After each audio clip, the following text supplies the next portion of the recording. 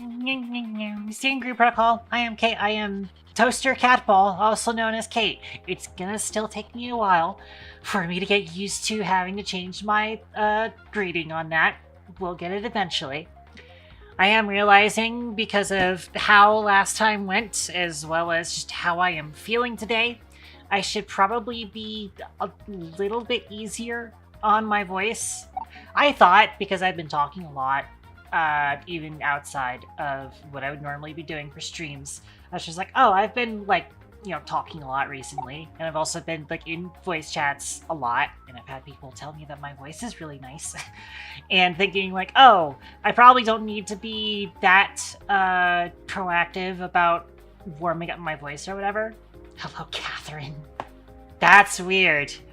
I don't think I'm going by that name.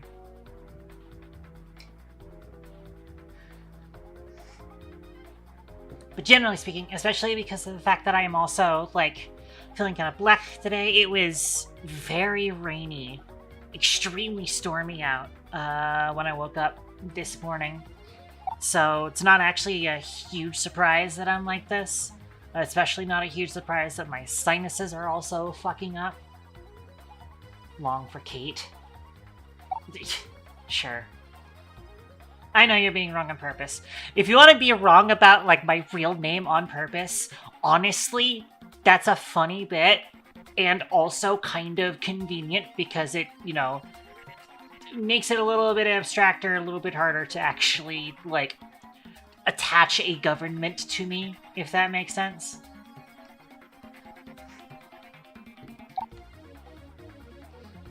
I don't think I know you're actually going to be honest. I probably do trust you with it, but yeah, I'll, like, tell you it later. Or you could probably just ask Amy. Yeah, anyways, like I was saying, so, like, I got off of stream on Tuesday, and my throat just immediately died. My throat just immediately died after stream on Thursday. And part of that is definitely just the fact that, like, I wasn't used to I was used to talking with friends, but I don't think I was necessarily used to doing streamer voice. I have to remember that, like, there is actually a difference, even though I think there isn't. There actually is. And I need to be, thought Amy's through PayPal once, that I pretend I do not see it bit. I mean, the thing is that, like, Amy's government isn't really a dead name of sorts, considering the fact that, like, technically speaking, it is still, at least when it's shortened, it's androgynous, and also just, again, the fact that she's gender fluid, so, like, it, you know, flips between it. I don't know if it's just that I hadn't heard your voice in a while, but I feel like you do sound different. Possibly. I mean, I am trying to speak a little bit softer so that I am hopefully not just immediately wearing out my voice. But at the same time, probably also, it's still a little bit bleh.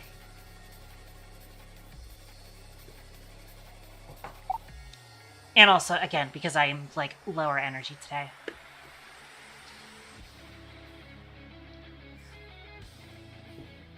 Probably does sound a little bit different, maybe, potentially, because of certain things that have changed in my life, but I don't know for sure. And also, specifically, the things that I'm thinking of may not necessarily be scientifically proven to affect voice in the way that it does, or that I have thought that it does, but it's whatever.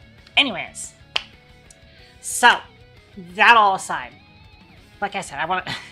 Again, I'm trying to kind of not talk too loudly or harshly, primarily so that I am, you know, also preserving the chill atmosphere that I would probably want to have.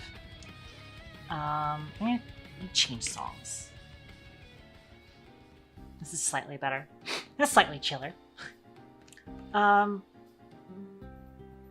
And yeah, just because of the fact that, like, wow, I'm getting back into streaming and realizing that talking for this length of time myself is a little bit more tiring than it normally is. And again, because it is also gross and disgusting outside, and my sinuses are killing me, and my body is generally like, I feel a lot better than I did yesterday, thankfully, but you know, it's still very clearly like certain systems in my body do not feel as great as it normally does. And also because of the fact that I did not get good sleep last night. I woke up at like 5:30 and my stomach was hurting me, and I had to get up and go grab some sandwiches, and that calmed it down a little bit. So there's that. Like, I got to get sleepier a lot earlier, yawn a lot for some reason. I've been trying to get myself to go to sleep earlier too, is the thing. For a lot of me being on hiatus, I was going to sleep at like 4 or 5 a.m. And I'm trying to push it back. I was just like, I should be streaming at 1400. That is probably the better, 14 o'clock at 2 p.m. That is probably the better time for me to be doing Gamedev streams and stuff like that. But at the same time, I am a night owl. I am halfway nocturnal as a cat, so it's always kind of difficult to get myself to actually go to sleep at a reasonable time. In normal sleeping hours. Like, imagine normal fucking sleeping hours. Fucking imagine. I have to, like, actually get myself to do normal sleeping hours anytime in which I have, like, a appointment or something where I have to go out to go do something.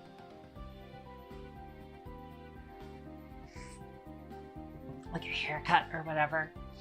Oh, hang on a second. I need to do something real quick, because I forgot to write that down. There we go. Also, I should have refilled my water before starting stream. I'm actually low on water. I especially want to be making sure that I drink water. Getting myself back to getting used to using my voice again. I think that's part of that might be also part of the reason why I wore my voice out so fast on Tuesday, is because whilst I was dealing with the worst of summer, I was absolutely icing out my water bottle every single time. Because it was just that hot out and I just needed something cold in my mouth. That's phrasing. I mean, normally you wouldn't want something cold in your mouth, but you know what I mean.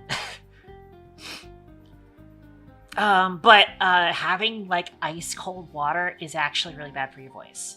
If you're using your voice as much as someone like I am, ice cold water is actually kind of bad for your throat. I don't know what you mean. Please elaborate. I'm just going to make the assumption that what you mean is you don't know what I mean by cold water being bad for your throat, and that is just the like temperature shock can wear out your throat, or wear out the vocal cords a little bit faster. That's it. That's all.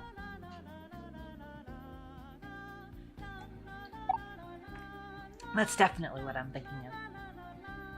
And yeah, I also have an insulated water bottle, which is why, like, me having ice cold water and then it just never gets any type of room temperature, because it's in an insulated water bottle, and therefore it takes a while for the ice to even melt. Yeah.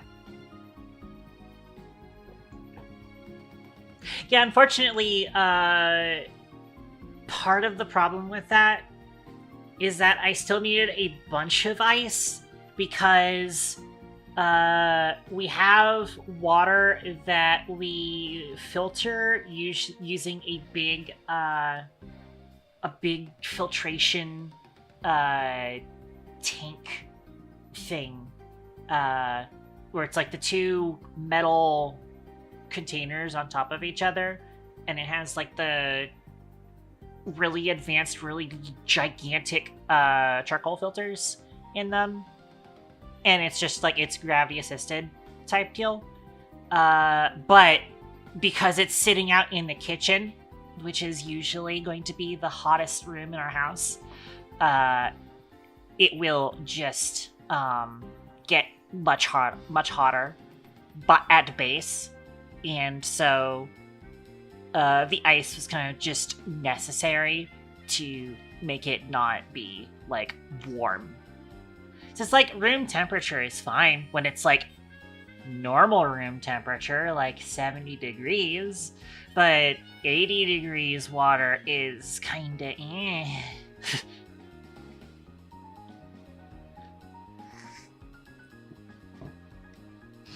So that's kind of the thing. So I do want to try and be a little bit softer spoken today. I don't know if it's necessarily going to help me all that much, but we are trying. We're trying with it. We're trying with it.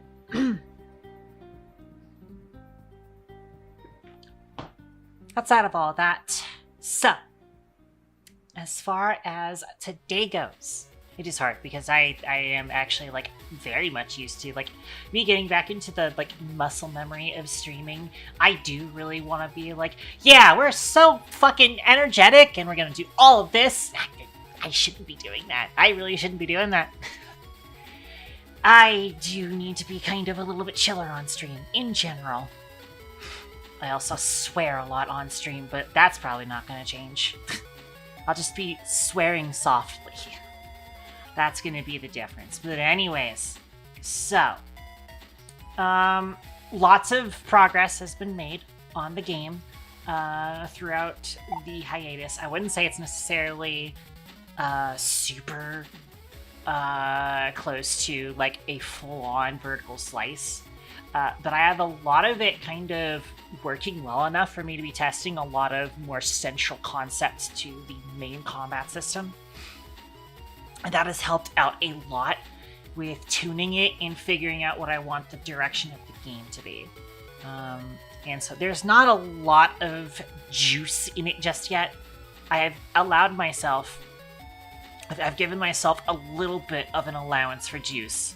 But, you know, one of those things is that when you're prototyping games, you don't want to focus too hard on doing presentation or game feel kind of things, because the thing that you want to kind of watch out for when you're doing a prototype, the primary question you're trying to answer is this or these mechanics fun, right?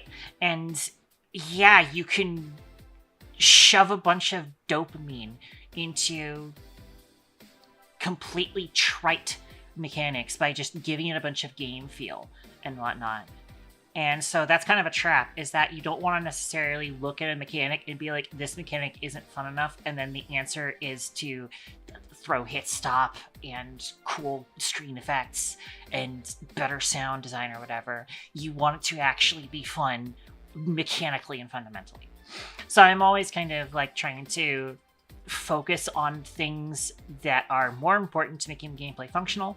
And I did a little bit of juice specifically because of things that I knew that I would need juice for. Specifically, one of the things I was noticing is like, you know, oh, it's a little bit hard to tell when a fight has started and when a fight has ended, which obviously that kind of calls for the kinds of call-outs that you would want to see on screen for when a fight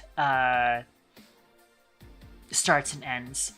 And I had a general idea of what I wanted to do, and I'd actually worked in a little bit of stuff before because I was experimenting with a specific effect I wanted to achieve. And then so I just took that system, built on top of it, and made some cool stuff. Specifically, they are, you know, interesting and visually exciting elements for marking the start and end of a combat, and they actually work out really well in practice. But that is kind of it. I'm still working on a lot of other things. The aim system. There's the game currently has an aim down sights mechanic, and I am working on getting rid of that. I've kind of made the decision that I kind of just don't like it. Doing a lot of like research, going into games like Enter the Gungeon, and kind of replaying those and taking notes on it, I've realized, like, you know, first of all, I played those games partially to kind of get an idea for how they do their control schemes on controller. So I booted up a Wizard with a Gun as well, to try that on controller to see what their general concept with it was, because I've been kind of figuring out, like, oh, how do I bind a controller? What buttons will actually be comfortable for the player?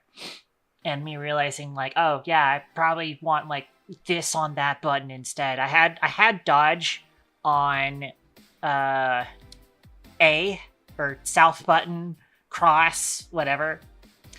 And in practice, I was realizing that kind of felt a little clunky. And then I went and played Enter the Gungeon, and Gungeon has a dodge roll, and it's mapped to left bumper, and that feels way more comfortable on a shoulder button. And I was just like, yeah, I probably should be doing that. And then I was just like, but then what am I moving? Because I think previously, left bumper was tactical, and then left trigger was the aim down sights mechanic. And the aim down sights mechanic is just, it wasn't really greatly designed to begin with. And I wanted it to be a system that could be used to make controller aiming a little bit easier by making it sort of behave almost as if it's like a, well, you realize you have more access to shoulder buttons and face buttons, it's easier to come up comfortable. Yeah. The thing is that, like, I needed other actions to be on shoulder buttons, and me not, like, having the heart to pull them just yet was a big thing. Yeah, absolutely. And also, I don't want to enforce claw grip on people.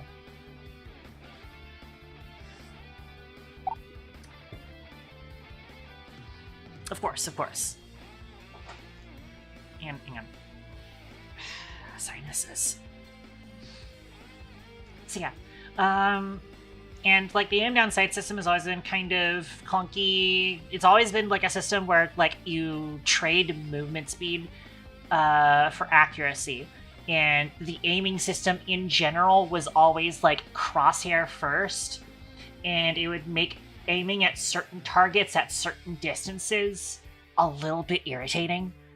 And so I do want to change things around, because like previously the way that it was working is that it actually just shot a raycast from the camera to your crosshair point, and then whatever enemy you were looking at in that general area, that's who you targeted.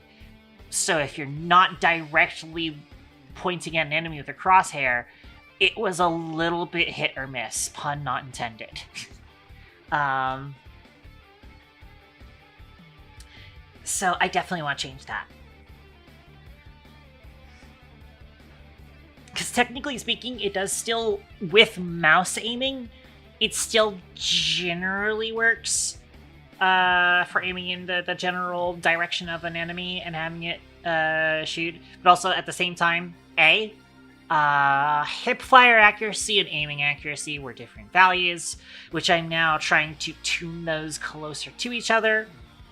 And by tune those closer to each other, I mean I'm still abolishing aim down sights in general, and every weapon's just going to have the same accuracy no matter what, is kind of the plan. I might potentially have like a recoil system, but probably not. I'm kind of focusing on the more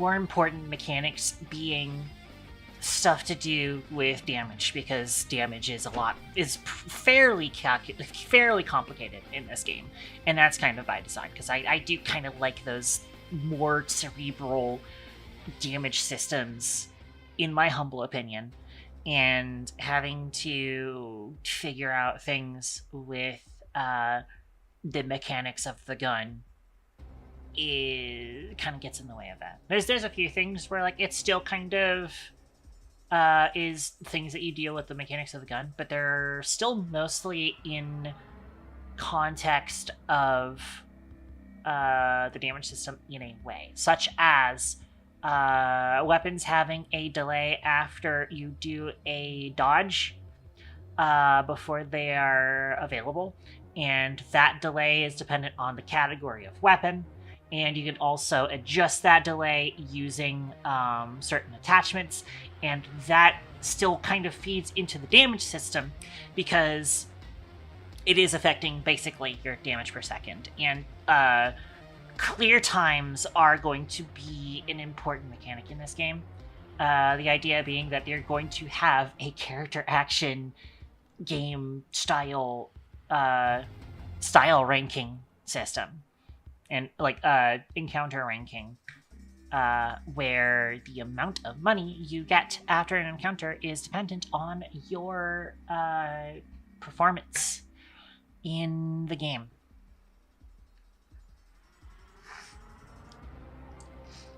That is a combination of your time to clear and also various actions that you take, such as perfect dodges, such as other like directly specified things. For example, defeating an enemy whilst you are utilizing an ability. For example, like if you do special powder shells and then you kill an enemy whilst you're jumping over them, that's going to have a bonus. Like it's gonna look a little bit ultra kill, right? I hate to be like, yeah, we're making another ultra kill, but it is kind of a good prototypical example to be looking at in terms of how I want to set up my stuff. I kind of am leaning more towards like Hi-Fi Rush, technically speaking. That's kind of the angle I want to be pushing, but it's probably going to look a little bit ultra killy, and like people are probably going to compare it to that, and honestly, that's whatever. Like people are going to compare this shit to Ultra Kill. It was good.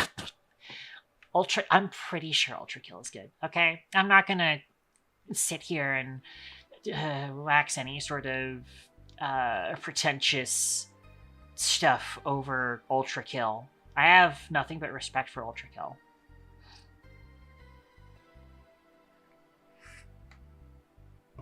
And I wish Hakita well. I wish Hakita very well. Not in the John Romero way. Not in the John Romero and Sandy way. Just in the they're a cool guy sort of way. I believe Hakita is non-binary. I am out of water. I'm going to be right back. When I get back, I'm actually just going to straight boot into the current prototype game, because I really want to show that off. Alright, so I'm going to go on standby for like a minute. I might as well run ads. Pull some up too. That'll probably help. So be right back. Everybody take a stretch break and a piss break and whatever. I like recently went to the bathroom, so I probably don't need to do that, but I will do a quick BRB. Didn't like Ultra Kill as much as I hoped. Yeah, that's also kind of a thing, is that like I haven't gotten into it because I probably don't have the brain for it. But yeah, so BRB.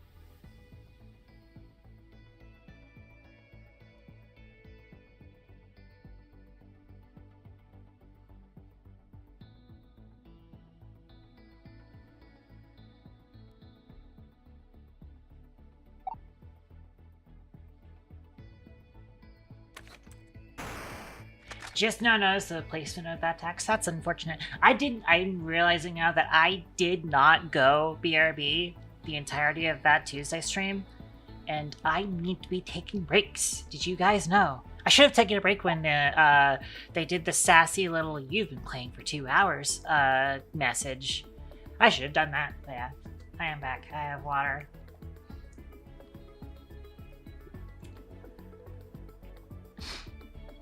But yeah, okay, so. Sorry. Anyway, message is the old Twitch link. Yeah. I thought I fixed that. I could swear I fixed that.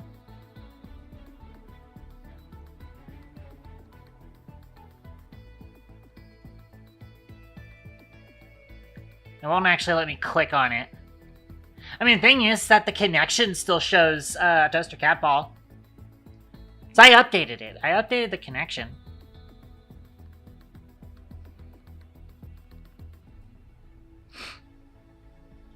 Oh, wait! Oh, no, the going live message! Oh, yeah, that's my fault.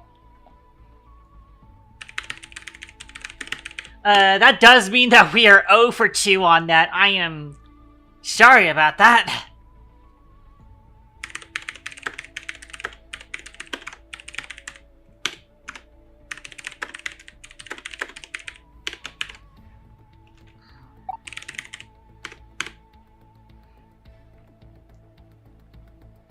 Yeah, okay, and freaking heck just said that as well. I might be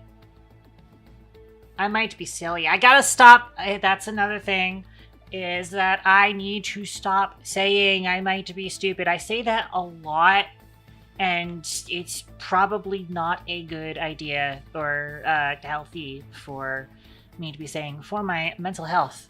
I should not be calling myself stupid. I am a bit silly, though. I am definitely a bit silly. But I can't be looking at each mistake that I make and immediately insulting my own intelligence. That is not a good thing for me to be doing. So that's a thing that I need to be telling myself not to do, because I do it all the time. I do it all the time, even when I'm not streaming. I do it all the time when I'm just doing like game dev stuff. And then I'm just like, oh, why isn't this working? Why isn't that working? And then I look, and it's because I like made a incorrect assumption about a piece of code, or I wrote the wrong thing, or I forgot to write a thing, and I'll be like, oh, it's because I'm stupid. And like, no, y'all, don't be saying that. Do not be saying that. We are here for positive mental health stuff, right? You don't want to be saying that kind of stuff to yourself. The takeaway, I've tried to substitute with saying stuff like I'm just not paying attention. That's kind of my go-to. It's still not the greatest, but it's definitely better than calling myself stupid.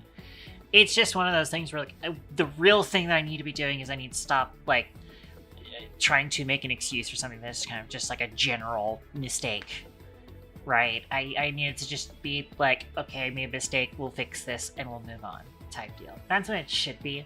And I shouldn't just be going, oh, it's because it's my fault. It is the fault of my character. No, I don't want to be saying that.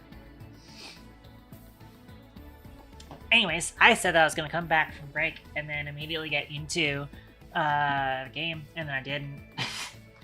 But that's fine. That's how it is. These are usually like 50-75% yap anyways. That's usually the way that these game dev streams go. But yeah, so I built an executable. I don't know if this executable is really super ready for distribution. But I mostly just wanted to have the executable built just to make sure that I can build an executable. I had to do a lot of kind of changing things around and taking some scripts that were previously editor-only scripts and then giving it an extension that could allow it to function in a build. It's Secret Park I Squared. Been a while since I've seen you. well, yeah, well known to be just yapping. Yeah. That's the thing, is that, like, when I was talking about planning my comeback stream on Tuesday, which I didn't see you there for that, unfortunately, you should definitely go check out the VOD, because I was talking about all my future plans and stuff, and I think you'll be interested in it. But yeah, as I was saying, where was I? I was talking about the thing. I was talking about the application, or I think I was talking about something else, and then I got distracted by A² being here. Oh yeah, because I was talking about I had to, there was a bunch of, like, editor-only scripts that I had to kind of push out into proper usable code for the actual build assembly. Yeah, I figured it out. That's for all of the, you see it right in front of you is the debug stream. This is for the stuff. So, let's show where I have gotten with this. So I'm going to go ahead and open up the executable. Debugma, yeah. Because obviously this is still very much prototype phase. As I was talking about earlier, where I'm still kind of prototyping things. I'm still trying to figure out and debug these. I'm gonna post some Morgie. Make sure that I can see this. I'm pretty sure I turned Morgie back on, right? I turned Morgie back on. I would hope I turned Morgie back on. I checked, right? I have to be, like, very careful with that. Okay, yeah, you did. And then I missed it because I was looking away. Can I catch it in time? No, I did not. Damn it. I didn't catch what Morgie it was. By the way, Lors, you notice we've got a counter for how many times you get the first attack now. That was one of the features that I put into KT Dash whilst I was updating it for the new stuff. Unfortunately, I still have a couple of strings in there that I thought I fixed. I thought I fixed them to not say Katon anymore, and a couple of them still say Katon. Specifically, the diagnostic secret text still says Katon. I thought that I changed that. I'm pretty sure I Control F'd the entire solution for Katon and found all the parts where that did, where I was using the old name, and changed them. I'm pretty sure I did. But apparently I somehow missed that one, even though I'm pretty sure I got that one. Anyways. Yeah, Bup's on. That was, or not Bup, Postmarky. That's the reason I opened that up. Yeah, so. Where was I with this? This is still very much prototyping phase. I'm still trying to figure out things that are making sure that the central mechanics are fun, and putting more focus into that rather than allowing myself to get lost in the weeds of game feel or whatever. I've allowed myself a little bit of game feel just because I wanted some stuff to make it clear when a fight started and when the fight ended. And I had a system in place for making that juicy, and I made it juicy. I made it very juicy. So yeah. There you go, search for something like that. You never find them all the first time. I feel like, because like I definitely Control Left, and then it would say, found all of the occurrences. You know what? I think, so I searched for K_tan. I might not have searched for K-tan. That might have been how I missed it. Let me actually check. If I do KT1632 diagnostic report, please. If I type that, yeah, that's probably how I missed it. It says Katon with a dash, and I think I searched for Katon with an underscore, and that's probably how I missed it.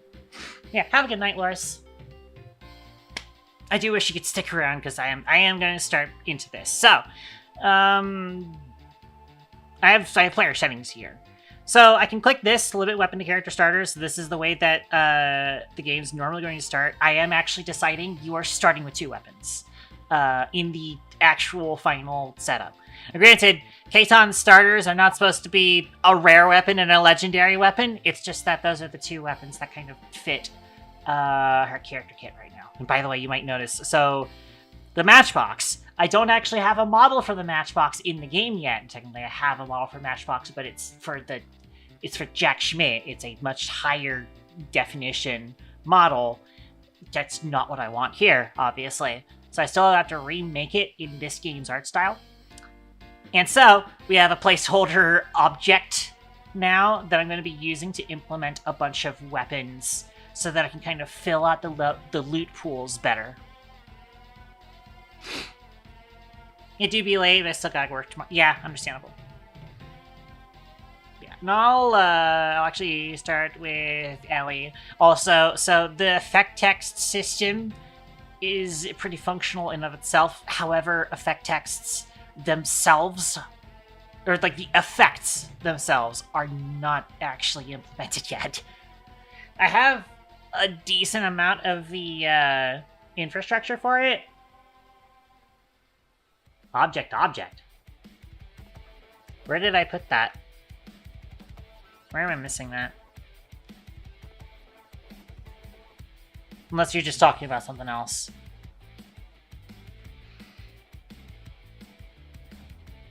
Unless I'm missing the joke there.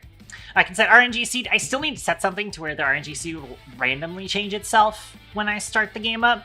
Right now it is just set to 693 because that's what I last put into the field on the object itself. But if I type in any string in here, like Toasty, and I hit enter, it's going to pull up a actual RNG seed for that. Because we have, like, you know, Balatro style RNG system. It is very directly taken from how Balatro handles its RNG, actually, genuinely. It's all key-based. It's all, you have like a central RNG seed, and then every time that it wants to generate a specific type of RNG call, like if they're going to roll for a weapon, we're going to drop a weapon, then we have specifically a key that gets generated for a weapon drop for level 1. And then, so it takes that string and then combines that. It combines a hash of that string with the main RNG seed to then get a seed for that category of a weapon on level 1. Talking about the placeholder object. Oh, the placeholder object is, I wish that I could put that on, but like I do want to throw on Ellie first. I'll show the placeholder object later.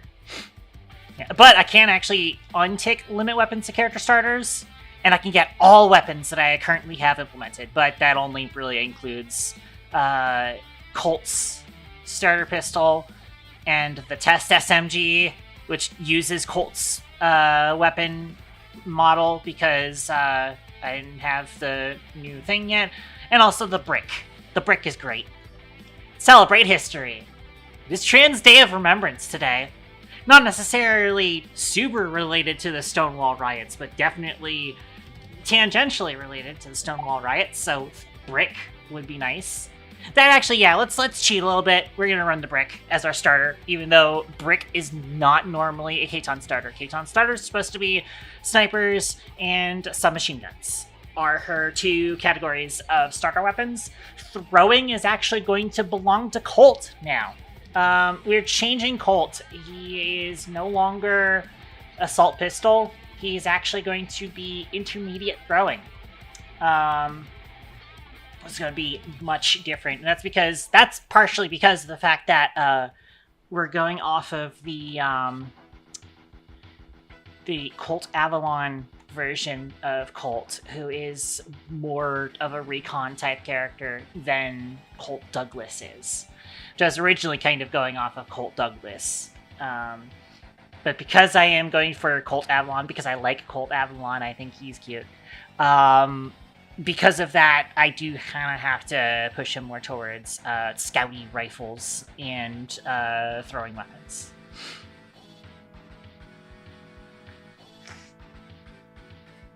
I had to be kind of specific about that. Mainly because like it's hard to distinguish that from Keitan because Keitan is technically also kind of a scouty kind of character, but she's a much more different kind of thing where she is very much like in canon she is a very like priority target or target prioritization type of fighter, and so that's definitely kind of a consideration. Is like how do I give her weapons that make sense for that kind of role, or how do I give her classifications that make sense for that kind of role? It's also entirely possible that maybe at some point I'm just gonna be like, oh, I'm just gonna redo all the categories and redo how the valid system works. So the idea is that like the type of weapon that you are using influences which player stats level up when the weapon levels up. That's supposed to be like a central mechanic. It's possible that I might just like redo that mechanic entirely to make it so that I don't have to kind of wrench everybody into place so that they make sense, and also promote interesting systems within the video game. Because I want each of the characters to feel fairly distinct from each other, and that's especially important when we have 3 characters on launch. Which, granted, with Olivia, it's very easy because Olivia is a close-range focused character. She is shotguns and gloves, which I've actually kind of made glove category be somewhat synonymous with the throwing category, so there is generally going to end up being kind of some overlap between each of the characters, unfortunately, but it still kind of makes sense. We'll see if I end up figuring out other ways to distinguish their preferred weapon system. That's kind of what I'm talking about with like, oh, Keitan's is SMG sniper, and then Colt's is intermediate throwing, and then Olivia's is shotgun glove. Those are specifically the category of guns that have a slight bonus to their XP gain. That's how that works. I am getting distracted. I think I just want to jump into the video game. I do still want to use a brick. So, I'm going to click build level, so that generates the level. This is not fully procedural yet. Not fully procedural yet. However, it is still a demonstration of functions that are crucial to the procedural system. If I actually go over here, and I can show you guys what I mean. I turn 2D mode off, and I press F. This is the layout. This is the layout that just got generated, but you'll notice this is flat, because these are actually just editor handle whatchamacallums. There's a phrase for it. I think it's actually called handles. They're editor utility displays for these things that are basically going to draw onto the tile map in a similar way to how the primary procedural generation system is going to work.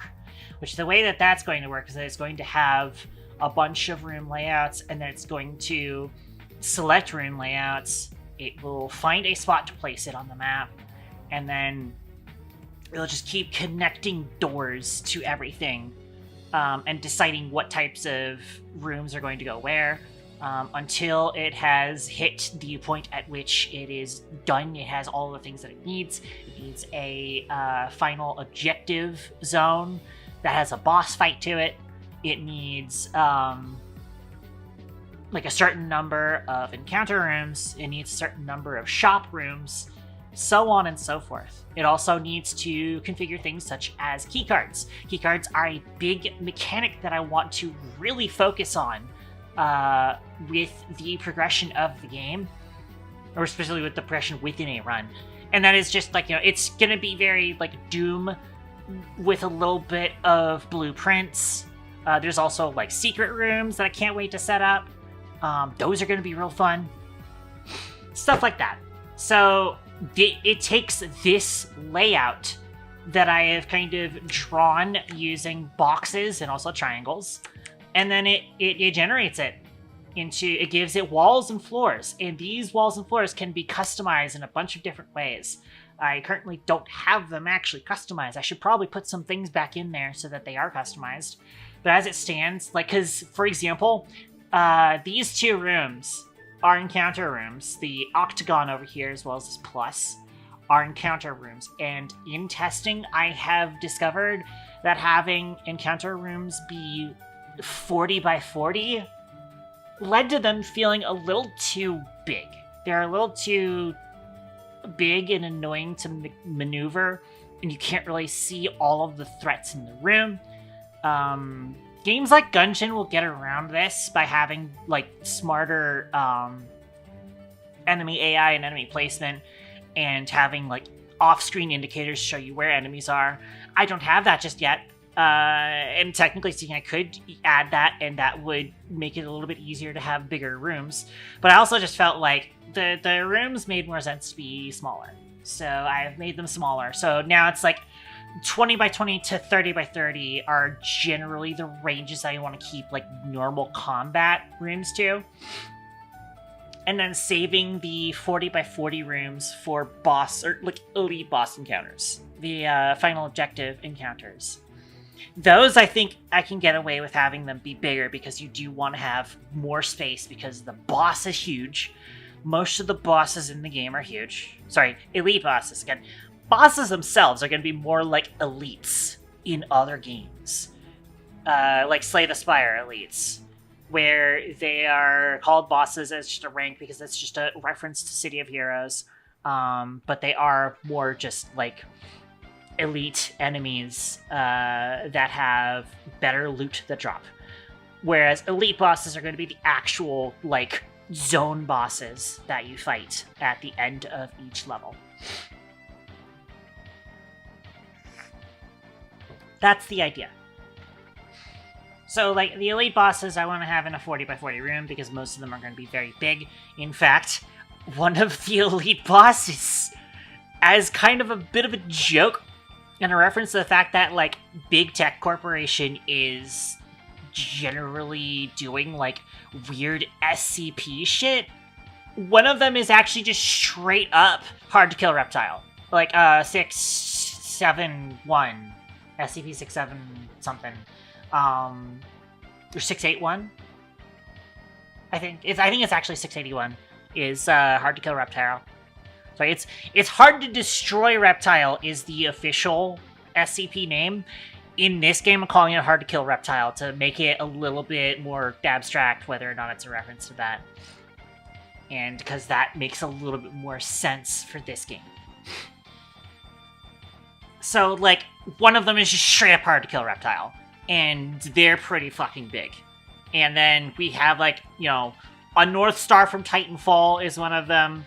A robotic version of the Deep Rock Galactic Dreadnought is another elite boss.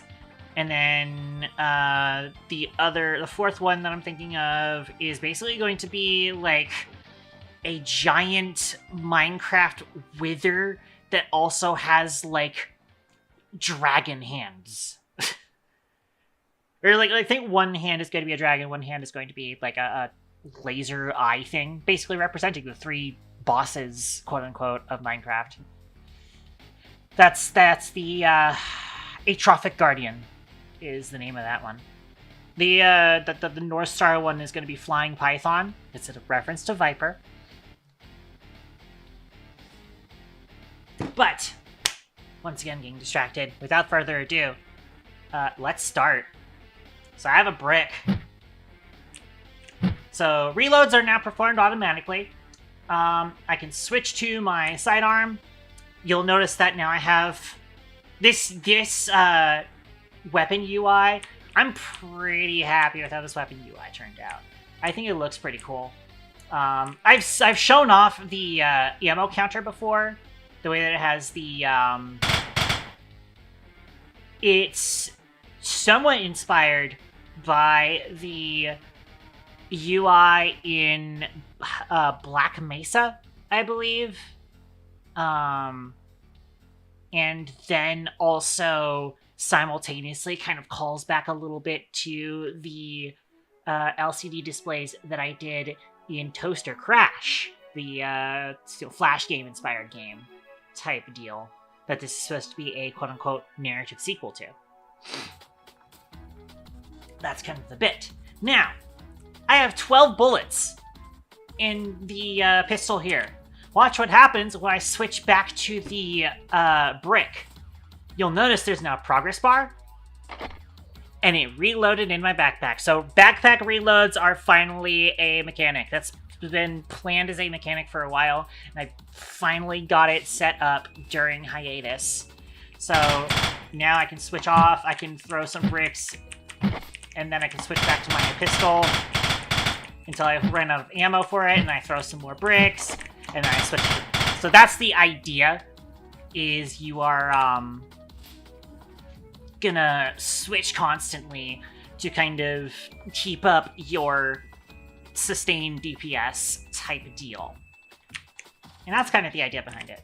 So, special rooms don't do anything yet, still. Which, by the way, I still need to fix this. I don't know why the color looks like this on entryways. I don't know why I fucked up the color on that. Regardless. So here's a level 1 encounter room. We fight a group of enemies.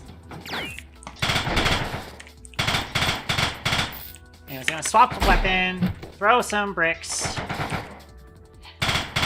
My pistol's reloaded, so I'm gonna pull that out again. I probably should not have done that whilst I was reloading, but that's fine.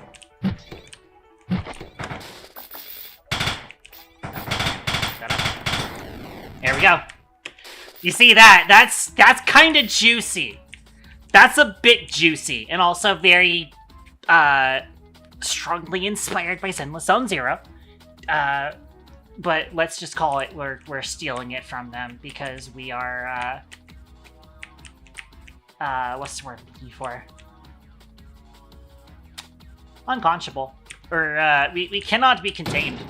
Means this is just a dead room. It is also still set as a special room. I've kind of just like default whilst I am prototyping things. I've set things to special rooms because the other rooms don't do anything yet either. And I still need to kind of implement them better. So that's kind of why all of these are just special rooms, but they don't actually have anything in them yet. The idea behind special rooms is that they are basically like event rooms in Slay the Spire, where there's going to be some sort of NPC, as the description says, contains some form of mysterious object or NPC to interact with. That's generally the idea. And by the way, I've had some ideas with it, and I was just like, I started to kind of realize as I was kind of setting it up, and I was just like, these events kind of sound like SCP Containment Breach. And now I'm just leaning into that. I'm leaning into the events being kind of SCP Containment Breach-y, where there's like all sorts of status effects and wacky things that can happen as a result of these. One of them I have genuinely just put in what is essentially the on top of Mount Golgoth SCP, which I'm not gonna remember the number of, but you can look that up. It's the Bad Composition, I think is actually the name of it. Is the name of the SCP itself. And then, like, it is specifically a piece of sheet music that is titled On Top of Mount Golgoth, is the original concept. Whereas in this game, it's going to be the Cognito-Hazardous Lyrics thing, where, jokingly, I'm not actually going to state this in-game, because I am not that, what's the word I'm looking for? I'm not that insane to be doing this, but in-game, it is going to be, like, implied to be a More Kill IP song. It's going to be implied to be a Mori Calliope song is what's on the parchment.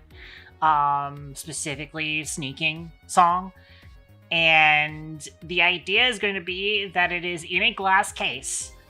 And you can walk up to it and interact with it and say, like, it gives you the choice of, do you want to open this or do you want to walk away? You can walk away if you want. The case itself has a health bar, and if you break it, it will force you towards it to make you interact with it, and then you will read the lyrics and you'll get like a debuff for a certain number of fights. Which I believe is minus crit rate, and I think minus stamina. But yeah, that's the joke. That's the entire joke.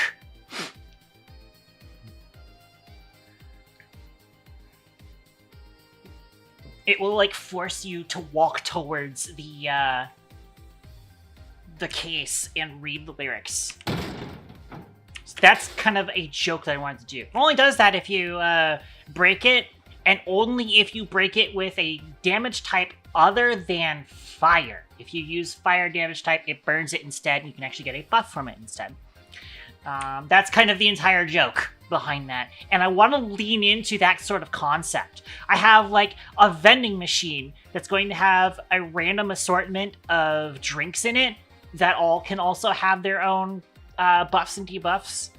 I'm going to have a lockbox that has a certain set, like, a lockbox that will always open no matter what code you put into it. But the thing that you get out of it, or the thing that happens when you put in the code, depends on which code you choose. And I was at first considering making it so that you can manually enter a code, and then I realized that, like, players are just going to figure out which code is the best and then just always enter that code. And I'm just like, I kind of want the player to be experimenting with it. So instead, it's just going to be a multiple choice, and it gives you the certain number of codes to try into it. Like, 0451 is going to be there, obviously, and you're just going to be like, you know, I'm good at Sims, but I never asked for this. And then you get, like, a couple pop-ups and stuff. Anyways. Yeah, so there's one more encounter room here. Let's go fight him. So I'm going to do that. I missed them entirely. I fucked that dodge up. That sniper was not interested in shooting me. I missed entirely. You're interested in shooting me, though. I'm still having to do a lot of adjustments of things like the aggression system. I don't want enemies to just stand there and fail multiple aggression checks like that. That definitely sucks. I think in that case, the zombies were just eating all of the aggression, and the snipers were not allowed to shoot. So that's definitely one of the things where I want to clean it up a bit. But yeah, happy with how that's coming out so far. But a lot of stuff that's missing from there right now. Obviously, there's not much of a loot system. Enemies do drop loot, and I have configured the loot to be around what I'm thinking the final setups will be.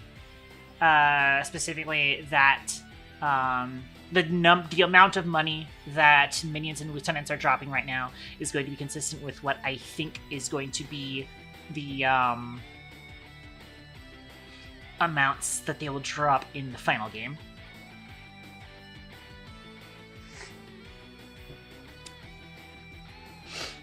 Which I'm still kind of playing with the numbers on that, but generally speaking, I think the numbers that I'm using right now should be good, but it'll be one of those things where, like, I need more of the game systems up and running to really figure out what numbers are going to work. And of course, I also want more people on the project testing it out and giving their feedback. Like I said, once again, I'm not entirely ready to present this for feedback just yet. But I am trying to work towards I've made this functionally deployable, because that was a deployed EXE that I just showed you playing. So it is coming along well. But the aiming system is a little bit funky, and I want to fix that. And that's kind of one of the things I wanted to do today, because I am tired of that not working. And also, again, the controller aiming sucks. It's bad. It does not work. It especially doesn't work because I've remapped the controller bindings, and there is no aim down sights button. So if I show you what the controller looks like, which, by the way, my friend sent me a GameSir controller, and this is a great fucking controller so far. But if I actually go ahead and click Use Controller, I'll go ahead and use the SMG. So you guys get to see what the SMG looks like now.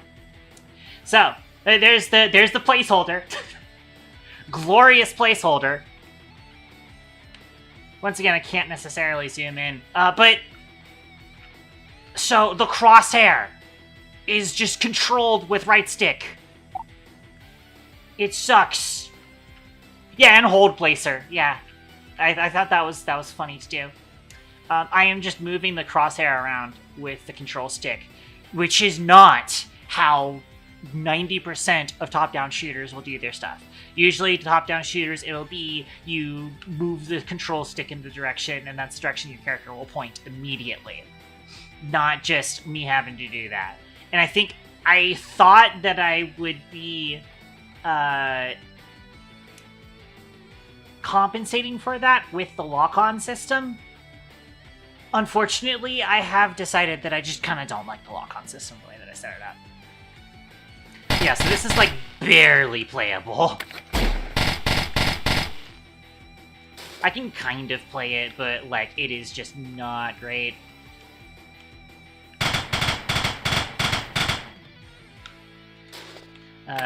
This... Like, trying to shoot enemies whilst you're doing, SP shells is not great. But everything else kind of works with it, but I do still need to fix how the aiming works. And half of what's going to help you do that is, fixing the aiming on mouse and keyboard, and kind of restructuring how, the input handler's code is written out is going to help with, getting that set up.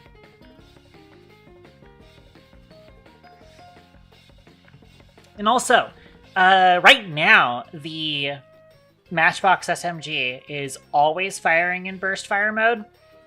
In the future, I have codified a mechanic that I will be using and trying to implement it into more guns.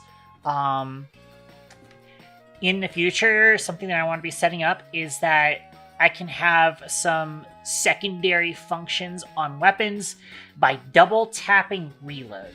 Is the plan that I want to go for it. The thing is that, like, I am going to be using that sparingly, and I'm going to be using that as, like, mode switch, and not something that the player will want to do whilst aiming. So I don't want it to be, like, an alt-fire type thing. It is going to be a mode switch type thing. And, for example, one of those would be, like, the Matchbox SMG. You could toggle it between automatic and burst fire by double tapping reload. Which, that's on a face button, so that's the reason why I want it to be, like, mode switches rather than an alt-fire type deal.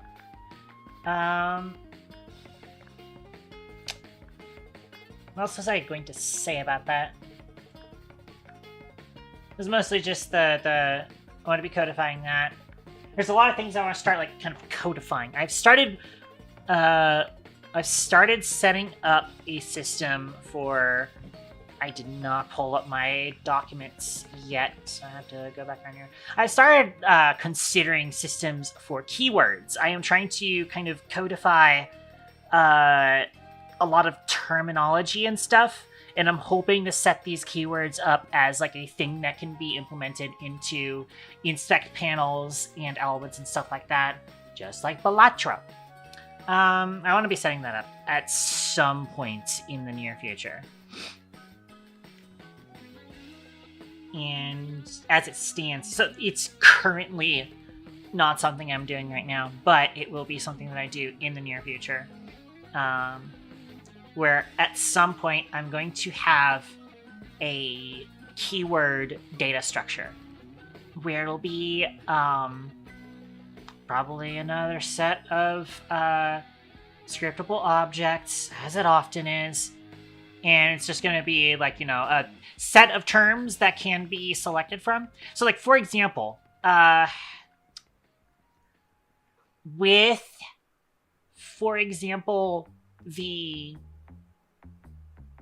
way that I'm doing things, I don't know if I've shown off the localization table in a while, but if I go to text and effects, I'll find something that's using this. So you'll notice here. So for example, this is the description for the SP Shell's ability. And in this description, there is parameters, text parameters. And the idea is that I want to make it so that these text parameters can also be specifically keywords. And then I can add, for example, a semicolon to then specify certain things about it, such as I can say, I can have like sub keywords where like a keyword can have like multiple kind of concepts to it. For example, if I have a keyword like weapon is a keyword, theoretically, even though I probably won't actually make weapon its own keyword.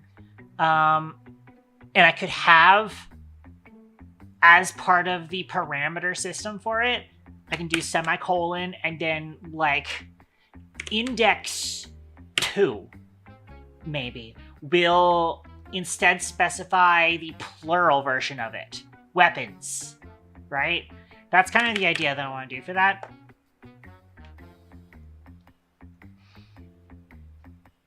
And so, for example, it would actually be very useful here, where here I'm making a reference to crit chance. Crit chance is a keyword.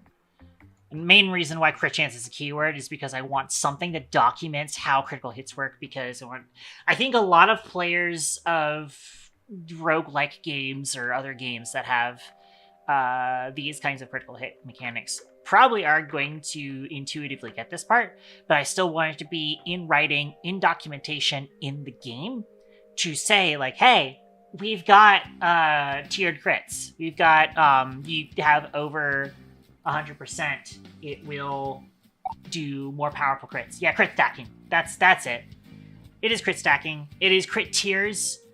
And also, like, one of the things that I definitely want to do was I codified a keyword for maximum critical hit.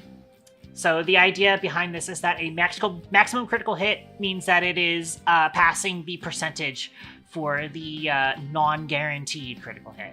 And I wanted this to be a keyword because there are a couple of mechanics in the game that I wanted to be like, I don't want this to happen on crit, because if the player guarantees a crit, then like a good goal that a player could have, a strategy that a player could have, is to go for crit chance and get to stacked crits. And so I would want maximum crits to I would want mechanics where like it depends on if you're getting lucky or crits. And so that's why I codified maximum critical hit as its own keyword. That's like one of the things where like I want to take mechanics where I keep having to describe it wordily on every single weapon that involves it and give it a codified keyword. Like I've been doing, for example, stagger efficiency is now its own keyword, so that instead of saying this weapon staggers enemies faster, staggers enemies 25% faster, instead I can say plus 25% stagger efficiency. And then the player can open up the info card and see, okay, it means that the stagger build-up is increased, making it easier to stagger the enemy. That should be a concept that is easy to understand. So you'll notice, so stagger is not currently a system implemented in the game yet. At least not in the terms of stagger build-up. The idea is that stagger can happen naturally if they receive a high amount of weapon or ability damage. I did not want to drag that notion in a short period of time, which is affected by stagger efficiency.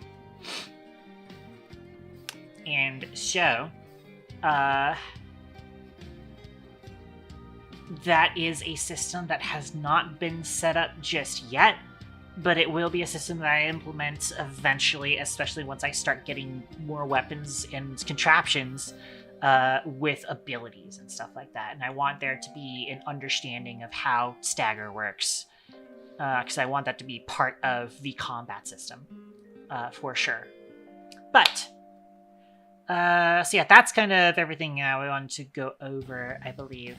And now I just want to fix the, I want to fix the aiming. I need the aiming to be not shit. You'll just be known as the boy who made my walls look like shit. Who else here is, Kingdom Hearts, real-time fan dub, do no harm, brain rot, because I do. Right before today's stream, I was jamming out to the, theme songs, that were released on Bandcamp today. I was jamming out to that right before stream. Values that I want to be setting. I think I have already started setting up values, maybe. I know I've cleaned up values in here recently.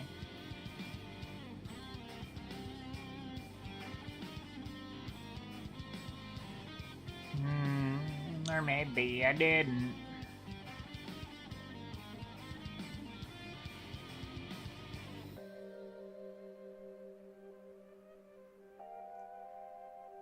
I feel like I did, but maybe I didn't. So...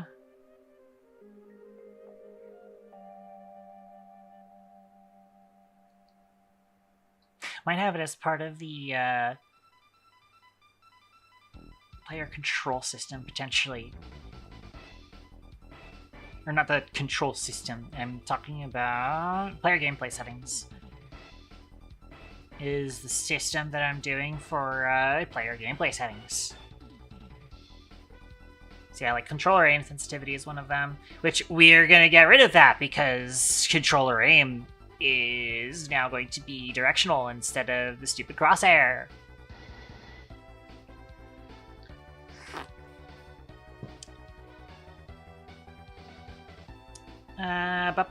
So, I want to be using this class for storing the settings of a player that would be serialized and messed with by the player. And I know one of those values that I want to be is I might have two separate... I might have like a struct, and there are two separate versions of that struct. One is going to be the mouse keyboard version of it, and one being the controller version of it, and it'll have different auto aim settings for each of those. I might be doing something like that.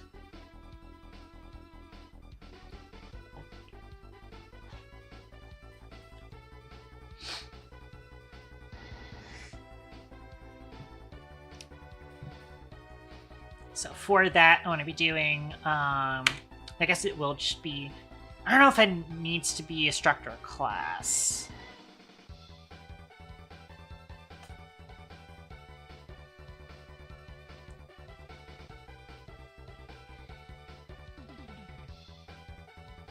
I probably want it to be a struct, just to be a little bit easier on it. I'm gonna have this be down here. We want it to be serializable. Have it be a struct aim assist settings. I'm probably actually going to have some methods that can access this with like a Boolean switch of am I on controller, or even just like it uses the is controller Boolean switch in the same fucking class. That's definitely a thing I can do. And that way I can make them all properties instead of, like, methods. Which, I mean, properties are just spicy methods, but you know what I mean.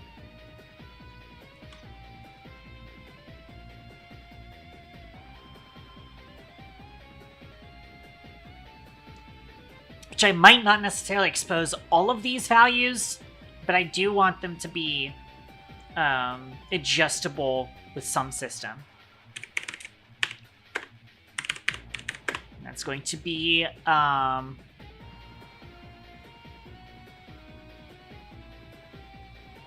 going to make them be public floats for now, so I don't feel like having to make... Actually, what I can do is I can make them semi-properties. What I can do is target find field.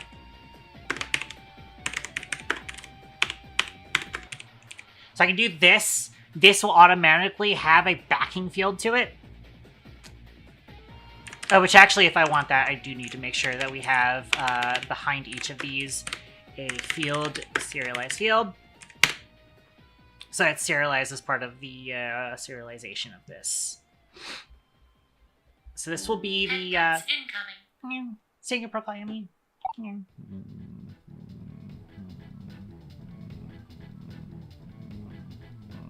Thank you for that. I do have to. I've been telling myself at the beginning of stream I want to talk a little bit softer so that I'm not absolutely, you know, destroying my throat like I did on Tuesday.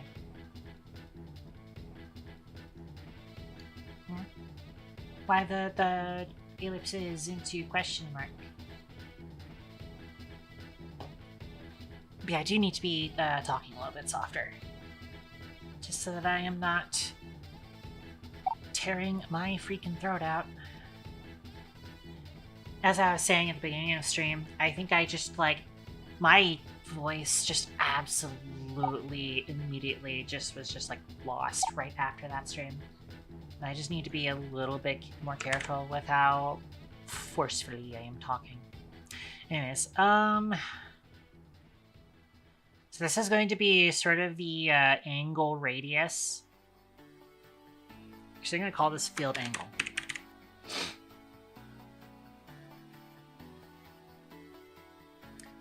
And then, let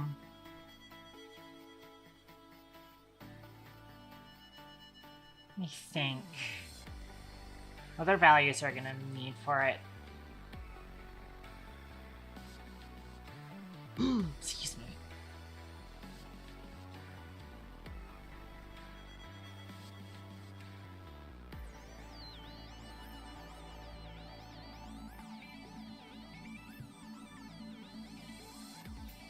There's definitely other values that I want for it. I just can't remember.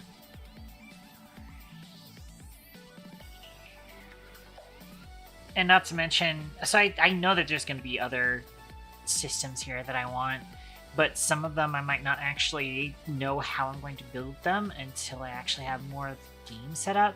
Because, like, I want the player to be able to choose some stuff on, like, what kind of priorities get applied to your auto-aim. That, like, one thing is going to be Boolean.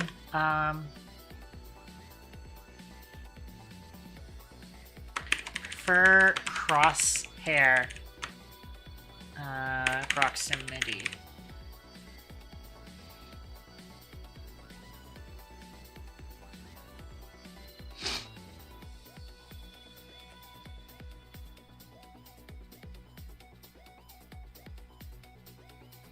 I might also have, like,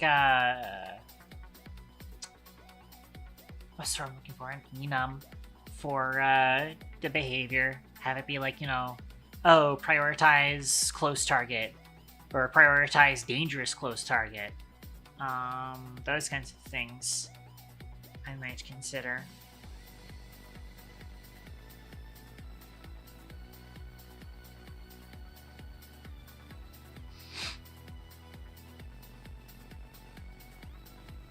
And the thing to notice is that I actually want player gameplay settings to be a class that can be specified per character, not just per player or per computer. I want it to be per character. Idea being that, like, if you want to play Colt and you don't want backpack reloads automatic on Colt, then you can set that to false on Colt. But then on other characters, you can have it be fine. And something else that the player gameplay settings is going to have is that it should also have some character-specific things. For example, one of Katan's tactical kits is going to be Polaris thrusters, where she flies for a short amount of time. And the mechanic behind it is that she can continue to fly for a certain duration at the cost of additional stamina. And the player getting out of that should be a choice between, now I think about it, I think the aim assist settings should just be their own thing. I just now realized why I want that. And that's because I want to have a separate player gameplay settings depending on if you're using a controller or not.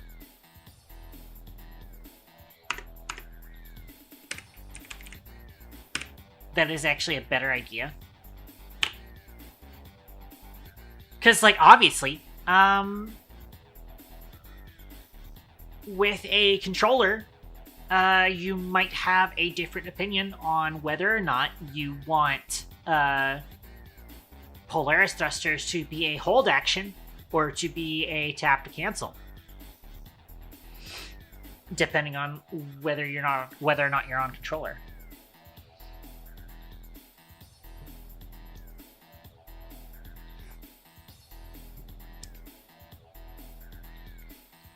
Okay.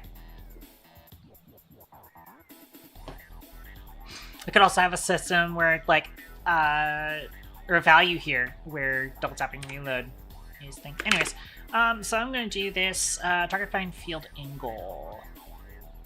And I think 15 is a good starting value. Granted, this is like is controller false, but I can set something different up. I'm actually going to set preferred crosshair proximity to false by default, but I think the default on PC should be true. I think.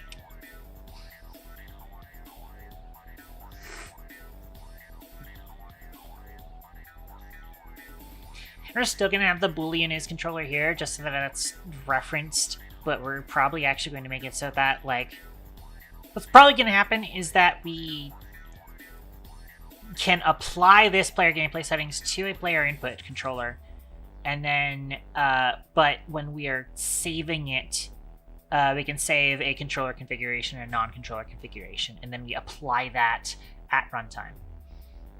Type deal.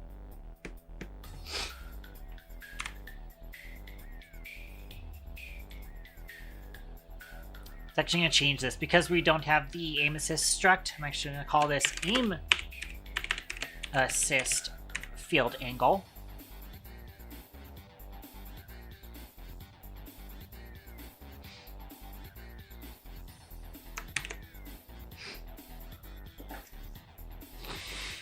Sinuses.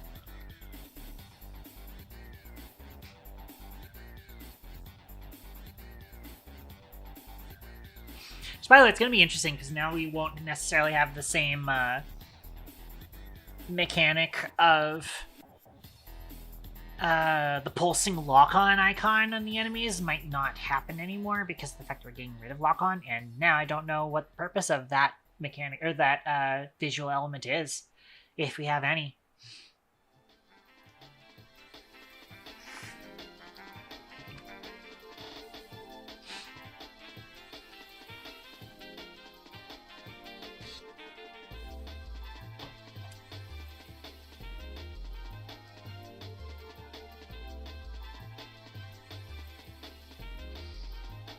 Yeah, these are probably the only values that I need for now. And what I am going to need is, we need to start setting this up. So, generally speaking,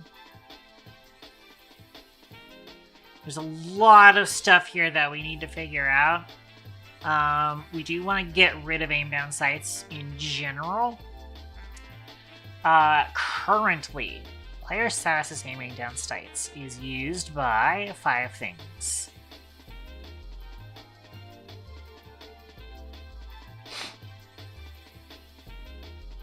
Use it to determine this, but you can just immediately get rid of that.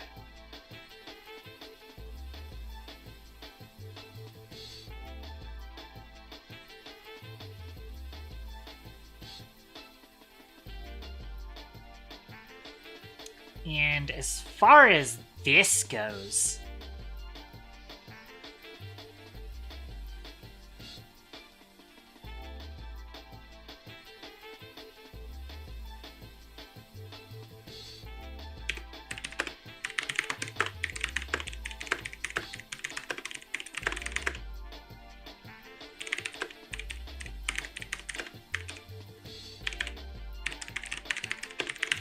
or even using the target animation for, since we're,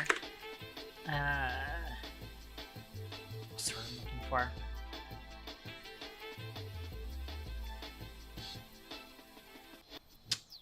Not retconning, but deprecating. That's the word I was looking for.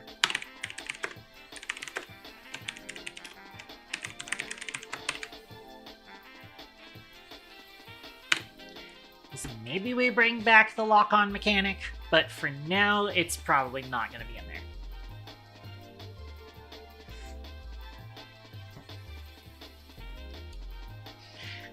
there. I think the main reason why I was kind of interested in the idea of a top-down shooter that had a lock-on mechanic is just the fact that that's very character action game coded. Like, you know, character action games have lock-on systems. Mostly just, you know, like Bayonetta.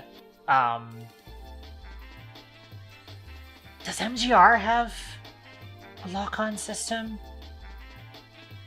I think it does. Maybe. I know for sure Bayonetta has lock-on.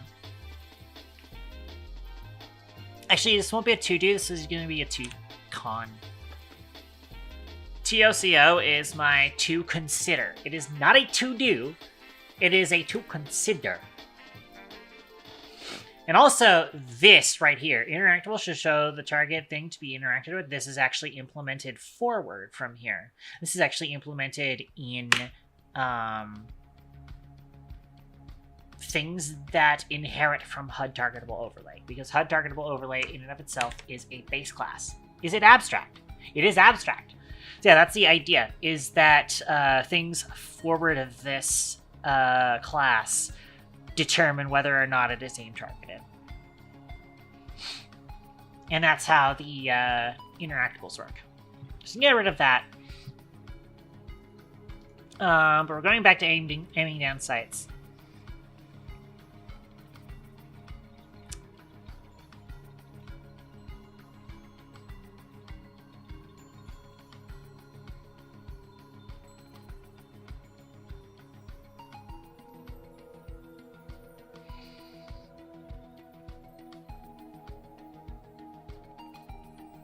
Another thing is that, like, with a ability like Kraber Kick, which I am still considering whether or not I'm going to be changing that to the new name for Katon's ability.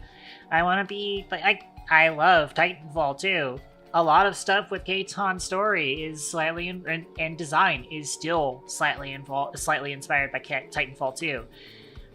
I just don't necessarily feel like I could get away with calling her Attack Kraber Kick anymore. So I do want to be changing that to Lapua Impact, at the very least, in her actual main canon. The problem mainly being, do I also change that here? Lapua Impact is kind of the current working title for her new name for the big kick attack. A big drop kick. Or dive kick.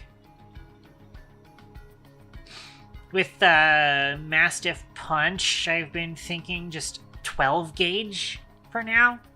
Not the greatest name, but it's kind of closest to what I wanted to do with it.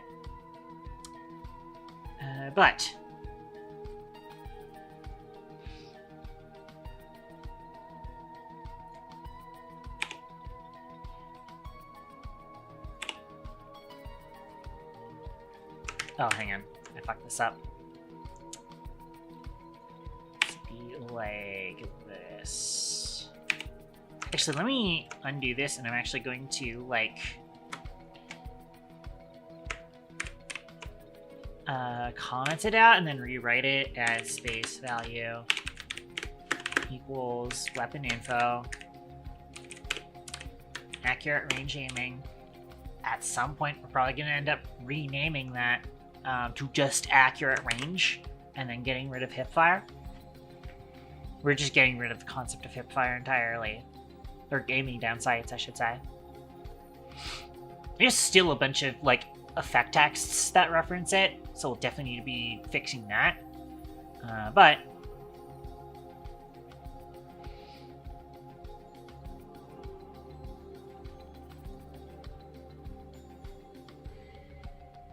this is where aiming down sights is where we're just looking at. So that means that this entire system is just for warping the cursor to the thing. I potentially want to kind of break this out into its own method, potentially.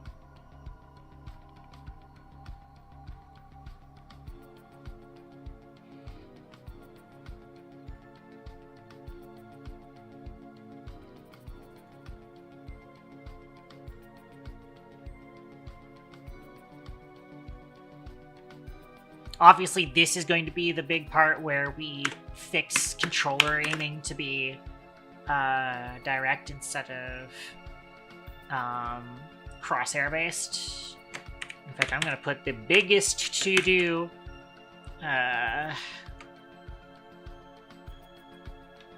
crosshair sucks. The crosshair aiming sucks. Do direct aiming instead. So that's where that needs to be done.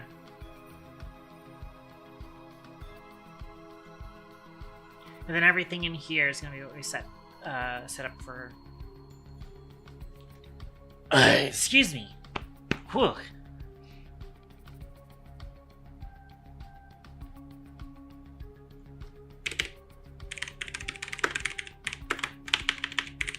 I don't want to necessarily delete this code yet, is the thing.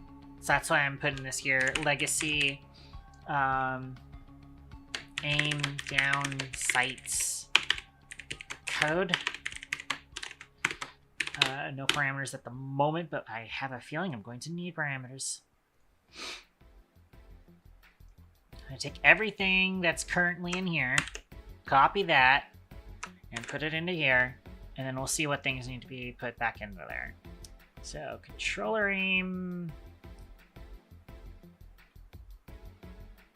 That'll need to be done. So I can actually do quick action. Generate parameter, controller aim. Which it is not going to be this, it's going to be vector 2.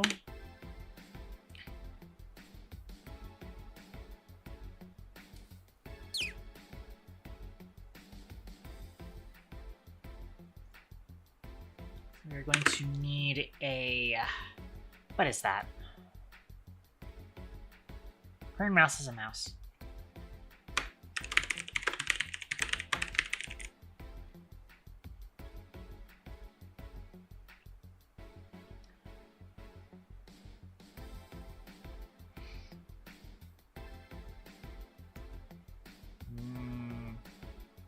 You know, I just realized is that instead of doing this, I can instead just cut through here.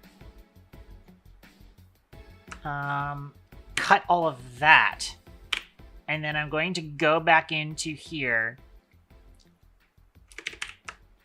and instead make it a method local.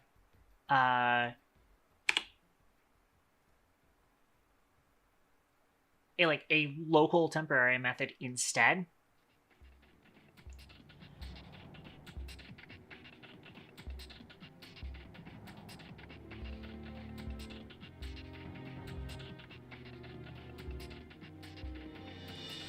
That way I can come through all of this and go legacy aim down sides code.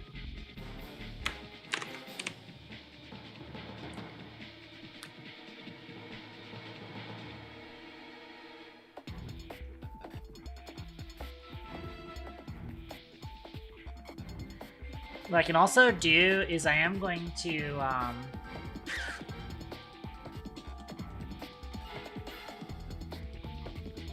did I have other references?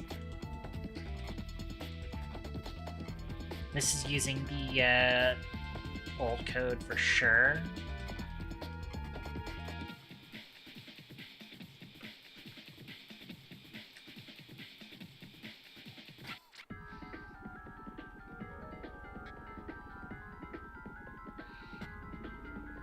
This is for find attackable target. Which this also needs to be completely rewritten. Because this is the one that's using the raycast from a camera. And we want to change it to a raycast from the player. As well as like several raycasts from the player, as well as whatchamacallit? The like field of view check and target prioritization, and determining if we want to prioritize closest.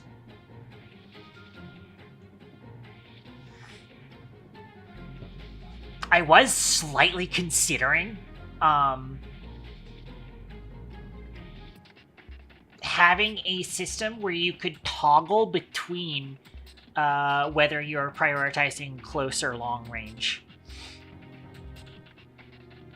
I was considering that, because, like, we have a button free on the controller right now. We have a face button free on the controller.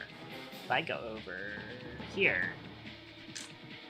So, south button A is interact, west button X is reload, and north button Y is the secondary interact, which will be used for, you know, having, basically popping up a menu on like a weapon or contraption that you're looking at to have actions, as well as browsing the keywords relevant to that item.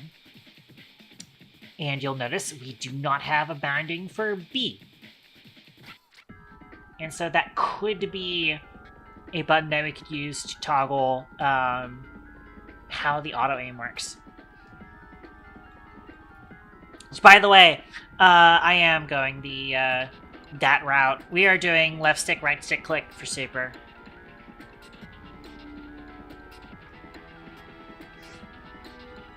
Because, like, Gungeon uses left stick, right stick, click for its blanks, and so we're just gonna go ahead and go with the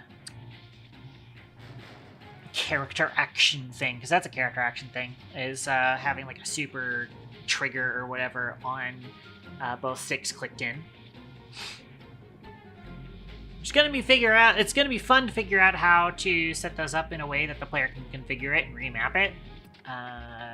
But that's something we can worry about later. As it stands, the controller input code is currently still very jank and very prototyped. It is directly making access to certain new input system commands and methods, which is not ideal. I would rather that be abstracted at this layer, but it is not. Anyways. What am I currently modifying anyways? Alright, we made a...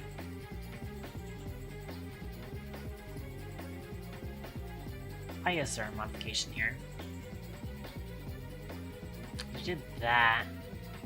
We moved all that into there. That's what we were modifying. Cool. We do still need to figure out what we're replacing on this. I don't necessarily want to mark it as obsolete, because I don't want to mark this entire method as obsolete. and that generates a warning that I'm not happy with. Anyways, I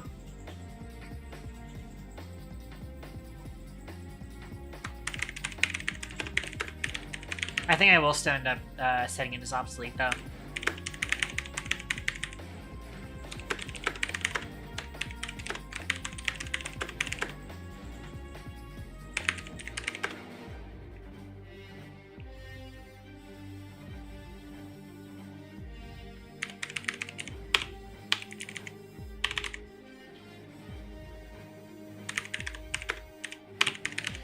Deprecated.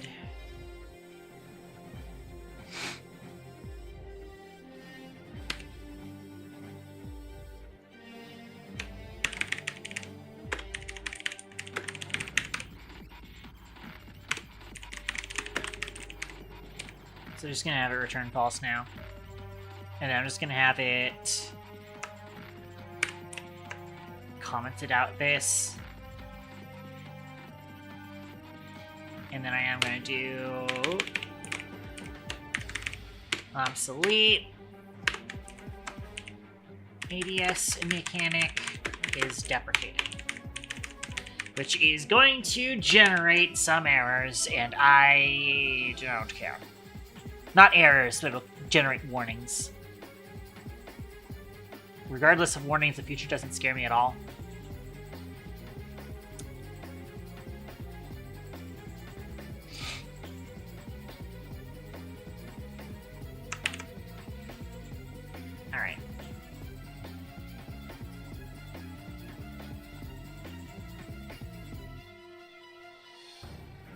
Yeah, I might bring back the lock-on system at some point, but for now, aim down sights itself is not happening.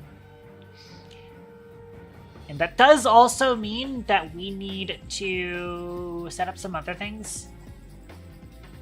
In fact, something I probably will just do. I'm just gonna go in.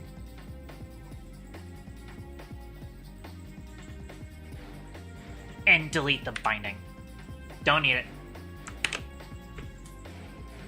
We're just gonna completely delete ADS. That does mean that I need to go down here. Like I said before, this is very jank, so I do need to come down here and just get rid of this so that we don't try to bind it. So it doesn't complain that the method doesn't exist.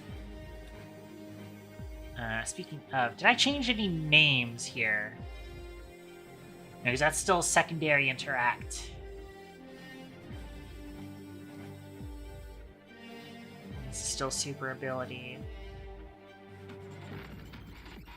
You'll notice right now the way I have it is that it's a composite binding.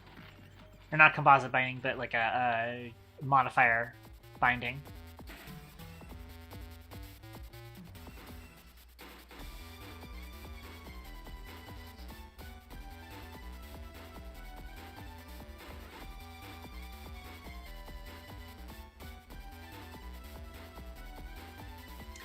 And I have 2 of them so that you can press them in either order.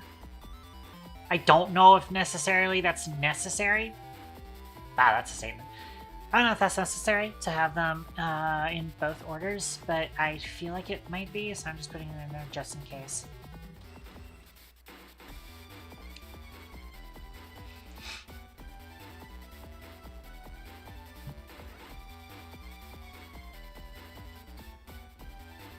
But yeah, I'm just making sure that I didn't change anything else, which I'm fairly certain if I did, then it would have also given an error for one of these. So that all should be fine for now. And eventually I have to replace this stupid class, because this was a mistake.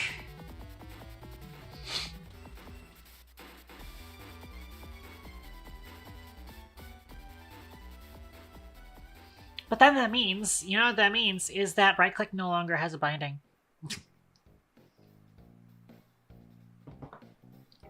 On PC. There's nothing on right-click anymore. And I don't know what would be on right-click on PC now. I like tactical ability being on E. I might move tactical ability onto right-click, honestly. as default. And then I can put interact back on E. And boy, I'll be unused to that again.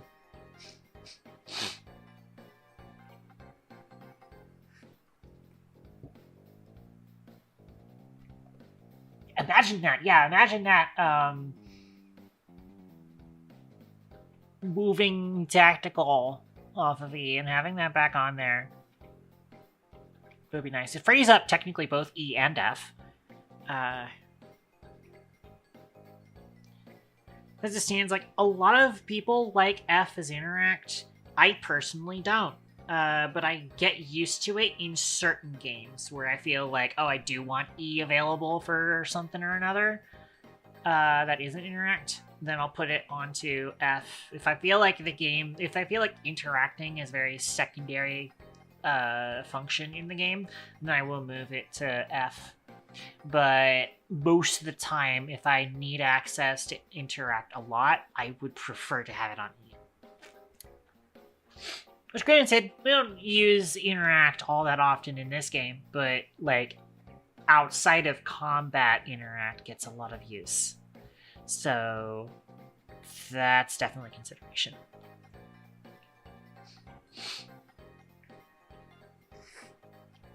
And again, this is one of those things where, like, player can rebind it if they want.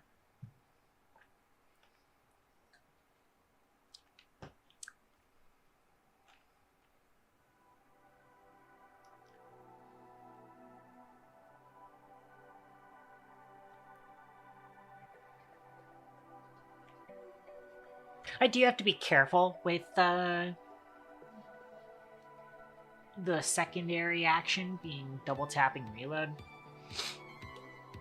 Because then that means that some weapons will kind of be like forced to reload when they activate their thing, which the player might not want, potentially.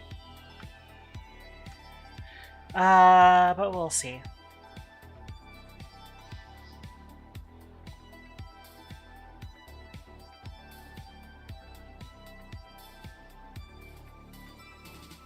It could even do that where, like, a weapon could have a secondary function where double tapping reload will then expend some resource to immediately reload it, or do some other special thing that will be done through a reload. For example, we could have, like, a crossbow that functions like the Deep Rock Galactic crossbow, where you can switch between a normal arrow and a special arrow of some sort. That's definitely a concept. I could make it so that there's a hardened flare gun.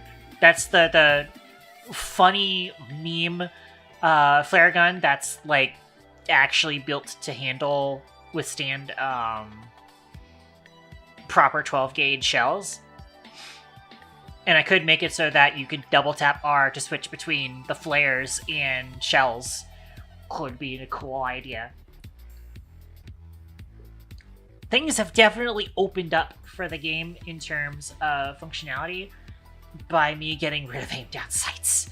And that's a good reason to get rid of aim down sights.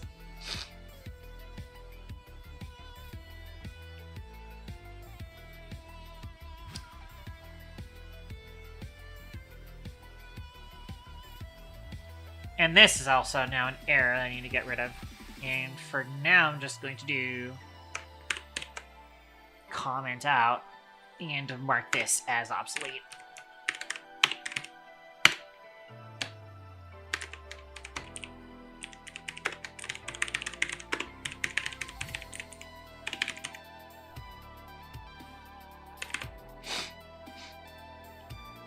And all that did was tell the system whether or not aim down sights input was being pressed or not.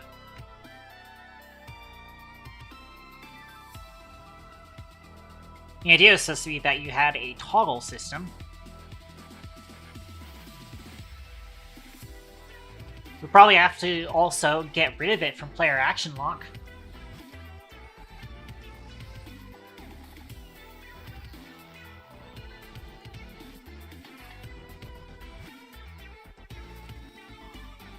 Okay.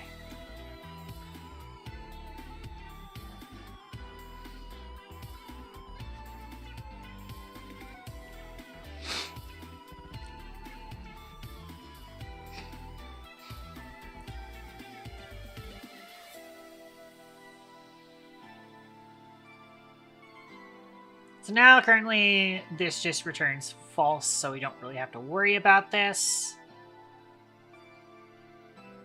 Let's get through this. Here's the thing, I might still keep the viewport point to ray system, because I want to get that, like, if you have, prioritized crosshair on, it'll prioritize enemies closer to the crosshair.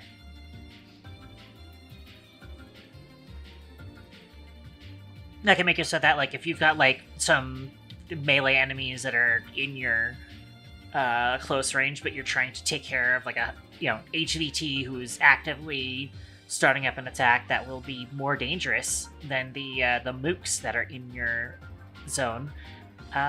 You could focus them.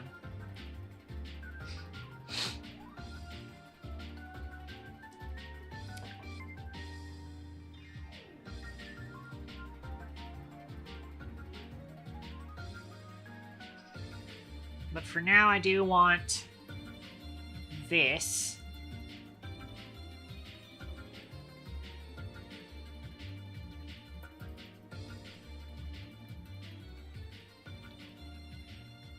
We're keeping the ray here. And what I want to do...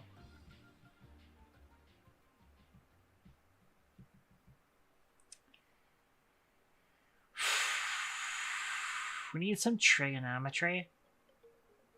Granted, I think we do that somewhat.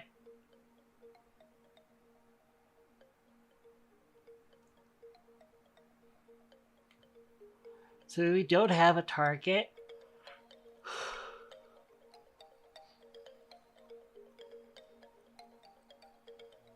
Yep, I think we do some stuff for that.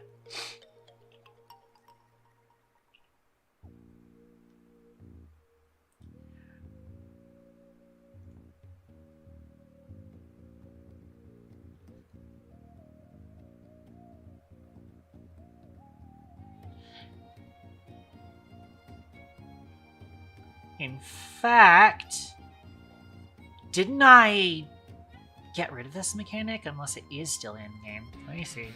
Why do I have a compiler error? Because I didn't save this yet. We are reloading domain.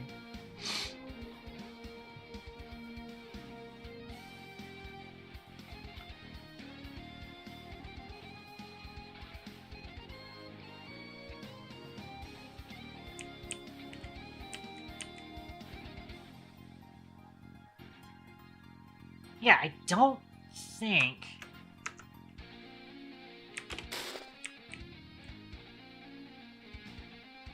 I don't think we have the wall aim mechanic anymore.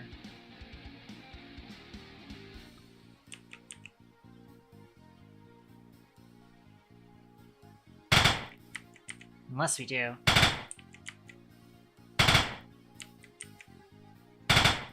No, we do not. I don't know where I ended up setting that up.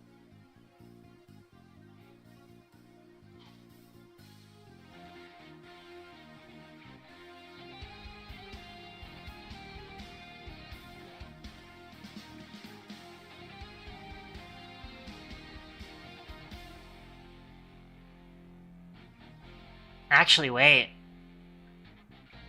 I think that is still technically there, but it's handled differently now.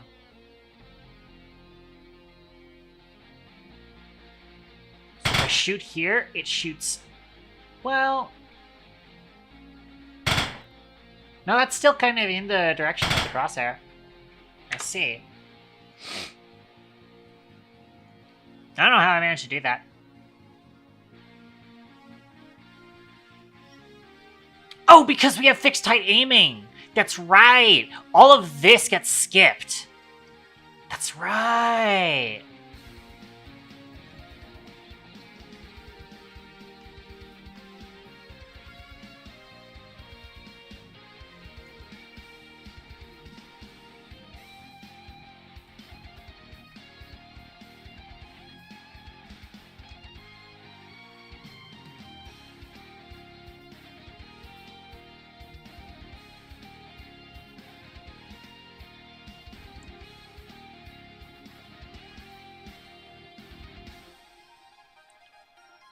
We take the camera ray and raycast it against a plane because this is like the fastest way for me to do it. So this technically probably does its own trigonometry, but this is easier for it.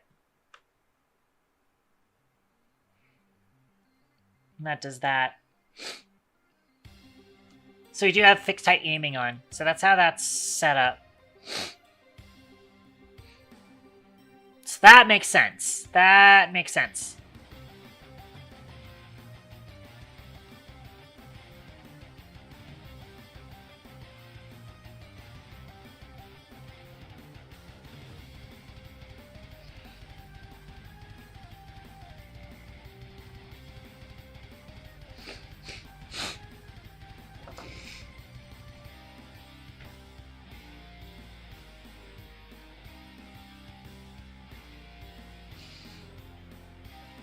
Okay.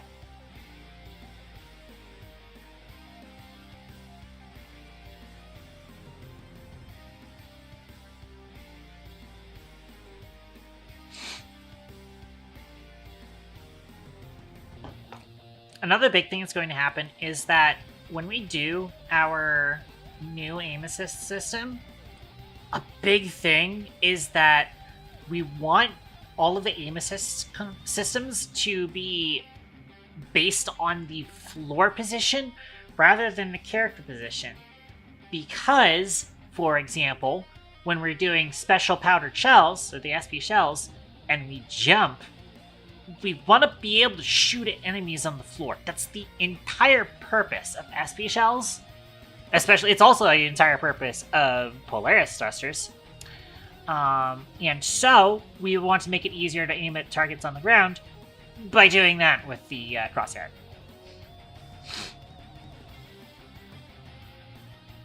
So,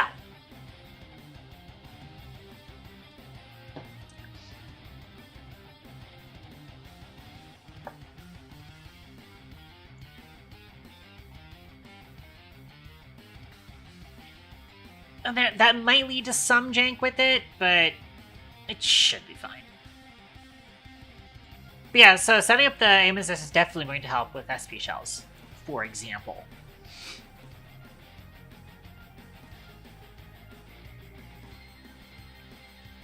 We're going back to find a tactical target.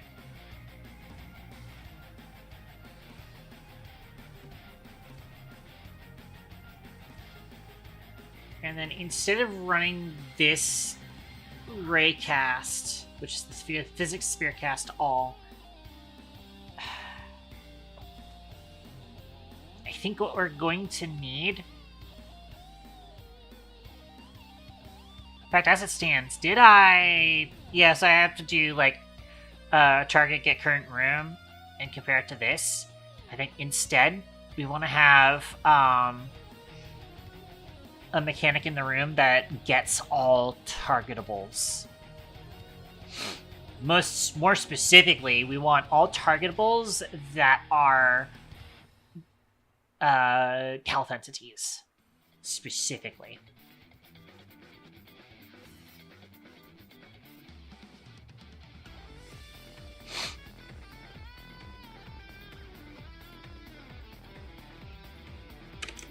And actually, I am going to do a I'm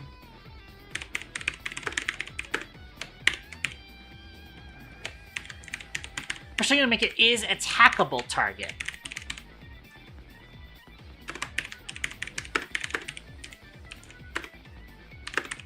It is false by default, but if we don't have this, and then we do is attackable target, will be set to whether or not we found, and it's the health from this get component in parent.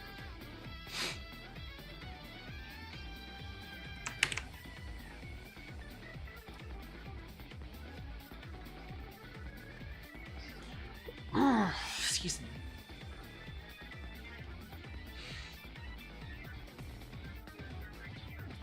Oh, it's Dana Green Protocol Hyunsu 8719. Thank you very much for the follow. Welcome to. It's not the Toaster Fricker Brigade anymore. I had to change that name too. Damn, it's been a while. Welcome to the Shrine of Toasty. I think is the working title. again, there's been a whole big rebrand that I've done recently, so I still have to get used to a lot of that stuff. I still have the muscle memory of doing Toaster Fricker Brigade, but we're getting rid of Toaster Fricker. But yeah, and unfortunately it did not show up properly in the overlay because it's, the display name is, Korean. I believe that's Korean, characters. Steering Green Protocol. I am Toaster Catball, also known as Kate. I am a hobbyist game developer. We are working on a top-down shooter roguelike game, and I am currently making the aim system less garbage. So what I want to do is we want to go to, I believe Entity Health actually has like a method in here that's like current room. Because I'm too lazy to actually just go navigate to room status. I should just be able to just navigate to room status though. I am too lazy. It's not entities, it would have to be systems, level room status. I do actually have it pinned up there. So I am triple lazy. I just didn't see it up there. I should really clean up my pins. Anyways, so I want a method. Maybe even not necessarily a method, but I want something else. I want a public list. No, that's lights. Of targetable holes.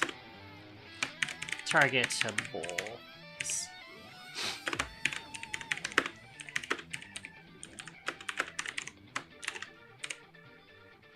I'll also simplify this down too as well.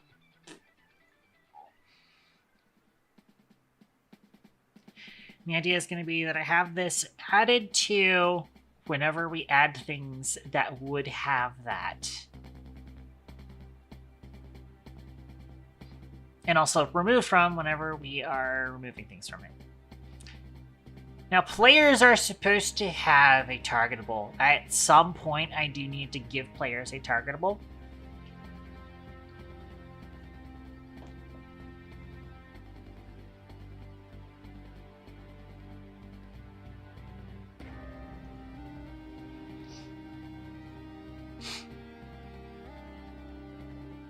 Which, right now, they don't have one. But also at the same time, I think players... Well, no. I think players should have their own targetable, but it should be managed in a different way. Here's what we want.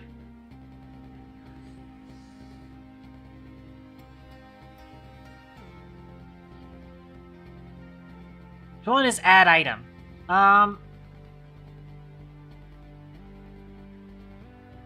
I guess what we'll want to do is probably just implement it through that.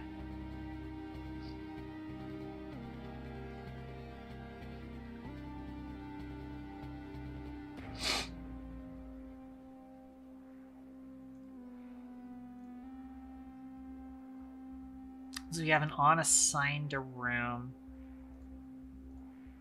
which, let me go to the override here.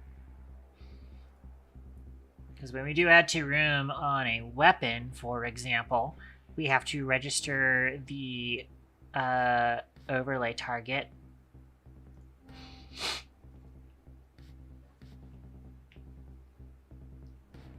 Right now, it actually does room.itemequipableweapons.add.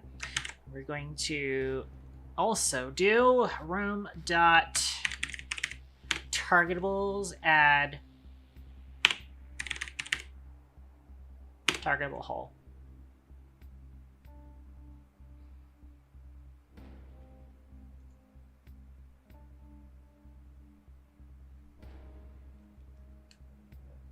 Which actually, it probably doesn't need that. I think we only really need to have that targetables populated for things that can be like attacked and targeted. Which means I'm actually going to change the name of this to kind of reflect that. Where is this? And let's call this instead attackable targets. Instead. Which means the main thing that we want to do is go into the encounter manager, and when we add enemies, we add them, and then when we remove enemies, we remove them.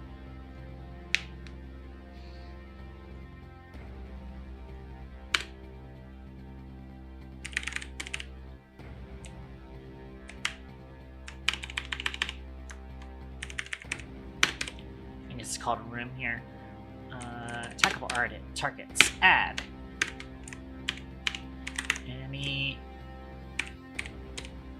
Targetable hole.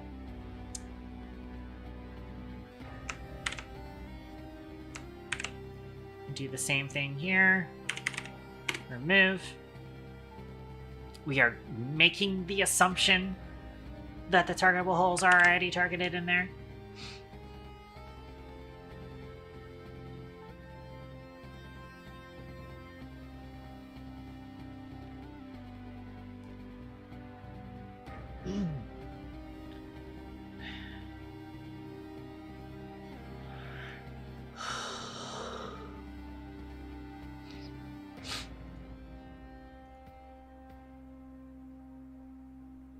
What I could also do is, I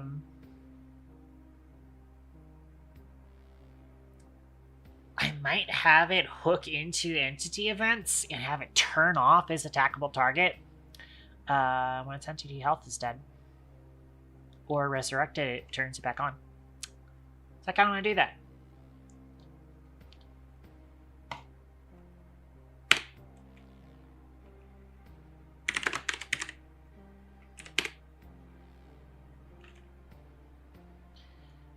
We're going to move this after this check, so this can be set to true or false.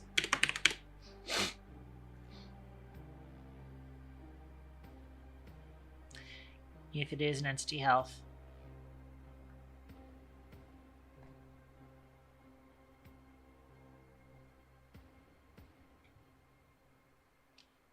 Then we want to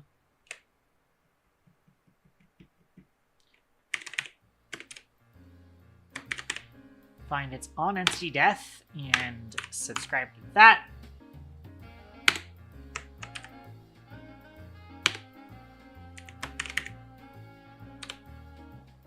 And on entity revive.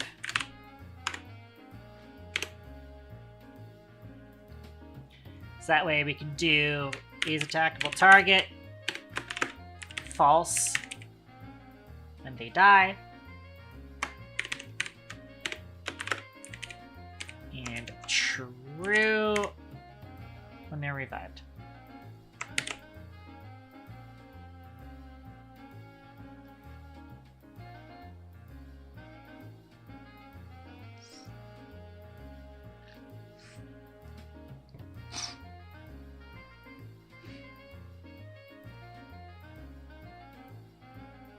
Interestingly enough, so I said earlier that I wanted to do like the bad composition reference, where I had a display case containing anomalous lyrics, and I wanted to say, oh, I wanted to have a health bar. And what I might end up actually doing, because technically speaking, we'd want a targetable hole that is an interact type targetable. But then we would also want a targetable for the glass, you know, the display case to break it. I want it to make it so that the player can potentially aim assist onto it. Which we're not going to be putting this into a combat room anyways. Unless we do. But at the same time, I might... That's a thing. I'll probably want to make sure with the bad composition or hazardous lyrics event should be restricted from showing up in rooms that allow for a patrol to enter. Because I don't want the player to end up with a patrol in the room and then they accidentally shoot the thing, and then I have to handle the edge case of handling a event dialogue that is showing up in the middle of a combat. I don't want to handle that edge case, so we are going to make it not do that, is the plan. In fact, I'm going to write that down. Write that down! Go over here. I'm gonna go to events. Sangre Purple Fork, welcome back. Apparently you have a regen. When did you have a regen? Yeah. It's okay.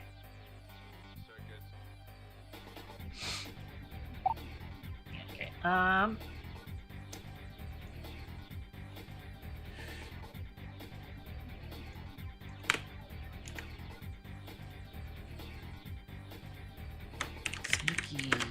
display case should never be placed in a room that is capable of combat encounters.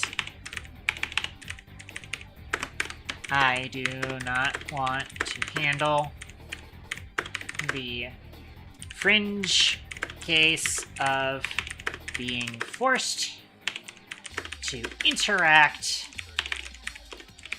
with a dialogue entity during combat. And that might happen if a patrol spawns in the room.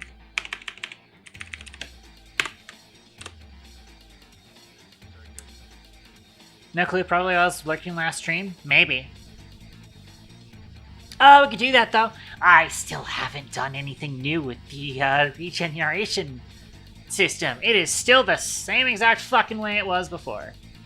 It is still just me doing the slideshow, and then I do the type thing, and then we go back to what we were doing. Let's handle it a little bit on the quick side. I'm not going to bother with much of it. I am just going to be reading it out, and then we will do the thing. You want to be the first one in the new system? It's going to be a while, Fork. It is going to be a while. A while. So we might as well get this out of the way now. Otherwise, it is going to be... Are you going to end up saying no to this? Once again, like I say, it's probably going to be like several fucking months. What gen are you, actually?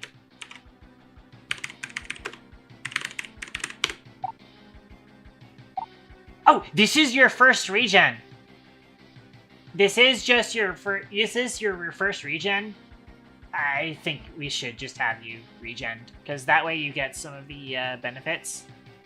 You are already a VIP, though, but you know, preferable. There's like certain moderation systems within the application that is actually dependent on you being regened, so we are going to do that. Anyways, let's do this real quick.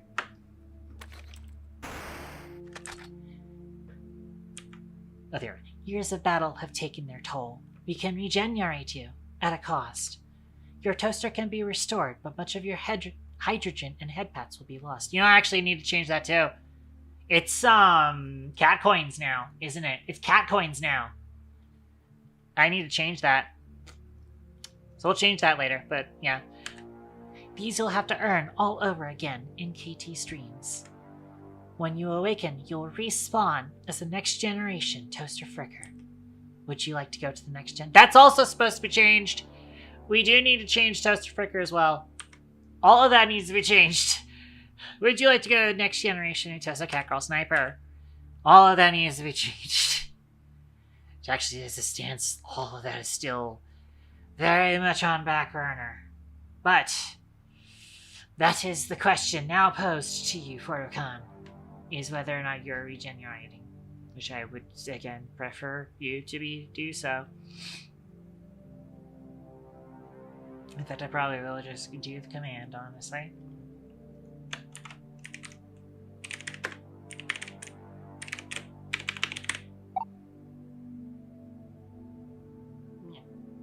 And I will do that. Yeah. I should not have actually done that. Whoopsie. But I do need to come back in here. Cat coins.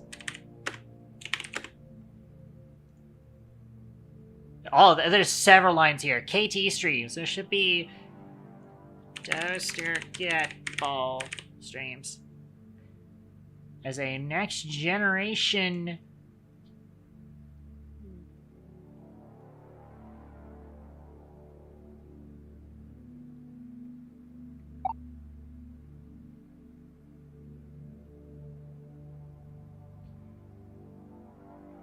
I still don't know what this specifically, because like, I have like the new name for the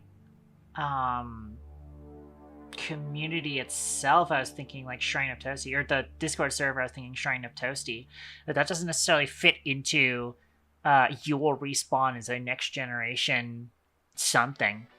How does that work? That's the question.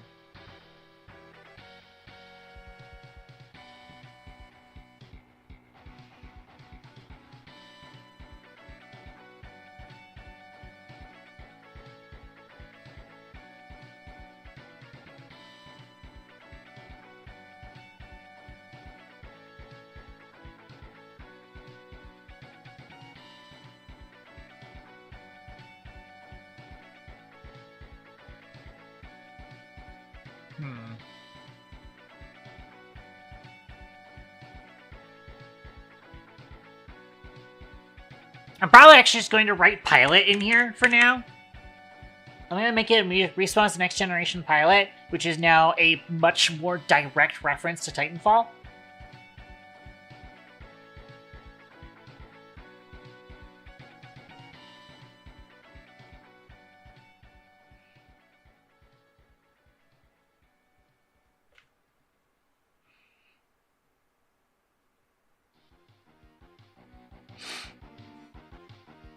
I do still at some point want to be doing the Lurk Avatar Titan thing.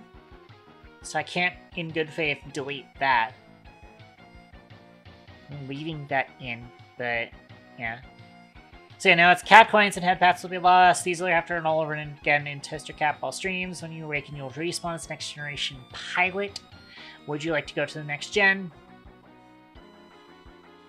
I'm actually going to, instead of a Toaster Cat Girl Sniper as the sign-off, I'm actually just going to write a Toaster Catball.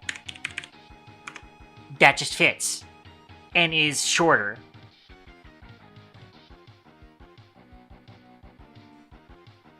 There. Now, be gone!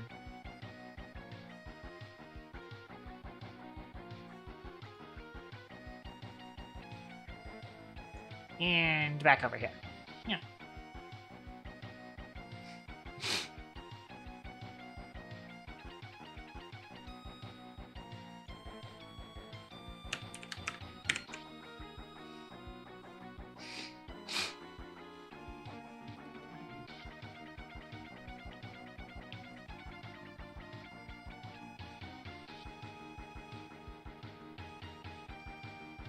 But yeah, so that's a thing. I don't want the sneaky display case to be placed in a room that's capable of combat.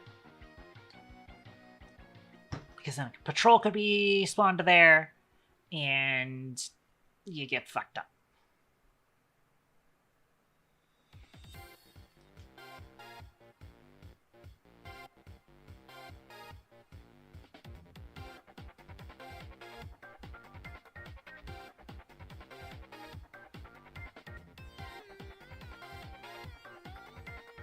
Okay, so now I have to use a attackable target is now a variable that we can use.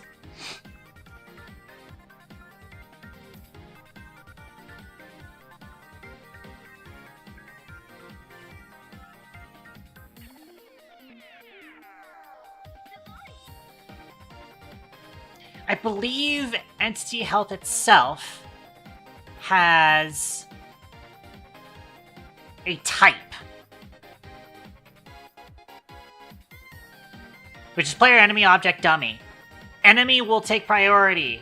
over object. And probably dummy. Dummy will take priority over object, which I probably actually do want to change that. I want to rotate those around. So that it reflects the priority. Actually, I gotta go to the bathroom. I am gonna BRB again, because I need to go to the bathroom. So, I will see you guys in a minute. I'm gonna run an ad break too. Everybody take a stretch break. Everybody take a piss break. Get yourself some water. All of that stuff. I'm gonna go stand by.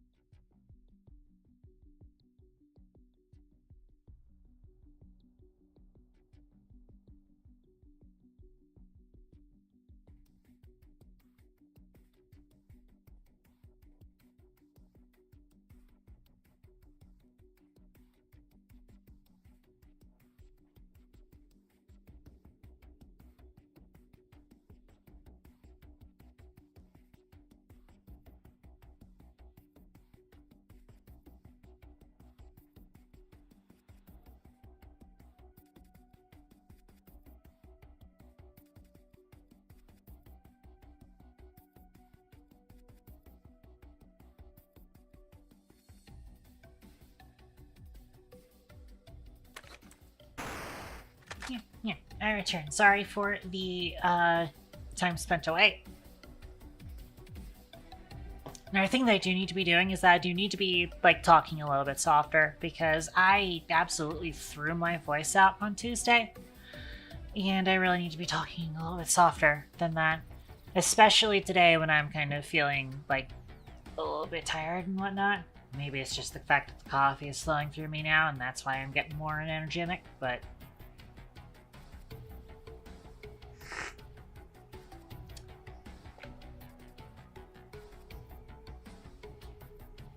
That's the end of the coffee right there. That's the last sip.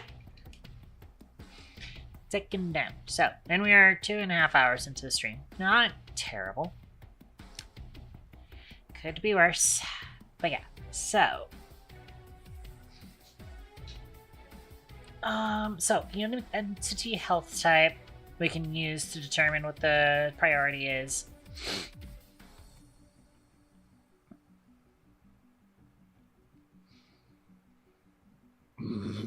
Excuse me. It's going to be using that in terms of, so like if there are enemies in the range, if there are targetables in the range that are enemies, we want to be prioritizing those over breakable objects. And if there aren't enemies in the range, then we can try and target a breakable object instead.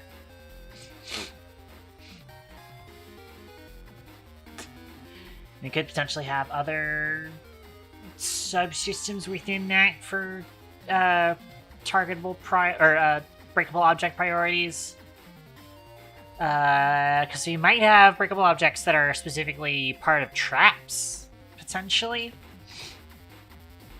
That's a concept.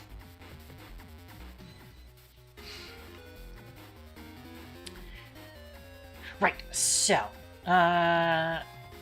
encounter manager, I believe, yeah, so we add and remove to the room technical targets. That's what we want to use. So, what we want to do is we want to get our current room. And then what we want, right up here, while we're setting up all of our variables, I'm going to do var targetables.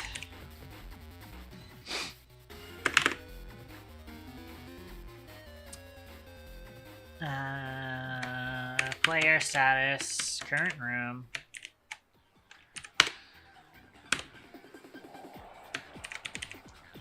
Attackable targets.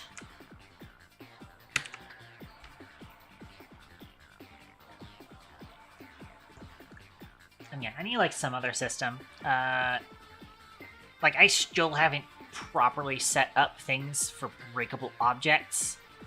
And I probably do want to be doing that soon, since we are hopefully doing... Why is System Collections Generic not being used here?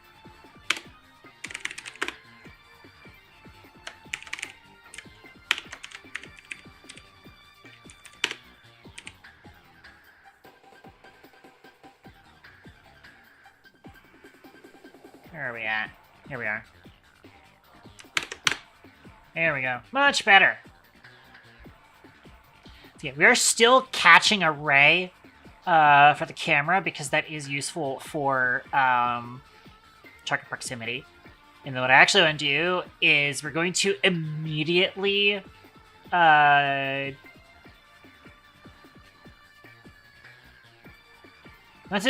just fire it. World Space Aim position. I'm gonna put this up there. I might have something else, but it's like we're gonna set World Space Aim position right after this.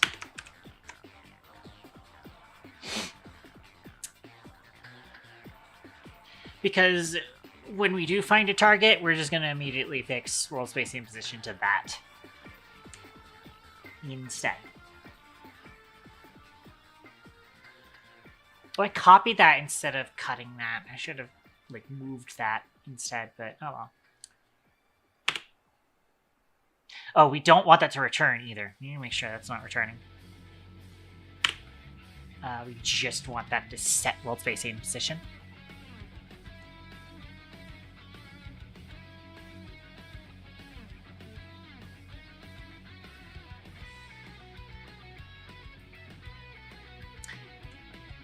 And real quick, I do want to keep that stuff in, even though there's probably not going to be a situation where I'm starting fixed height aiming off.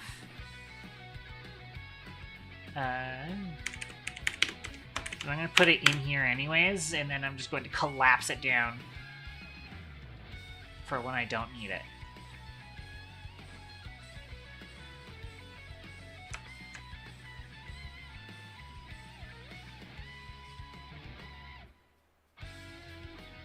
Right into there.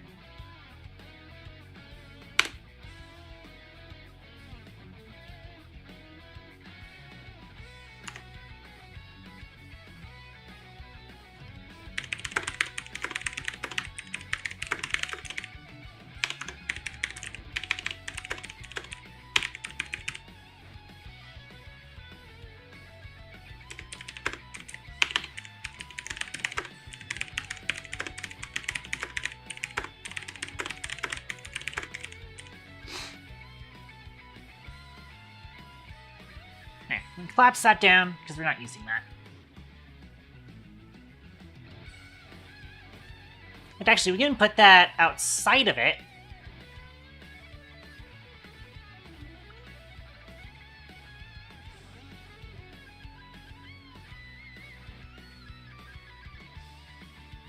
Sadly, it doesn't, like, show up if we have a collapse, so that means I kind of have to put it over here.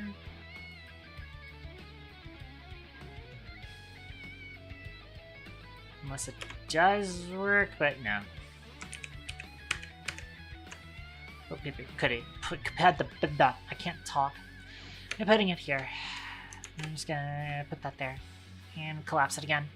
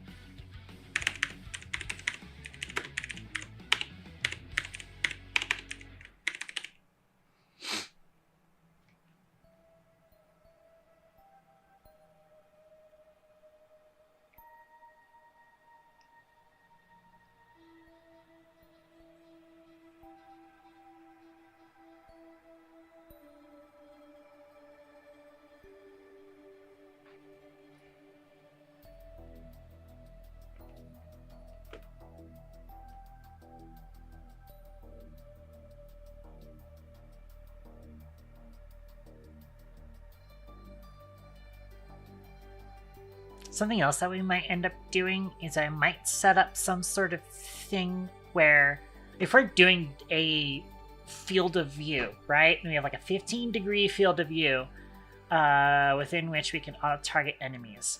What I am thinking is that if there are enemies that are like a little close to you, get out a little bit of a thing here. Why is it pink? Probably because my main thing here is pink. Sorry for that pink jump scare. That's not what I wanted.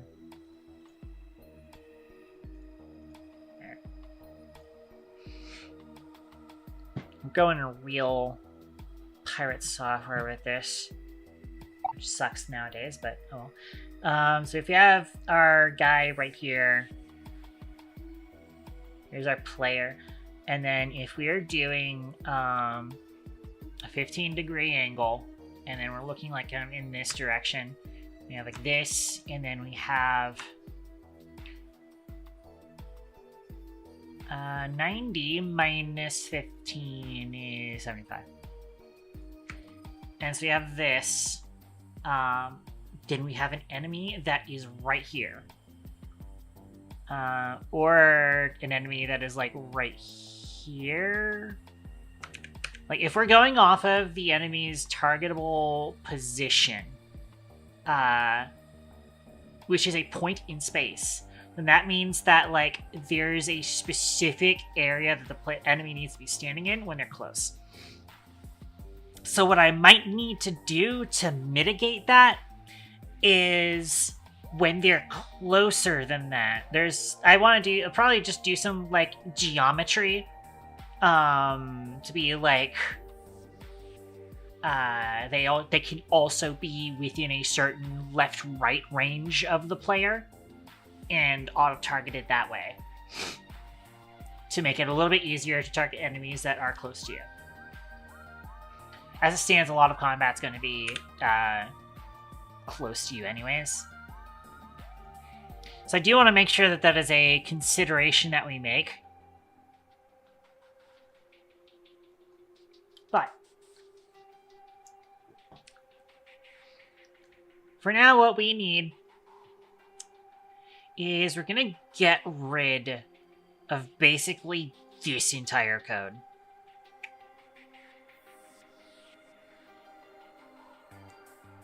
This is using a priority system. Targetables have base priority. I forgot about that. In that case, we probably actually don't need to have, like, hey, is this an enemy or not? Because we can just use base priority. Because this would be, like, all we need to do here is enemies should have a default base priority of, like, 10. And then all, like, objects should have, like, a base priority of, like, -5 or something like that. You'd probably just do that.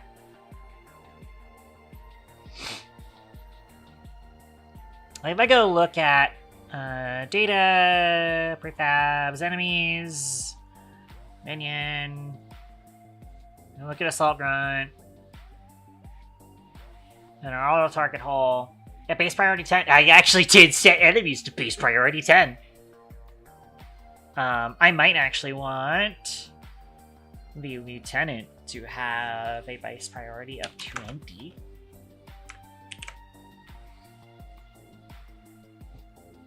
And all other objects can be 0, and then that would also just set that up properly. It's a good thing that I looked at this code before I deleted it.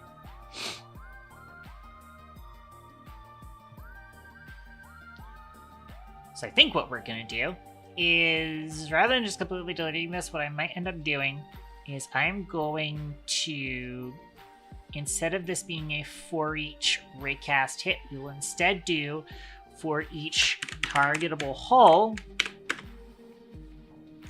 targetable, I'm going to call this room targetable, in targetables. Does mean that I kind of want this to be moved closer down here.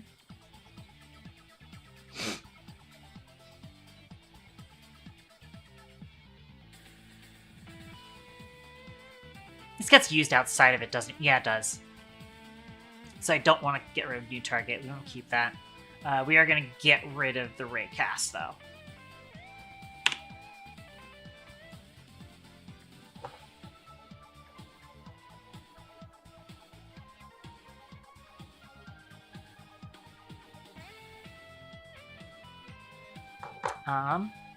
Although actually, so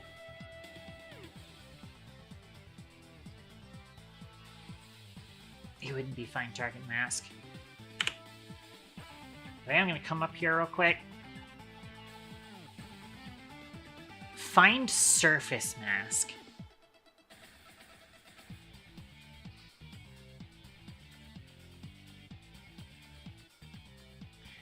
It's set to level collision. Block movement is fine. I guess it's just level collision, and that would make sense. Because basically what I'm doing here is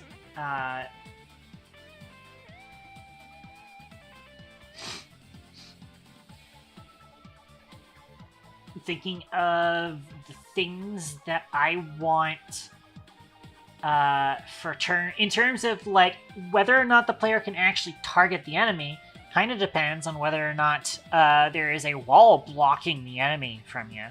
I won't want it to consider something that has a wall in the way.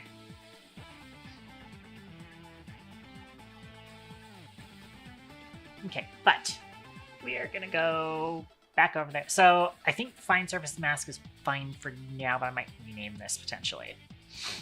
Fine Target Mask is specifically for targetable hull, but we're not using that because instead of using physics to find targetables, we're just getting all targetables in the room and then determining from there if it is a thing that we want.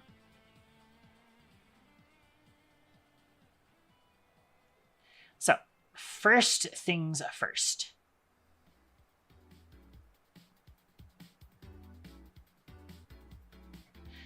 Do not need that. Because now we just have room targetable, which does mean that we have to kind of move things around in here. In fact, that actually does mean that was where we established that, so we can actually just establish it here instead. So you don't actually have to have it as a separate name. Instead, we just go... I probably don't need this if statement here. I'll probably just get rid of this and just kind of drop everything down. Because what we need is, we don't want to care about that because aimed outside's no longer a thing. Instead, we just check targetable, is attackable target. If it's false, we just continue. We get the target position.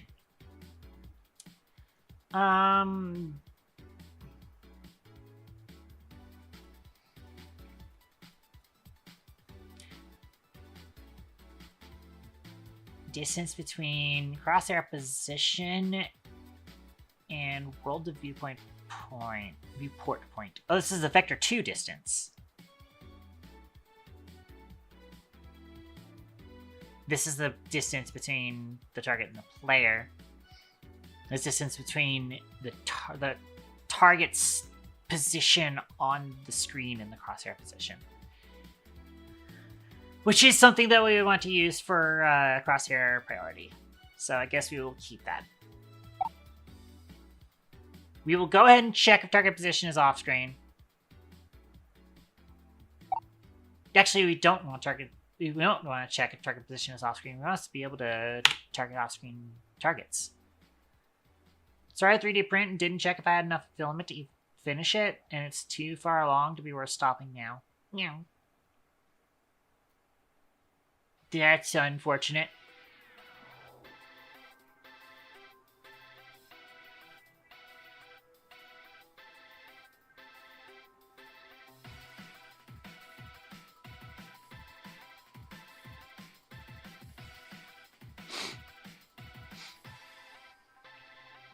Maybe you could see where the old filament is going to end and then see if you can kind of just like push in a new filament behind it, maybe?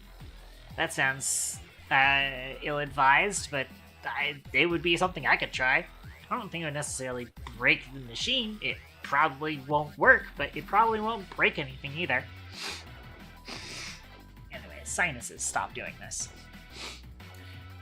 We don't want to calculate any of these until we have determined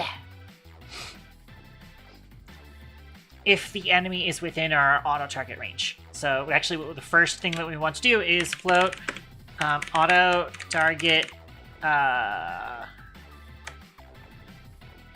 field angle.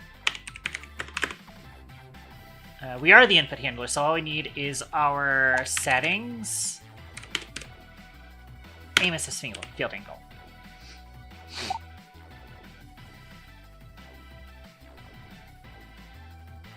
Understandable.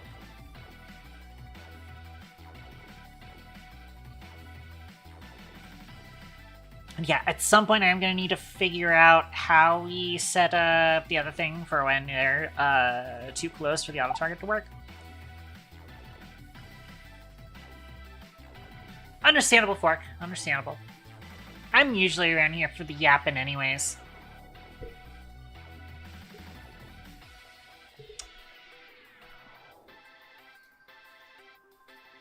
And again, I am like knee deep in code right now, so it is totally fine for you to not have any input on that. I do like having input on like actual game design topics, but we're not working on that right now. So we're sort of working on that right now, but so we got our aim assist field angle. We probably want a couple of things.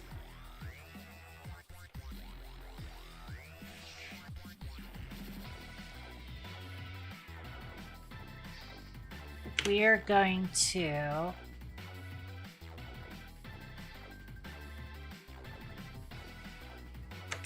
vector 3 player floor position. Because I want to flatten this out to the floor and use the floor as our targeting reference. Ah, my sinuses. Hang on a sec.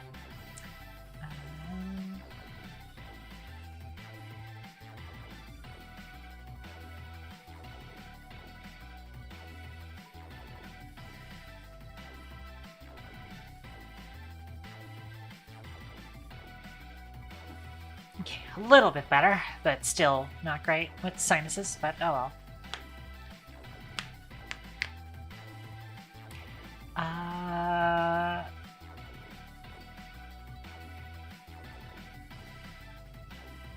Hold on, we want... We'll take transformed position, but then we will do,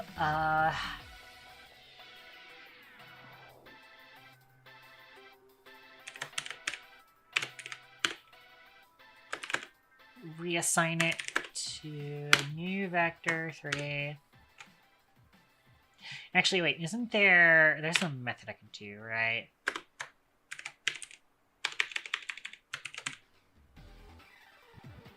Yeah, there we go. Do this, transform position, new vector 3, 1, 0, 1. So that will flatten out to the ground floor.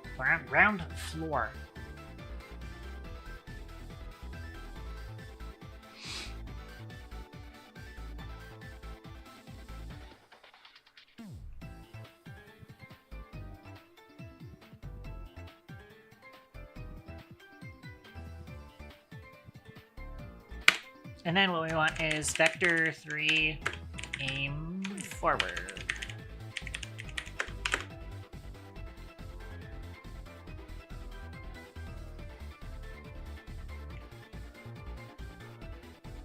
So what I'm going to do is vector 3. Actually, no.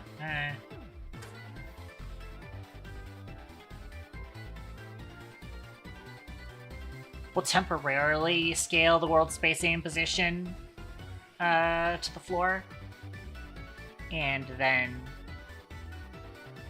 take those things. So what I want is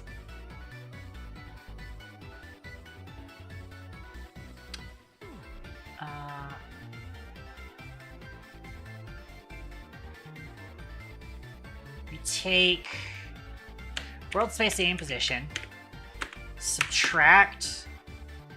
Actually, first we want to do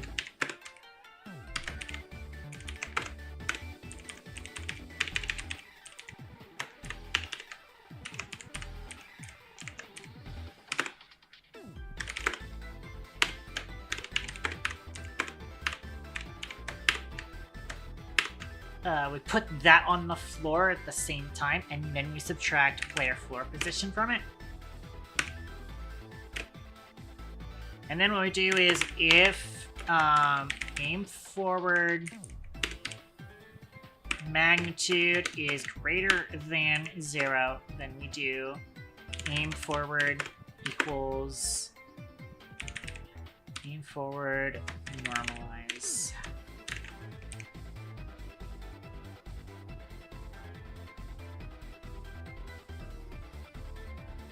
Oh wait, no, it's dot dat. That's what I wanted. Whoopsie.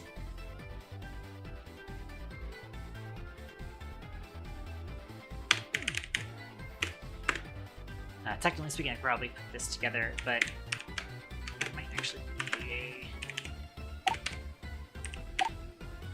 this. Yeah, lurk command is a thing, and you get XP for it with the XP system. Which I do at some point still need to set that up. Let's see if it shows up on oops. What do you mean no? Yeah, convert to conditional expression. That's what I want to do.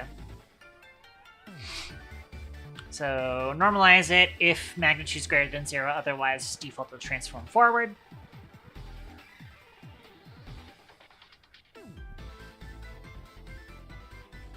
Awesome. So now what we do is our target position. Actually gonna have another vector 3 that is going to be target floor position is going to be v3.scale target position and new vector 3 1 0 1. I feel like how many times we've done new vector 3 1 0 1, we should probably just have as a thing. Vector 3 floor scale equals new 1 0 1. Just do that for each of these.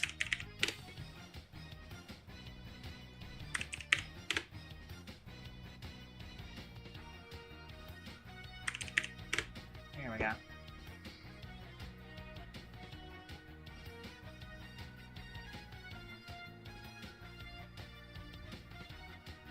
I should rename this to 101.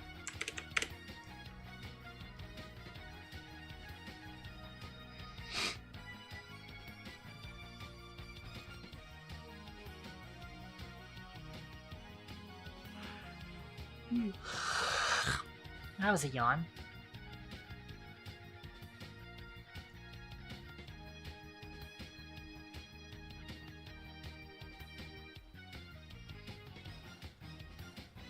So we get their floor position. Kind of separate this out. I'm gonna put a comment here. This is check angle.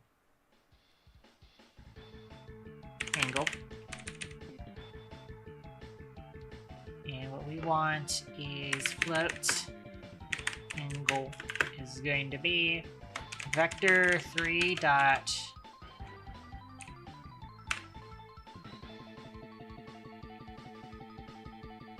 vector 3 dot angle should be fine. I don't think we need a signed angle.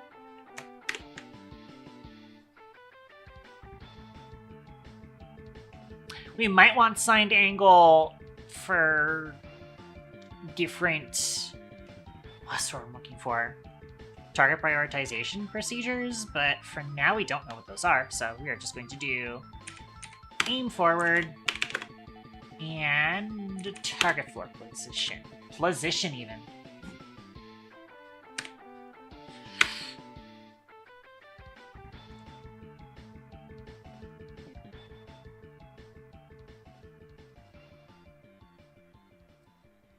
I'm probably actually going to take the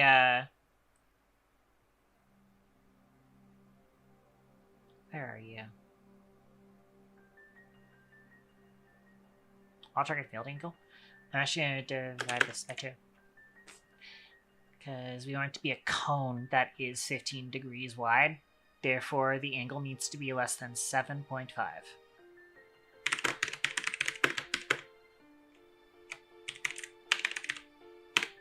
If it is greater than the auto target field angle, continue.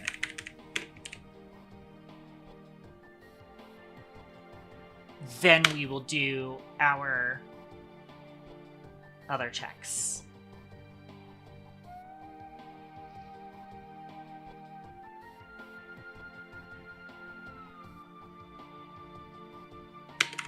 Because the next expensive thing that we want to do is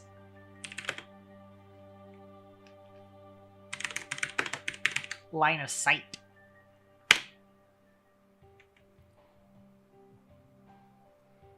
And this is why we do need target position. And then we don't want player floor position is the thing. What we want is the player's current position. And then we do, like, their aim offset.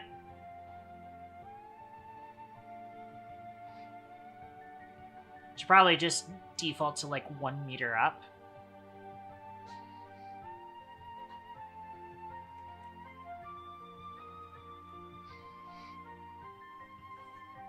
Actually, I'm going to do vector 3.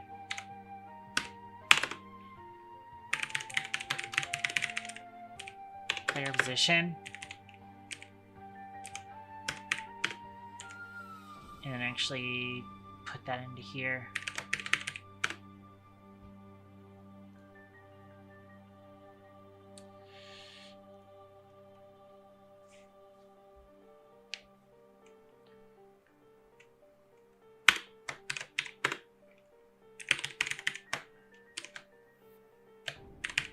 We do line of sight position is player position plus vector 3 dot up for now. It's just going to be the 1 meter. And then if I ever need to adjust that, we can do that there. I'm going to put a comment here. This is going to be a very self-explanatory comment, but it is primarily just to signpost this so I know where it is when I need to fix this later.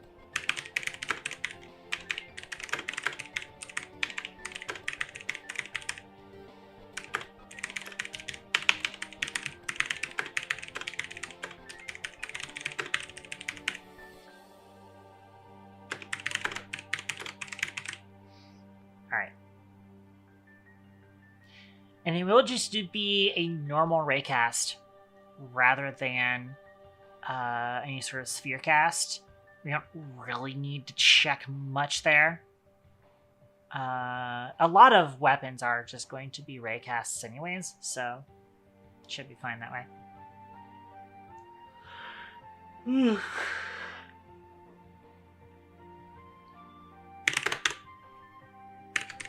I believe all we need to do is physics raycast.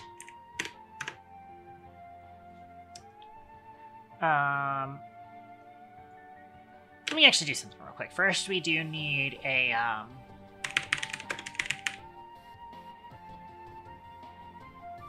do we need a distance? Probably not. Hang on. We do vector 3 LOS distance.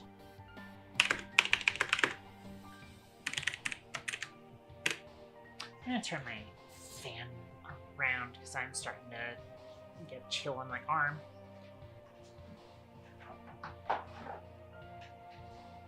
Here we go. Okay. I'm gonna take target position, subtract,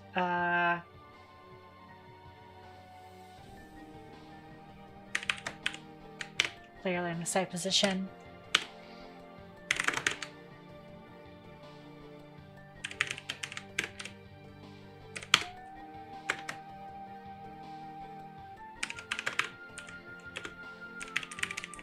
We are going to short circuit this if the magnitude is less than or equal to 0. Then do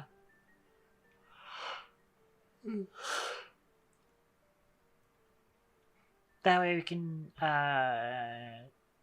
normalize that for the raycast.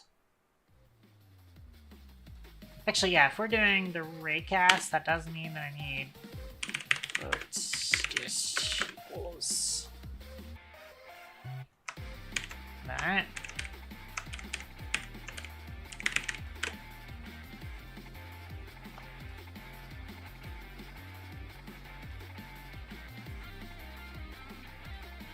can also do this in here.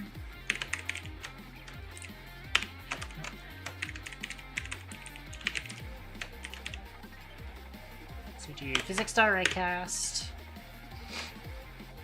And there are 16 fucking overloads that we have to look through. The other origin is going to be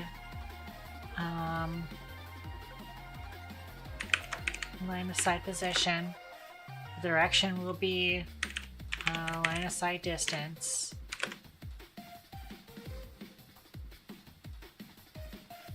The max distance is dist. Looks like layer mask comes afterwards. Find surface mask.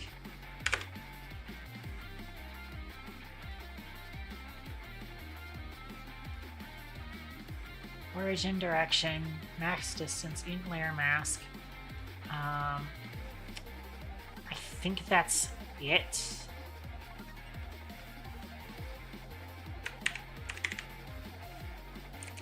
Ignore triggers.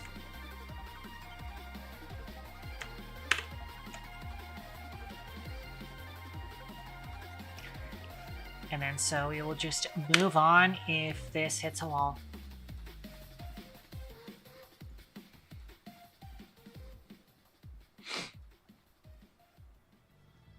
All right.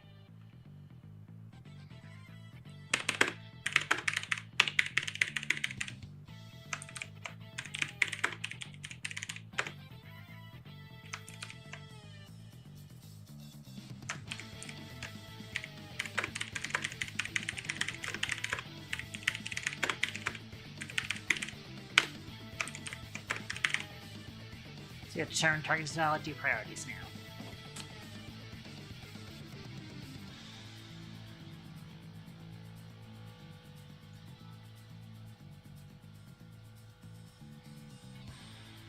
We want to come back up here and grab where we do this. I want to also grab a Boolean, prefer crosshair prox, prefer crosshair proximity. You don't need to divide a Boolean by 2.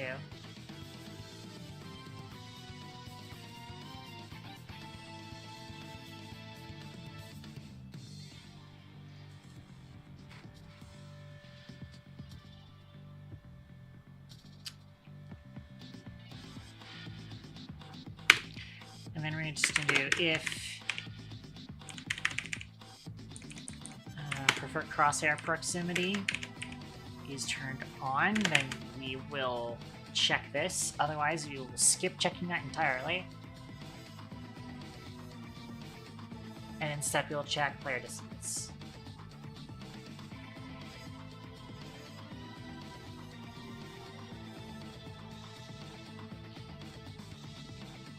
And that solves everything. We will update the world space aim position to that target when target is valid.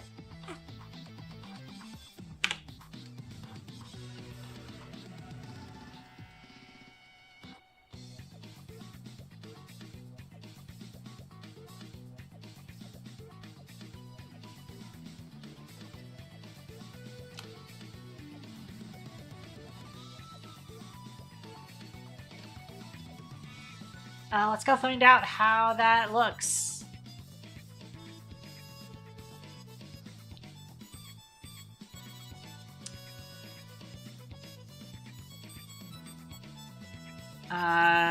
The sniper is definitely going to be a big test of that.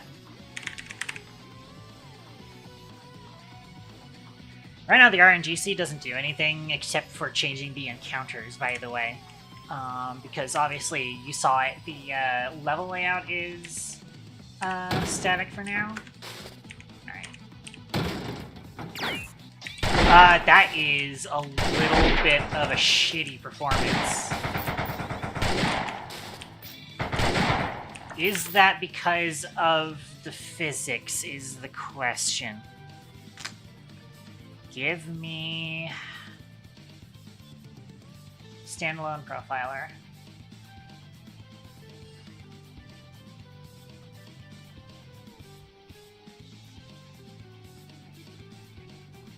Is the physics really that fucking bad?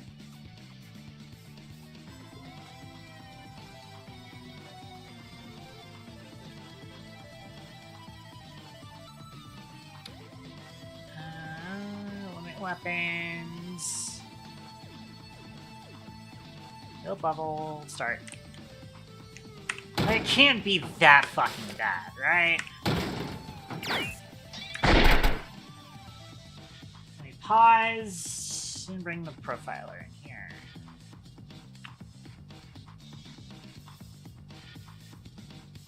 Hey, how come I'm not seeing it now?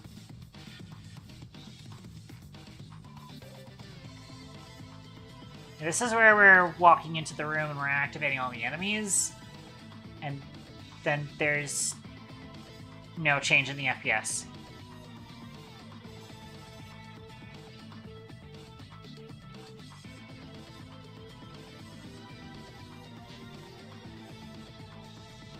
Or is there?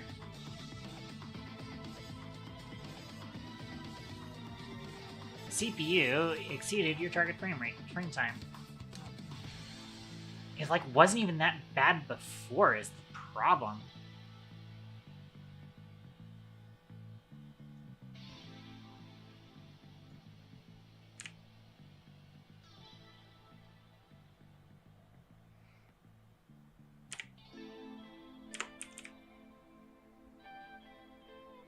And these are primarily bullets and audio being played.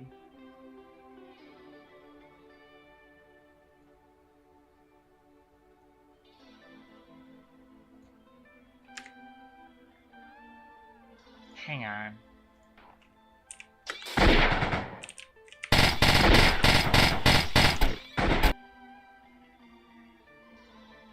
So you've got that.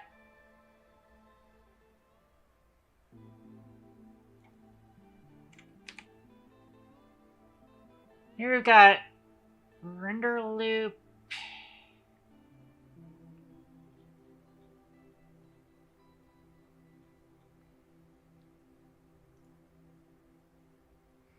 The event system update ran a while.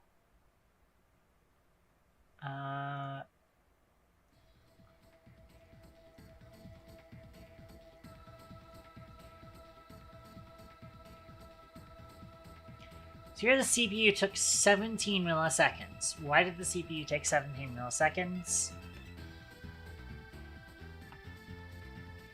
Because the player loop is still only like 385 milliseconds. It's the same amount of milliseconds as it's normally set to.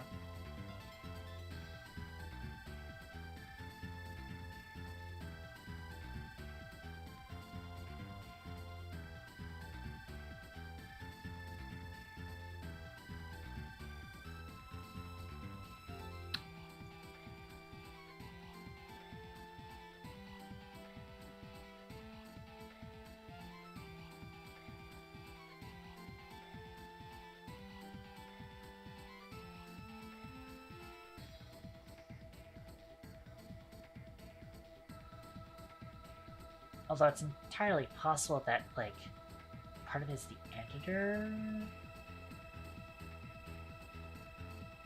I don't know. If I get rid of the profiler and then restart, are we still having that issue? Is the question.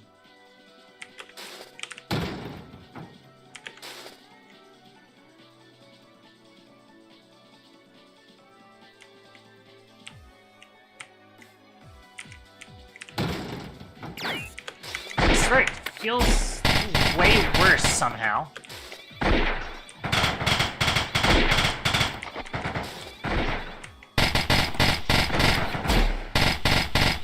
It's also still not quite targeting the way I want it to.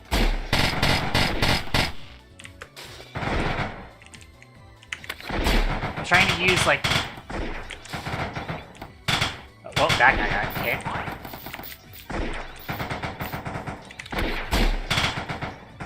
It feels... I'm not entirely sure if we succeeded in...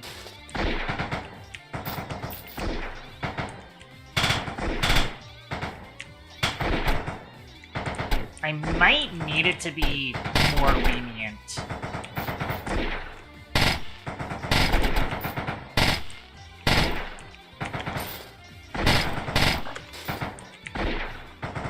I especially want it to be more lenient when we're doing, like, the jump.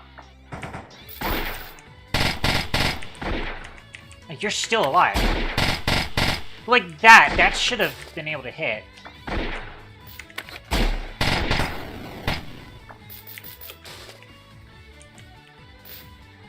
Not sure, not sure. Yeah, it's also that it was just being weird earlier and the performance was fine.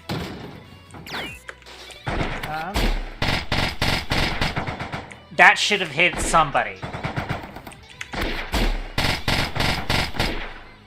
Like, why is that not targeting anybody?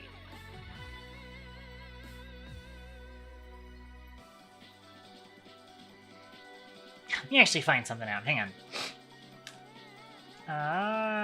Limit weapons. Build level. I might need a option on there to have God mode because it's just not targeting. It's not targeting, period.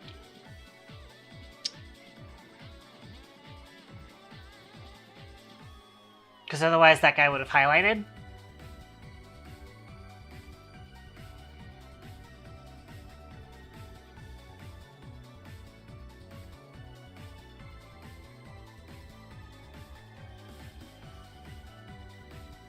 Do we have something here that's returning when it shouldn't be?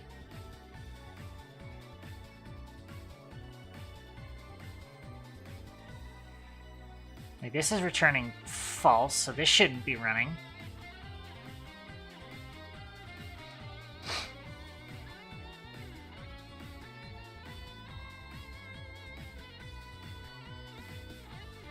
The current room attackable targets. We'll do that.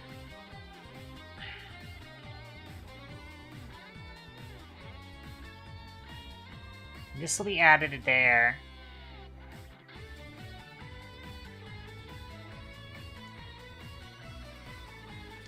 Let me find out. Build level, start player. Walk into here. And pause.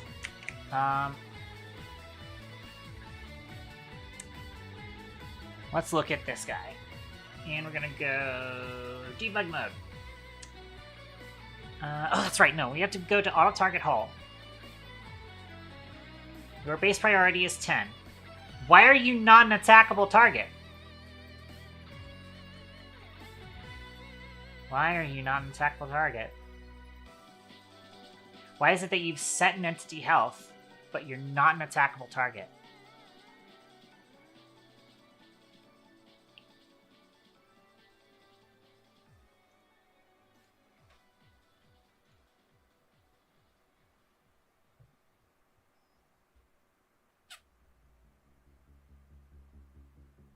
Oh, hang on. I think what's actually happening is that I've set those preemptively, and so it's not running this code because entity health is set correctly.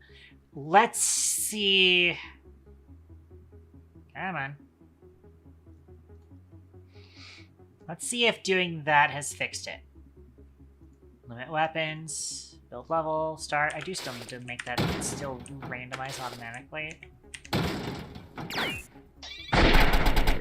There's still... Oh. Why?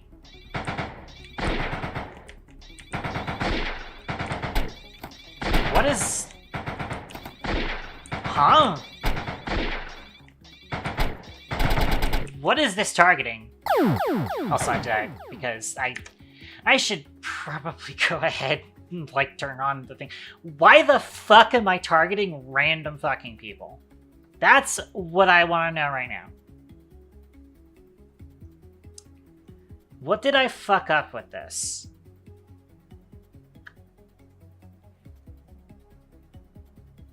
I don't think it's the line of sight. It has to be the angle.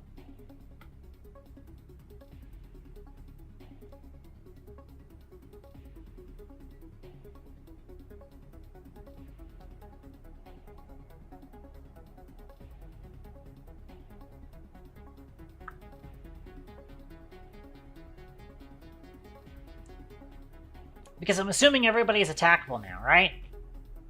If we go in...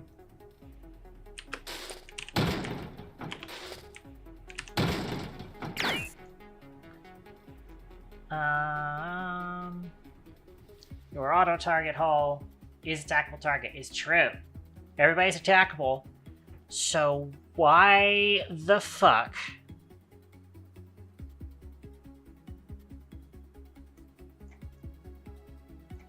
I've got to be missing something with how the angle is being calculated.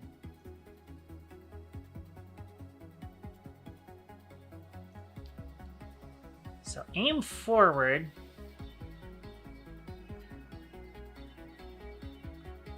Take the world space aim position.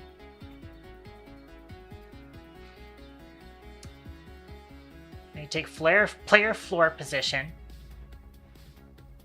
which Y is scaled to 0.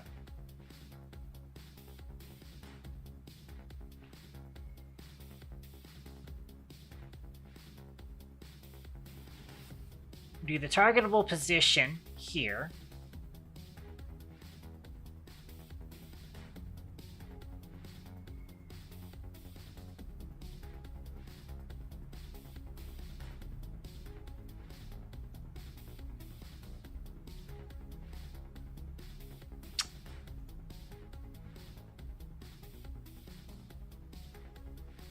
I need a button that lets me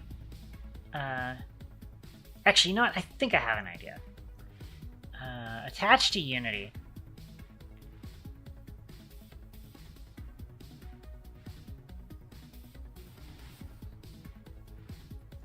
We're currently in the room, so...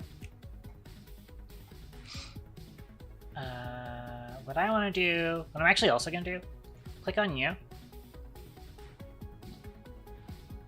And just because I don't want to have to deal with this, we go down to Entity Health, and just turn off Can't Take Damage.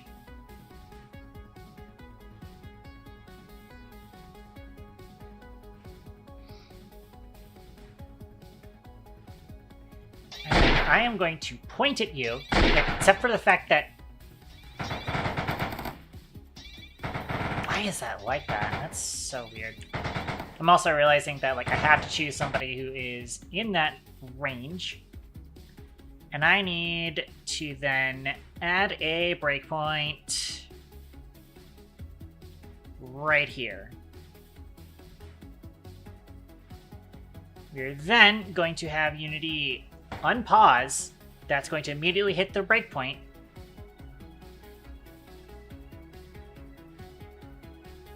So, we have this targetable position in 1874, 1093.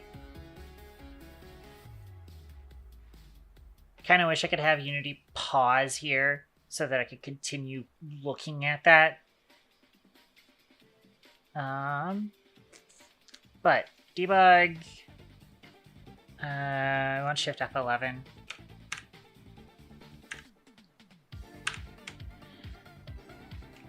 Angle is 60.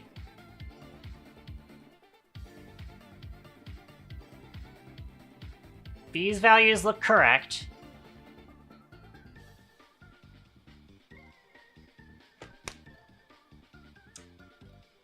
Hold on. I have completely fucked this up. Yeah, okay. Now I see what's going on here. Yeah. Okay, I understand what's going on. I was not paying attention to what the hell I am doing here.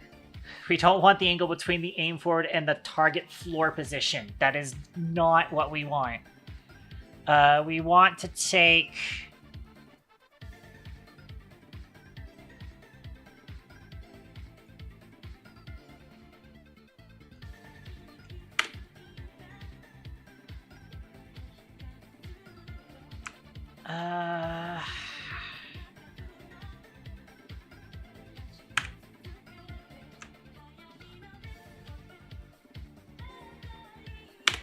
Vector 3, target floor direction is going to be target floor position minus player floor.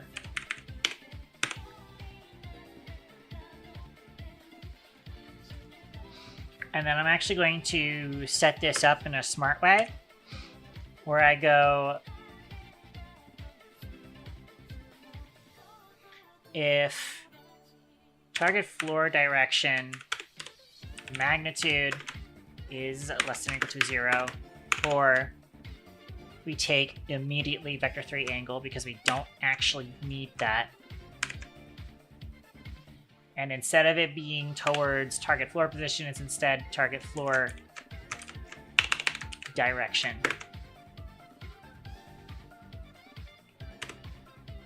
So we don't actually need to save the angle, but that's gonna fix that, hopefully. Keyword hopefully. Yeah, no, I don't know what the heck I was thinking. Doing angle between the world position and the other thing.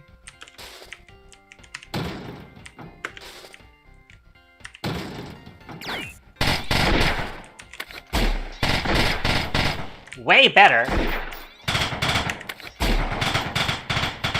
Wow, we are way easier.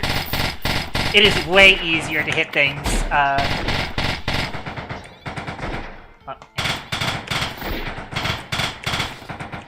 Wow, it is way easier to hit things. Holy shit. It is way easier to hit things now. It's like surprisingly easy to hit things.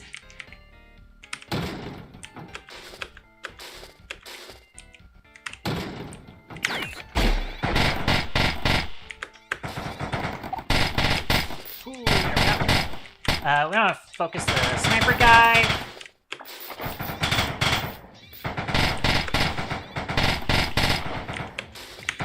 And we do that. Yeah, that's way better. Also, I see the Benitez. I'll take care of that in a sec. Alright, yeah, that's feeling way better already. I'm missing some points? That's weird. I would hope you would. You're usually one of the big points persons here. Hang on a second, is that a she, they on your pronouns now? I feel like the last time I saw you, you were rocking he, they. I feel like. And also, I feel like you've been around long enough for you to have a lot more points than that, but... Huh. Well, send me your protocol, Benitez. Wow, the aim system now feels a lot better. Now that we've figured that out, it's time to do the other thing. So, find attackable target has been set up. And now what we need is handle controller aim. Yeah, because we don't really have something for that right now. Let's set something up for controller aim. Actually, I think I have that in update. So, yeah. Okay, so. 17 more points. You'll probably get some more points once Twitch has determined that you have checked into the stream.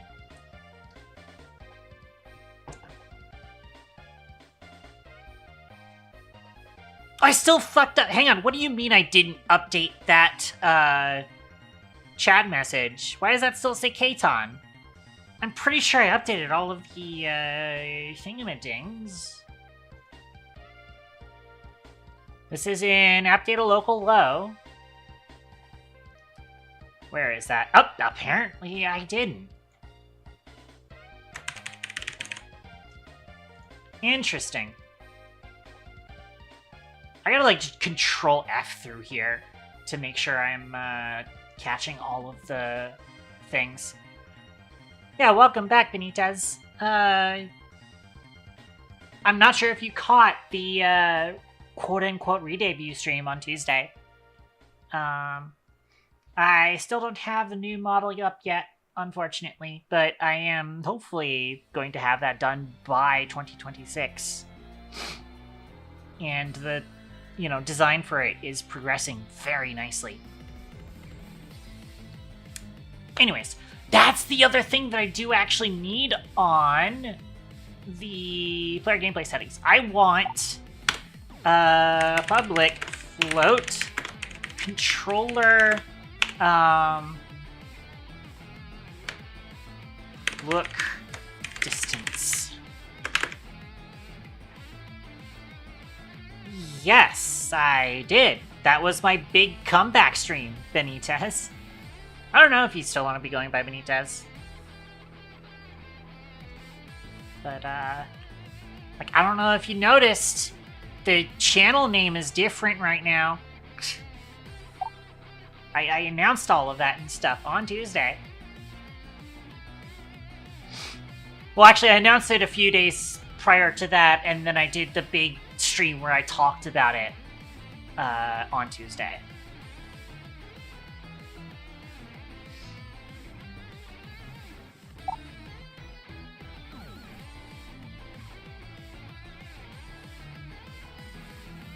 It says is your surname?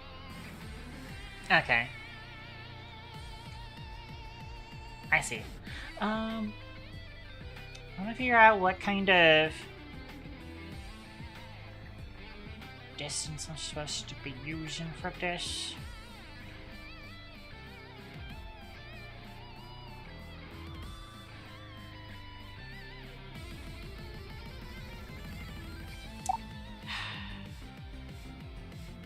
Clance is still my accepted name. Oh, you have it, like, inverted, then. It's last name, first name. Interesting. I don't remember what your, like, actual demographic is, where you are. Wormstative the cat. Wormstative the other cat.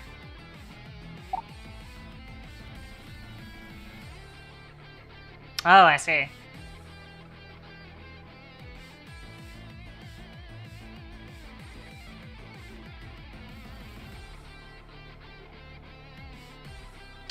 Where's the camera controller?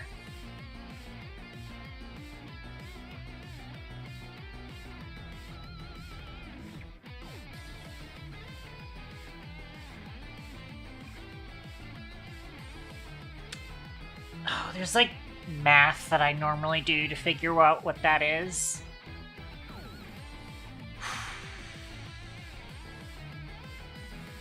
Hang on, let me boot this up real quick.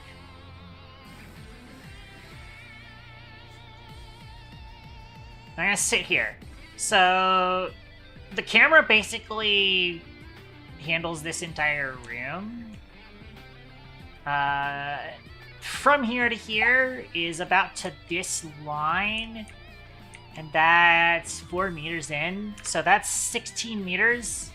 I'm gonna make the default value of this 15 sounds about right. I'm gonna play modern Minecraft right now. Yeah. I still have Catgirlcraft still on back burner right now. It has been it's been on hiatus. I've shut down the server, and I'm actually going to need to completely spin it back up in order to get it back online because I stopped paying for it. I went over this decision with everybody, and everybody was okay with it. So, and I am kind of waiting to make sure that I have everything kind of back together with my finances before I start that up again. I mean, that's mostly just to make sure that my bank doesn't explode accidentally when trying to set that up. And because like money's been slightly tight, just slightly. So I wanted to make sure that I had money in the account for that. Cat made my own SMP. Neat. Good to hear. What I have actually been, the other thing is that like I've been playing Vintage Story with the crew over in Pripyat City Hate Crew, Sasha's group. So I've also been kind of getting my Minecrafty fix from that. But it's back to player input handler. So we have that value that we can grab. So what I'm going to do is it's also create based. Neat. We probably don't need the ratio here anymore, I think. So you're just going to do this. And I might still want balance people with various experiences. Yeah, it's kind of what I was trying to do with Catball Craft. But what I want is I have to like kind of reverse do this.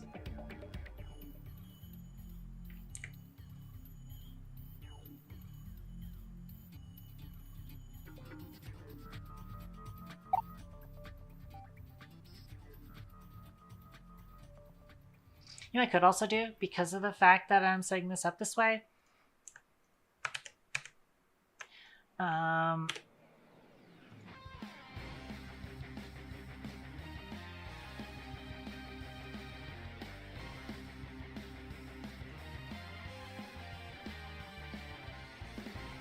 I need to do... This is the width divided by the height. So what I want is... So actually, I want to change this. Instead of it being 15, I might need to go in and make sure that the default gets updated. Actually, I think the other thing will set it up. No, yeah, I do need to make sure the default gets updated.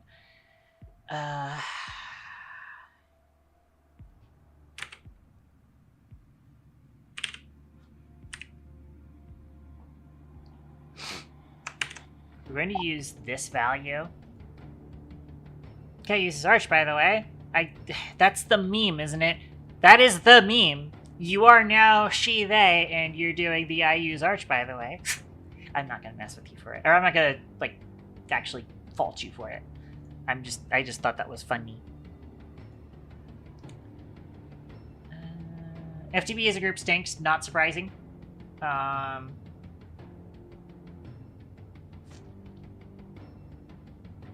Really not surprising at all.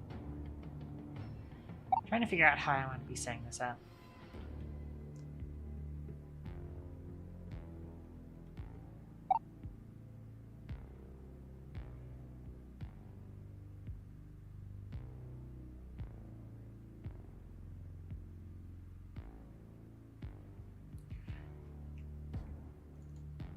Actually, I want, like...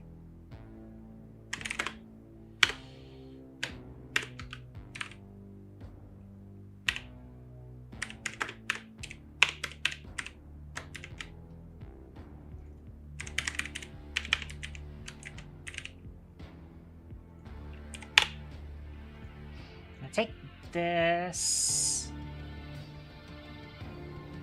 Oh, 0, 0 is bottom left, 1, 1 is top right. Okay, yeah, so that's exactly how I want it to be. So that means we do need 0.5F on either side. And then so...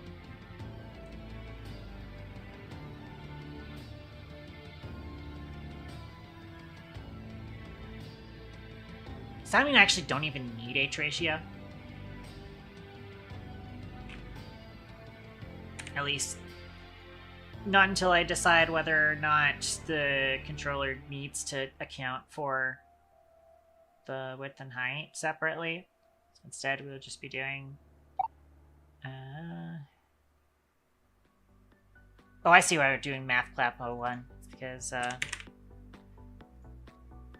But actually, we'll just do 0.5F. Why am I getting cheesed? I did use Harch. Cheese Kbity for a while. I'm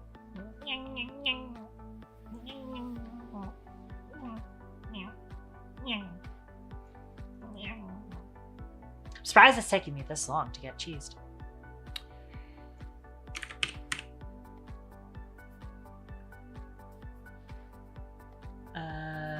But you know what we need is, where's controller aim?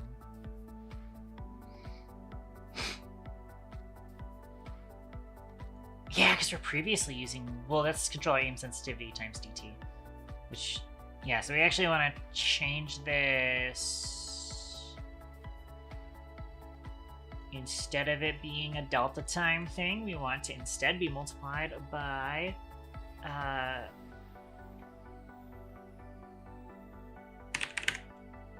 gameplay settings, controller looks distance. I do still need to go in here and make sure that that's updated everywhere, because currently it's set to 15. I want to change it to 0.45.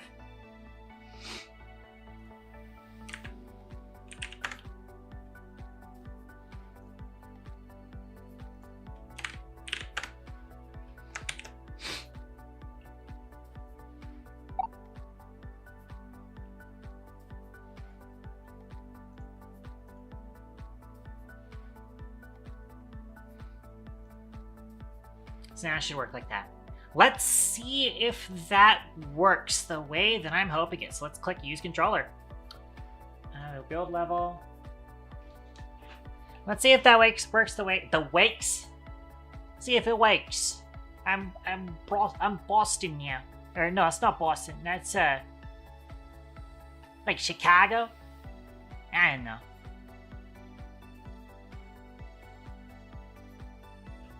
Oh, but you know what? It, like, resets.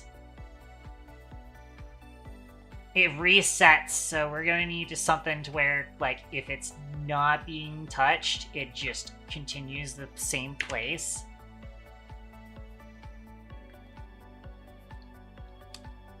So let's do that.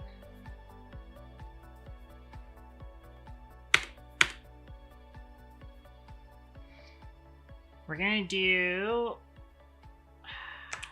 No, I won't put it here. I'll put it up here.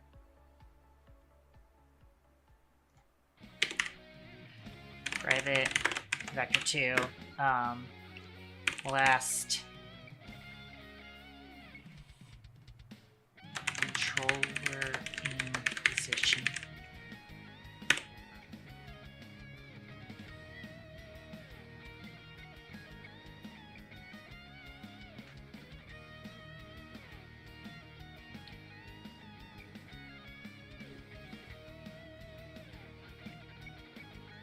Want is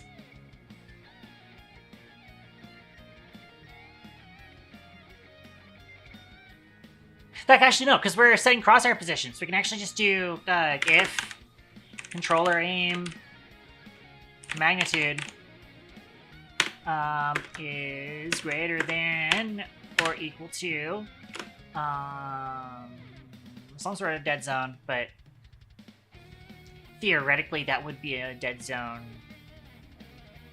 in the thing.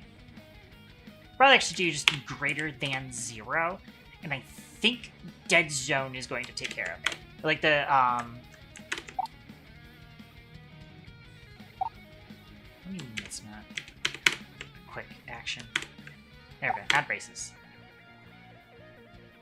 Check your Twitch emoji. Yeah, it's still set up like that because the character in that emoji is Keitan. It's the legacy design of Keitan, but it's still technically Keitan. That's kind of the idea of the rebrand, is that it is just that character is a character of mine who is in her own universe that I am writing stories about. And then on stream, I am just cosplaying that character. because I love my funny little toaster girl.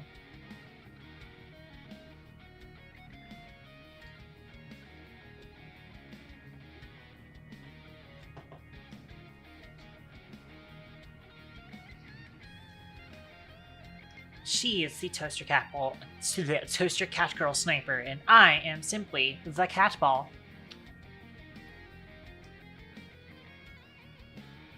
I think the input system should automatically zero out the magnitude when it is under threshold.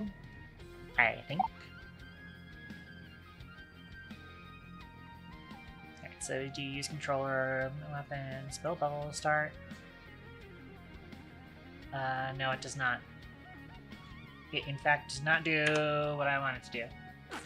Unless I just forgot to save. Unless I just forgot to save, because that's what we do here. I am silly.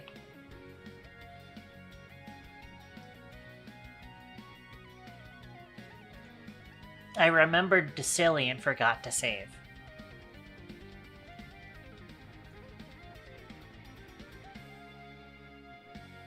Yes, it's a little bit better now.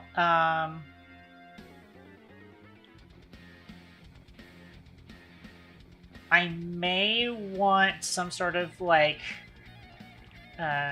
snap protection of some sort. I think this is fine for now. That's square for reload, that's right. So now we get to test this with controller.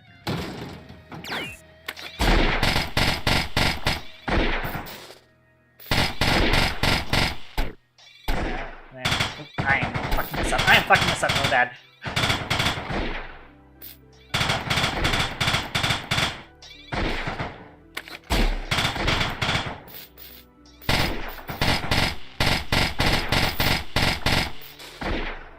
I keep pressing the wrong button for the ability I want. Nice, nice. There we go. I do have like a time in the bottom left. It is just in a debug message for now. The idea is that I want like a thing to be over there. I am noticing it is in fact currently it is in fact accounting for H ratio right now. I might turn it off. I want to see what that looks like turned off.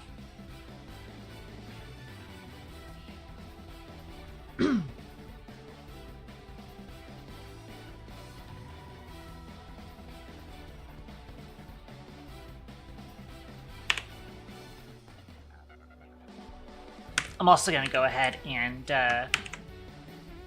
give it a hard-coded dead zone for now, and then set something up later. That might be too high of a dead zone. Let's find out. Use controller, character starters, build levels, long player. That is way too big of a dead zone, yeah.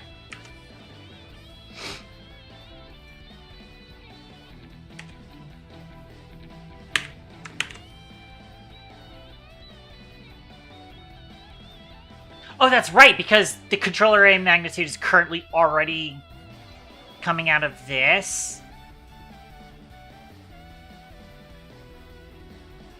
So that means if we want 0.1, then yeah, it actually is to be like 0.045 would be the accurate value for that, which I'm gonna just kind of keep it down to 0.4. Use controller, opens character starters, spawn player. That's a little bit better.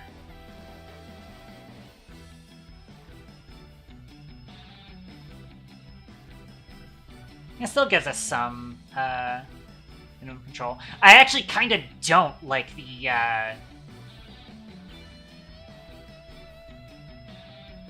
it might be a little bit better if I might have some sort of curve to it, to where like a small amount of stick tilt is going to still be kind of in this area, like tilting the stick halfway will instead be here, and then kind of like make it like if you want to really target somebody far away, it should, you know, just be a full tilt. And also I might like get rid of part of the crosshair to make it a little bit easier to see. Another thing is that like the ammo icon here, I want to move that ammo indicator onto the player itself, which is why I was saying earlier I wanted to do a targetable hull for the player, and that's going to be one of the things that shows up on the player's overlay, targetable overlay, and that's part of the reason why I want to set that up. Reload. I keep forgetting that I've switched reload to square instead of circle, so I'm going to keep calling it that.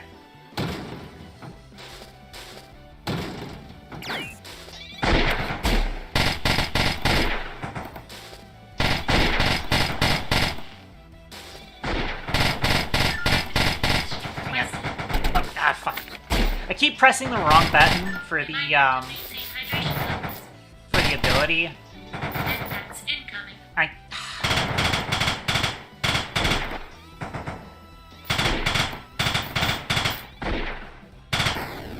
Cool. 28, that was kind of bad. I got standard grade protocol, Crazy Stewie. Yep, you missed all of the rebrand stuff going on Tuesday. Hang on. I tried to impart that the stream on Tuesday was important, but yeah, hang on, I'm checking posture. I will get a sip of water.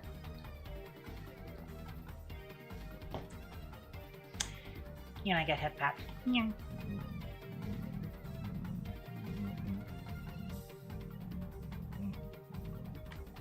So, my bangs are coming loose. I need to redo my hair clips. Or hair pins, I should say.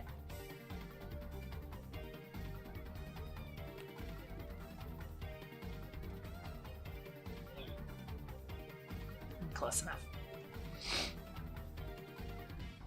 Oh, right, so I'm controlling now. I'm not the greatest, I took damage.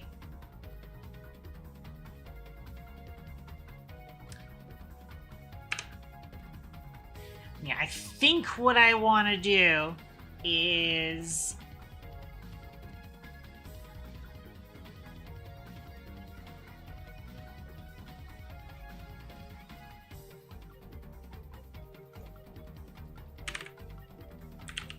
I'm actually going to try a distance of 3.5 and see how that feels. But again, I think what I'm going to end up doing is probably...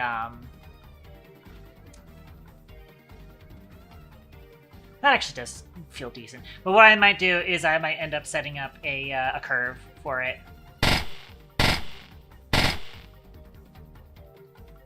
Reload. I slam my face into the door.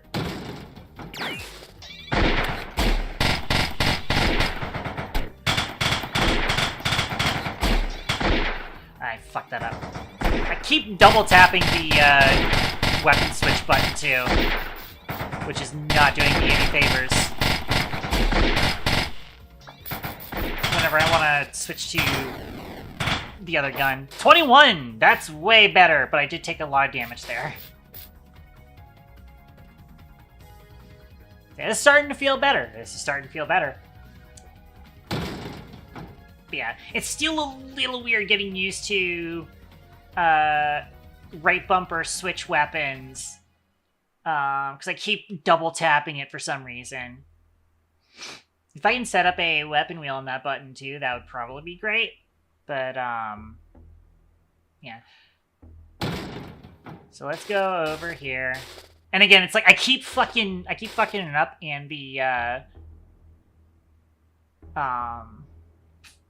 what's the word I'm looking for? I keep going, I want to do the, jump. I keep saying that, and then instead of hitting the jump button, I hit dodge because they're above each other. But yeah, alright.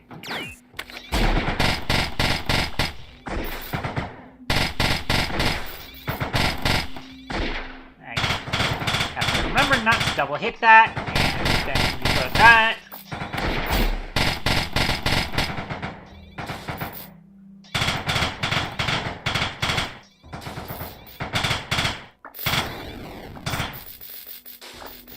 Alright, and 23. Not bad.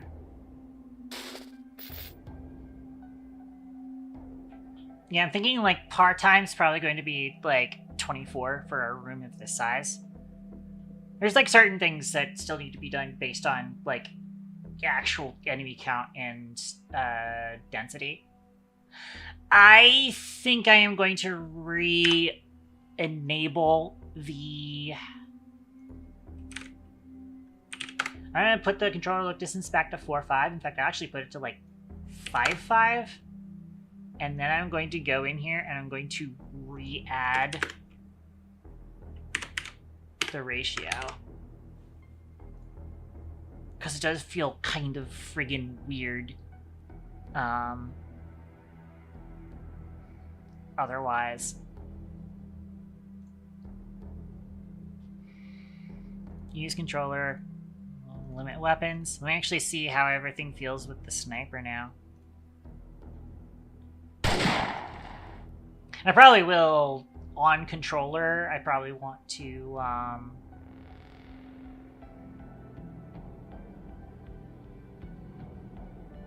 increase the angle. Because I'm noticing I am still missing a lot. Yeah, let me actually switch back to view.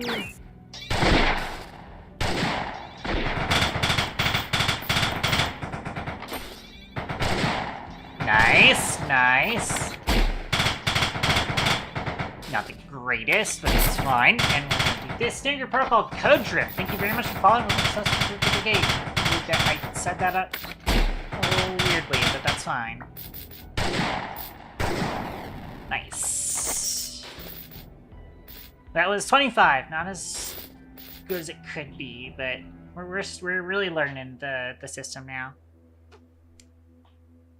Yeah, and there's nothing this way, by the way. I'm noticing... Okay, if I walk directly against it, I can still interact with it. But I can't interact with it here.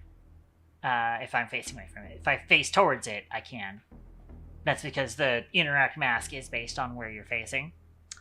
But yeah, and then there's nothing in this room. Until I actually set up how these work. Yeah, unfortunately, I am still dealing with some controller flick that is making me turn around.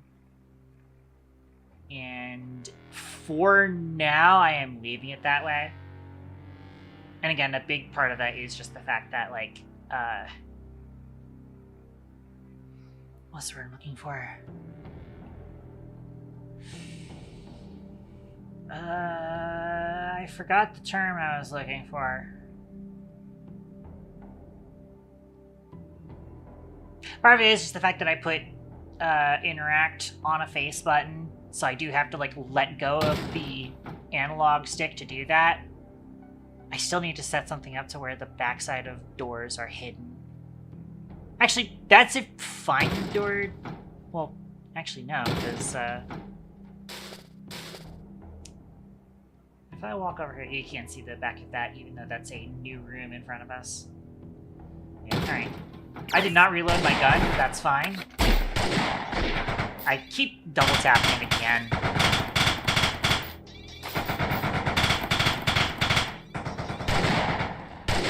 Yeah. Ah, fuck, I fucked that up.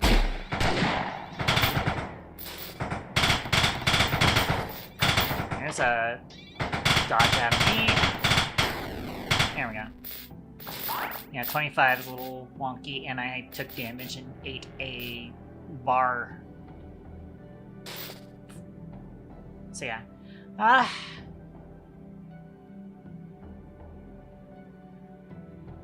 Oh, I see there is actually a clamp to that. I forgot that there is actually kind of a clamp to the crosshair position. That's fine. Yeah, cool. Oh, that's working well.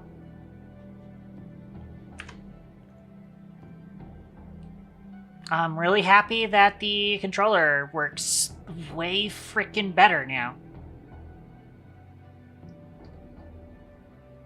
Another quick thing that I wanted to do is you do notice that, like, some of the pickups, such as the core orbs and the money, will automatically move towards you. And also the health pickups also move towards you automatically.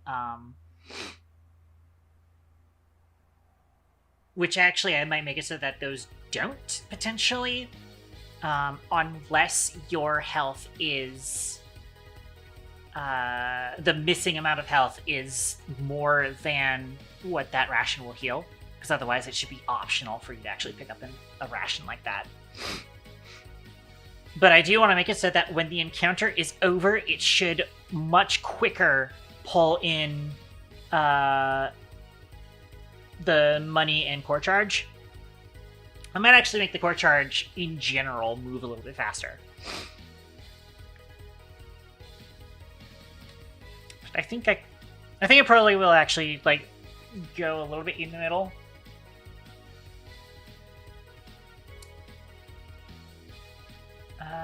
Here we go. Attraction speed. I'm actually just going to turn that up to 5. I'm going to do the same thing. I think if I just adjust you, it'll adjust it for everybody else. I'm gonna do 4. Yeah, that does adjust it for everybody else. Cool. Oh! Rations don't attract, apparently. They auto-collect at a range of 4, but they do not have speed or acceleration. That's fine. I'm actually okay with that.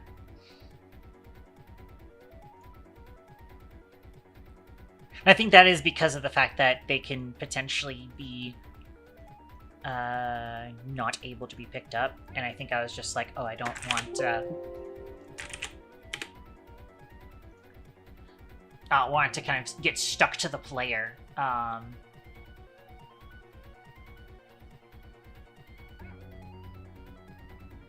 yeah. I might make it so that the tactical ability is on right shoulder instead, and then moving weapon switch to left shoulder. Because that might feel a little bit more natural when you are switching weapons so often. So I think what's happening is that, like, when I'm saying, like, oh, I'm double tapping the weapon swap, is because I'm thinking, like, oh, I'm, like, spamming the trigger, and then I'm like, I need to switch weapons, and then I start spamming the weapon switch button. That might be part of it. Yeah, so.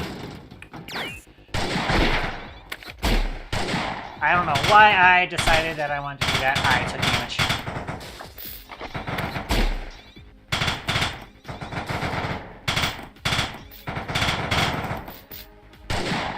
Can I please get some shots off?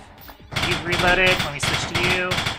Oh, that sniper is dead. I am shooting at that guy for no reason. Oh. There we go.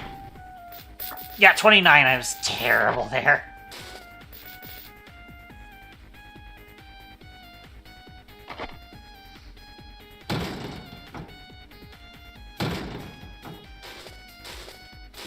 So I'm wondering if I'm actually not properly randomizing. I feel like those lieutenants have been in the same spot every time.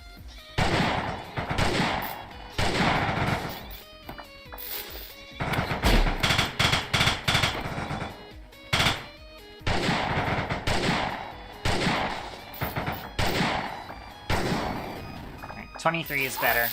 I took damage, though. Unless that was the damage I took in the last room. Yeah, cool stuff. Awesome.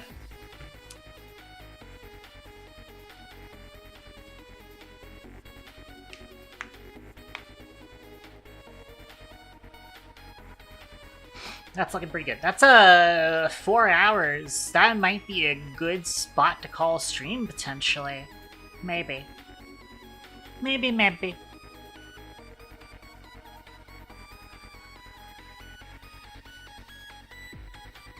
Also, I'm actually absolutely going to just turn up attraction speed. I think it's still not fast enough. Use controller, limit weapons, switch back to Ellie again.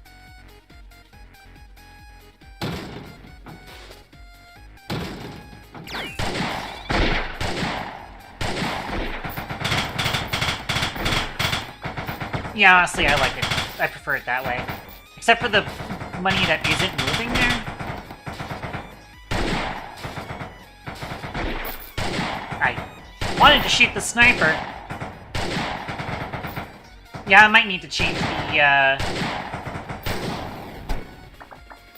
might need to change the angle limit for that. Yeah, some of those are just straight up not moving, which is weird.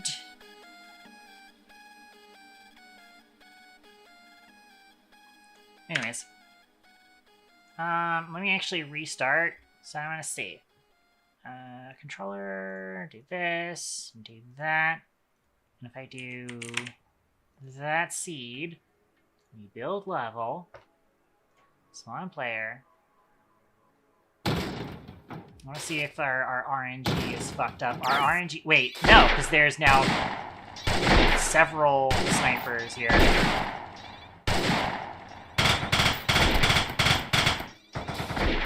So maybe it is actually working just fine, and I just tricked myself there a bit. There we go. Oh, I got 18 on that. I think part of that is just we had one ranged guy. It might actually just be a smaller encounter. We had 9 enemies. 2 were lieutenants, so that means 13 value. That's the lower end of the value, but still not that low.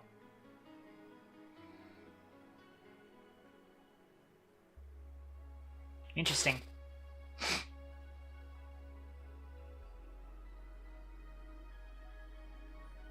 I think A rank par is probably 24 seconds.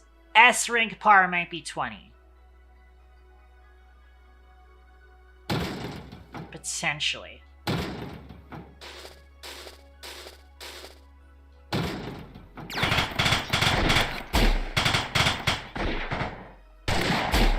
That's not what I want to do.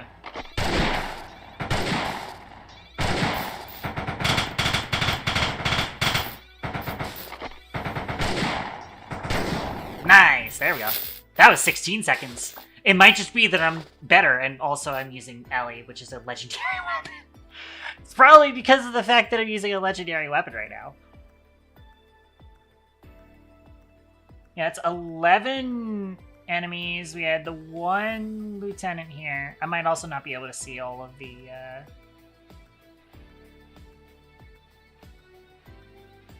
one lieutenant, which we had 1, 2, 3, 4, 5, 6, 7, 8, 9, 10, 11 enemies, so that it's value 13.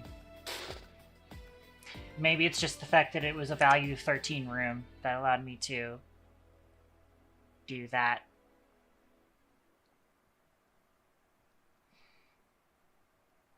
But whilst I'm here, I do actually want to go in here and turn aim assist field angle up to 25 and see how that feels.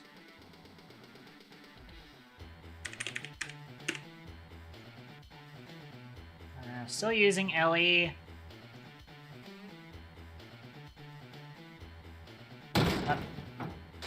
Once again, that's...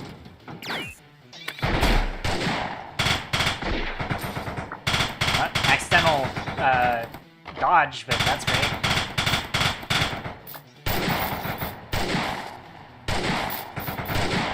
Wow, that is really easy to hit. Oh, wow, I am... actually have quite a lot of aim assist now.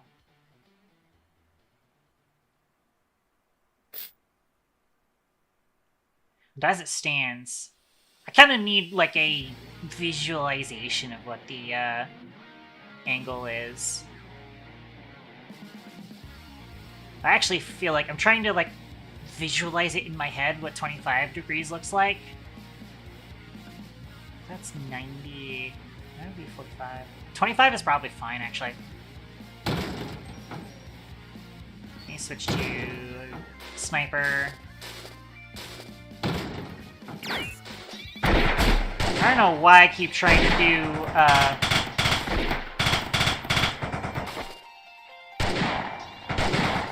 I don't know why I keep trying to use the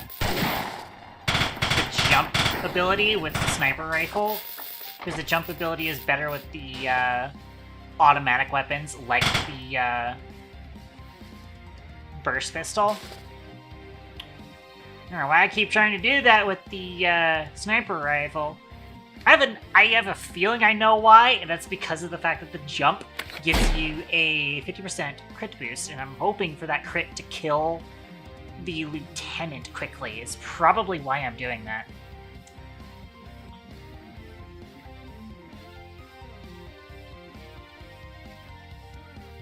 Yeah, that's weird. How am I managing way lower times than I did before? I'm wondering how that's happening. We have 1, 2, 4, 5, 6, 7, 8, 10 enemies, 2 of which are lieutenants. That gives us a value of 14. We still got a 15-second time. I'm gonna try something. Let's switch off of controller. Put the aim assisting field angle back down to 15. And then not use controller. And let's try a keyboard and see if we are still kind of hitting that value. I don't know why I keep doing that.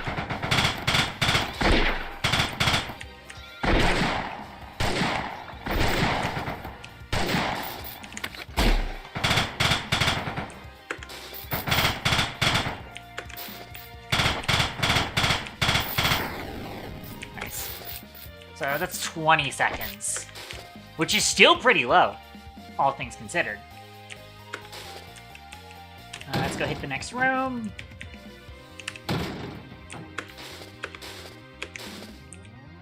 Let's see here. I'm going to do that, and that's not what I wanted to do. That's fine.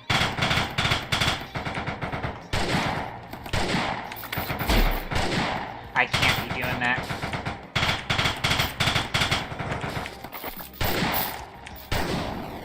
Okay, no, yeah, 18. So I am just getting better at my own game, then. I am just getting better at my own game. That's how that's working. I am still noticing, though, that the money is still a little slow.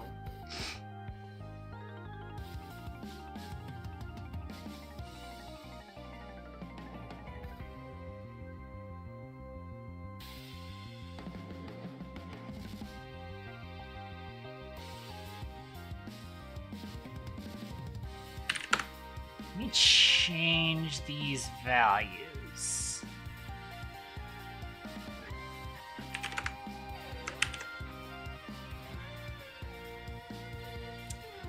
No weapons, sniper.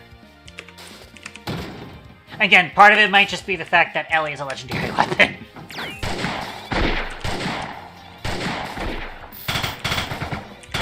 The money does still feel pretty fast.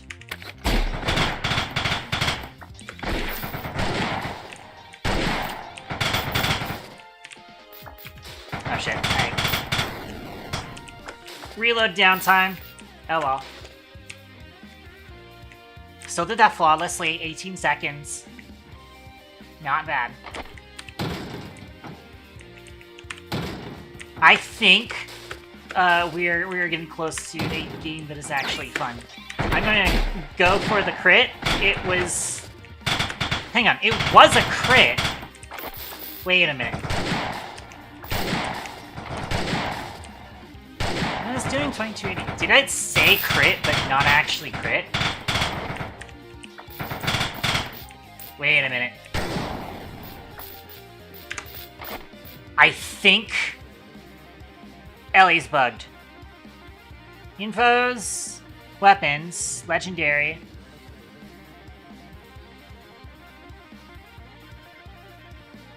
Base crit damage bonus is 2. Have I fucked up? It might not be Ellie is bugged. Hang on. What I really need is that I really need, I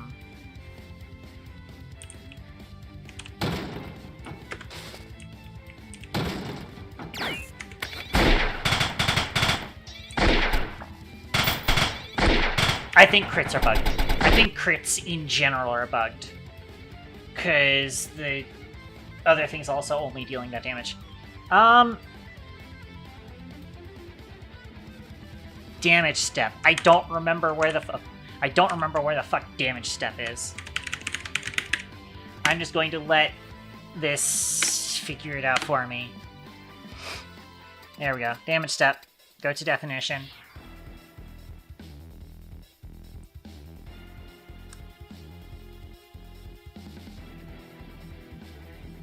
Because it looks like the crits are there.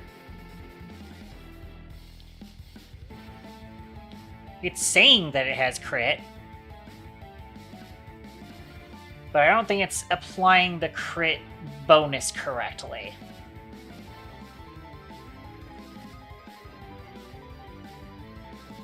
Oh, I think we just straight up did not actually do crit at all with the new system. We are completely missing crits. Okay. Let's fix that. I can't believe this has gone on this long, and I've just been going off the placebo effect of, oh, I am killing these people quickly because of the 60% crit from SB shells. No, crit doesn't fucking work right now. What we need to do is we need to come in here and actually set this up. So I do this on scaled damage, I believe. We're gonna do a for loop. Crit index.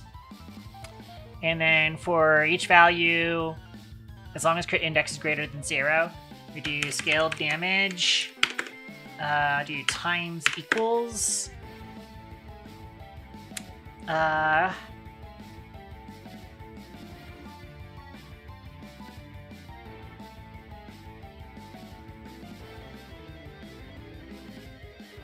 Trying to remember, how is this specified? Yeah, so we do divide it by. Okay, so I believe what we want to do is, how do we get our crit ratio? That's a variable, right? Yeah. We do times equals crit ratio, and then we do scaled damage divided by equals 100. That's how that works. And you might be wondering why we're doing this. That is because I hate floats. I hate floats. I hate floating point variables. I hate floating point decimals. I don't trust them. Everything's integers in the game. So that's why we're doing it like that. Internally, crit damage bonus is actually written as 200. And then I just have a special inspector thing that shows me kind of what it's actually being represented as, or like a value that is like a multiplier, such as the crit damage bonus, or a like seconds value, where we're doing like a duration, like reload ticks here. We are doing a 1.65 second reload, but that's taking 9,900 subticks. The way that that works is that it'll say like 6,000 ticks, and then 60 times per second it will then subtract 100 multiplied by the current reload speed bonus. Each tick, technically speaking, will just subtract the reload speed bonus each tick, essentially. That's how that works.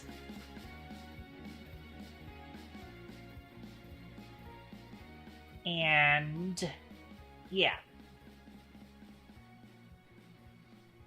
I need to go to the bathroom again. So I'm going to go to the bathroom, take another break. Everybody get up and take a stretch break. Get yourself some water. Also go to the bathroom. I am going to be right back.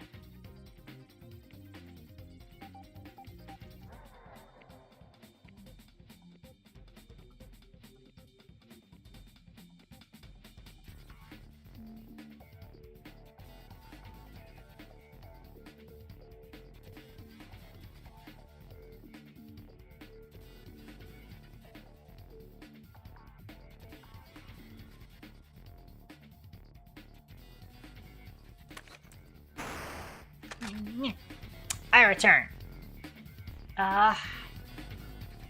Cool, so we've hopefully fixed that bug. So now, crits should work again. So we should just be seeing, lieutenants just immediately exploding every now and then. Oh yeah, that's way better.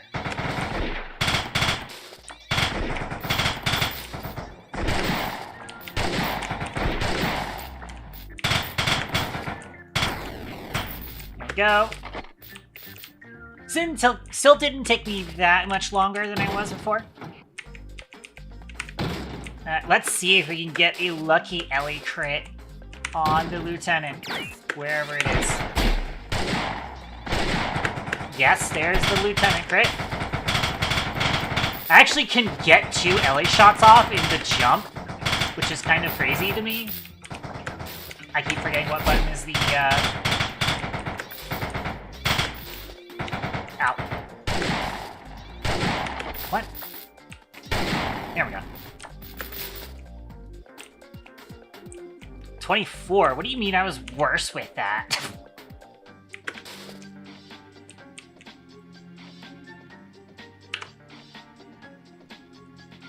Alright, that's fun!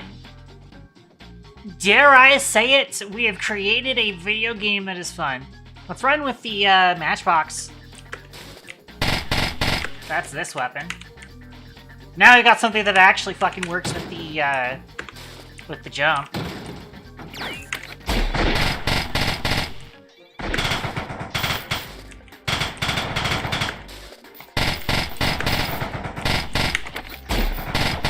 That's not where I wanted that to run. That's That's fine.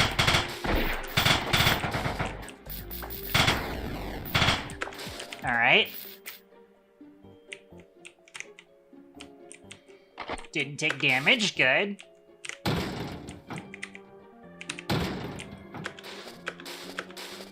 I might also make, I think the adjustments I've made to stamina are definitely for the better, but I think it is still a little too easy to manage our stamina.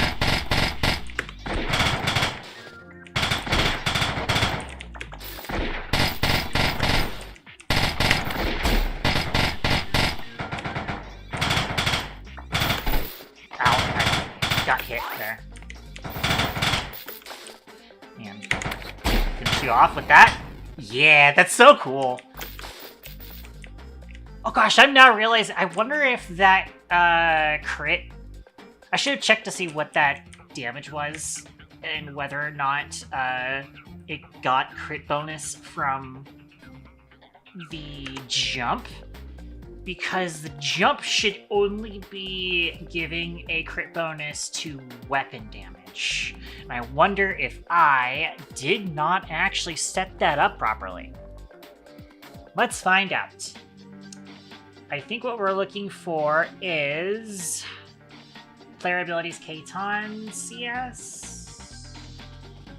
Player abilities K-Ton CS. Actually, that's right. It might be it's in a status effect, isn't it? I can't remember.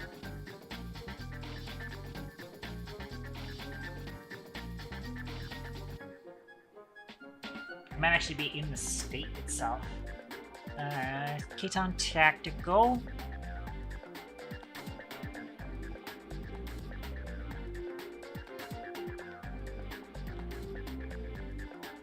Past status effect, which means the status effect does actually get applied here.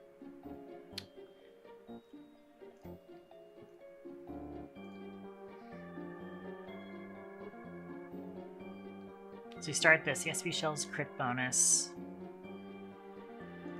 Okay, I see. So we do need to go here and find this out. So here we go. On the pre-roll crit, we have a damage step crit chance.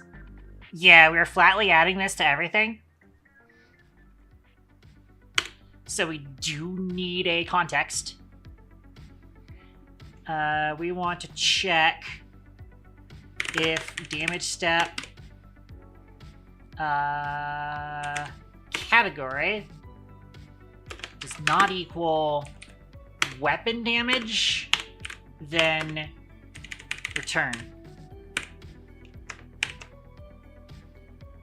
That's what we were missing.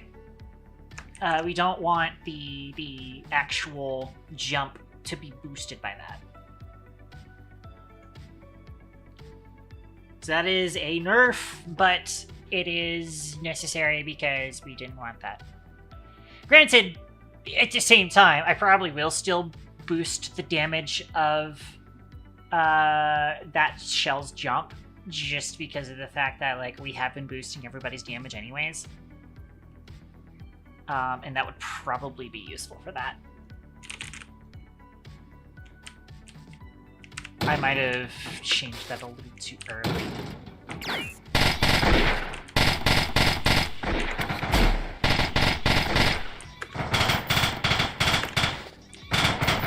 Ow. Oh, I didn't actually hit it.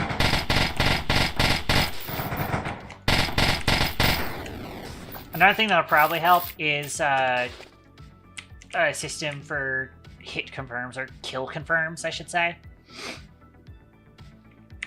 Alright. So now if we go walk up to somebody and use the shotgun against them, let's see. Yeah, so that's a 10% thing, that's correct. And everything else is getting a 60%, which is correct. Oh, I actually ran out of stamina there. I didn't have enough stamina for a dodge, so turns out it's not actually that easy. Turns out it's not that easy to manage my stamina. But at the same time, it's a little easy for us to be managing our stamina without any bonuses to our stamina. That's the thing. That with bonuses to our stamina might be a little too easy.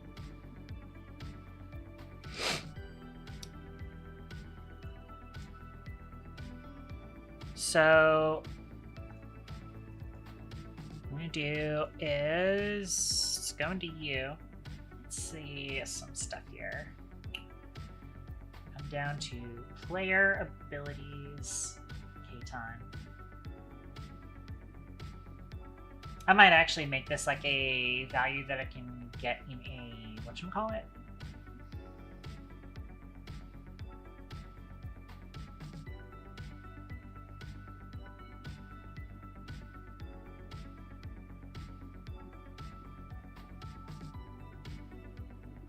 Oh wait, is it not actually a value in there? I have to go find it in here, don't I?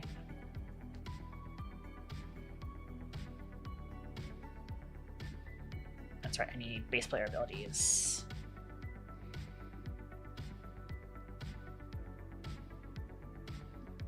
Wait a minute. Base touch duration, base touch move speed? No, base touch, those values are there. So it's not that it's a private variable.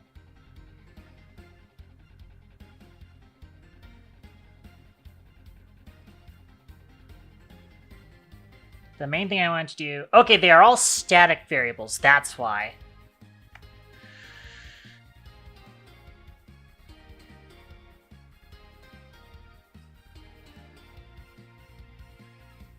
This is the amount of subticks necessary to restore 1 point of stamina. It's taking 7.5 seconds to recover all of the stamina. I think that's the idea. Oh, no, this is stamina per second, I think.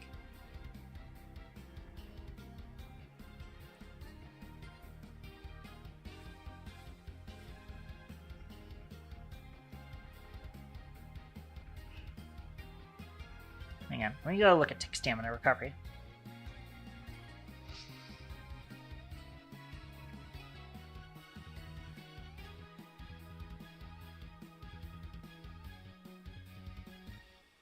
So recovery is going to be the endpoint recovery that we use.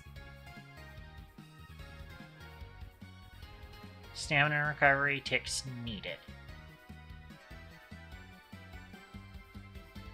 By default, this is 45,000 divided by maximum stamina.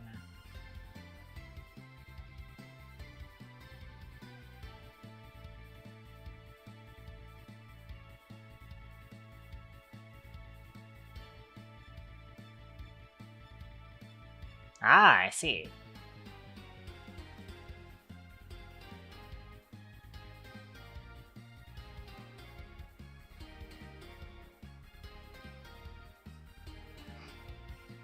Okay, so then we lower stamina recovery ticks divisor to get faster. So we do want it to be... I want to go with 800. I'll tweak it to 800 and see how that feels. Actually, I want to take it to 850. I'll wait till Unity is done compiling so that it compiles again. Once again, I could be setting this onto something that's a little bit easier to configure, but eh. So I think that means that our stamina will regen slower. I think. By default.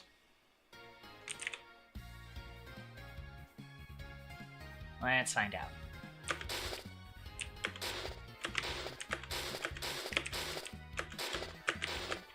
I think. It's hard to tell because we are out of combat. Out of combat stamina recharge is very fast.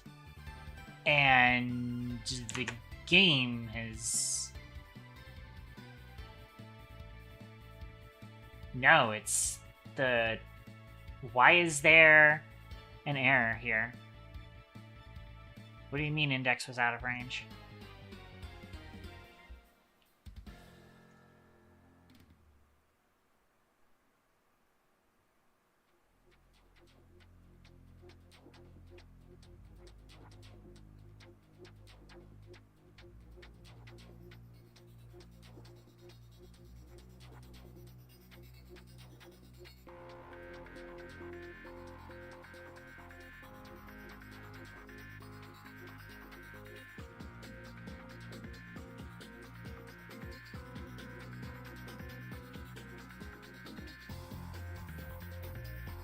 Oh, did I... No, this should have hit it then.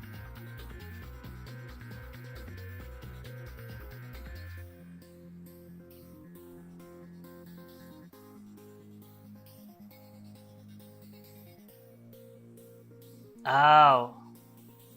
Huh. Okay, anyways. You've errored. In fact, that's completely broken the game. Lovely. Okay.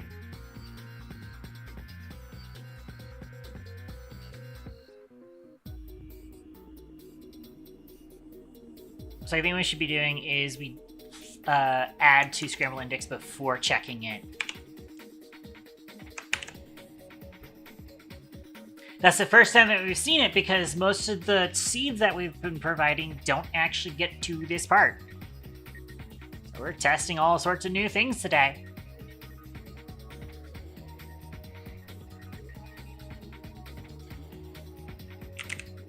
It was a seg is what caused that bug, right?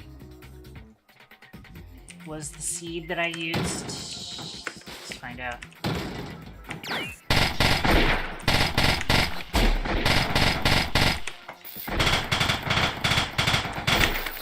I pressed the wrong button. I meant to dodge there.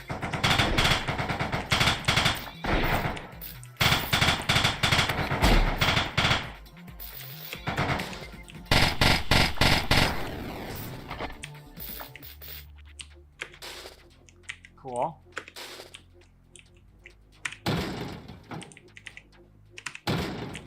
That's a good thing that I fixed that there, because otherwise, Also, why is my ammo counter broken again? I keep noticing that happening every now and then. I don't know what causes it.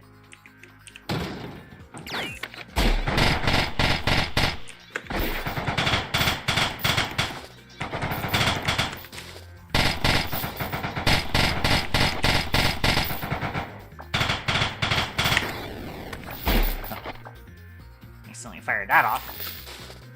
That's fine. I did 14 seconds on that.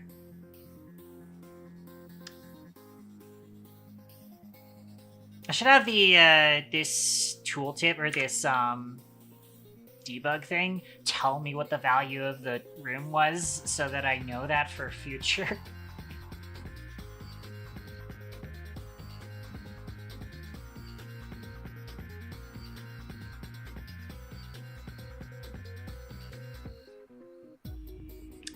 Also at the same time, I probably am going to keep enemies at... What's the word I'm looking for? I'm probably going to keep enemies... keep them closer to 1,000, and the minions closer to 1,000 health.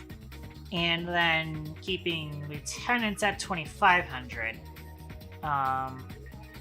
And that'll map a little bit more cleanly onto lieutenants being a value of 3 versus minions being a value of 1.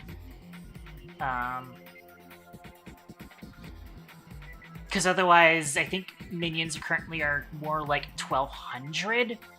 And I think they should be more like 1,000 potentially. Let me actually look here. Oh yeah, okay, so the zombies are 1,000. The assault grunts are 1,200. I might actually just flip that straight up. Actually make zombies 1,150, and then the grunts are going to be 1,000.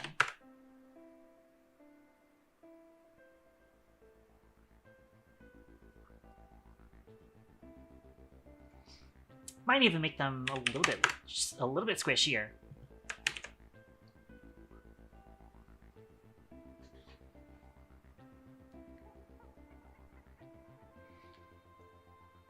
I don't know for certain if I've set up elemental damage vulnerabilities as a functional mechanic yet.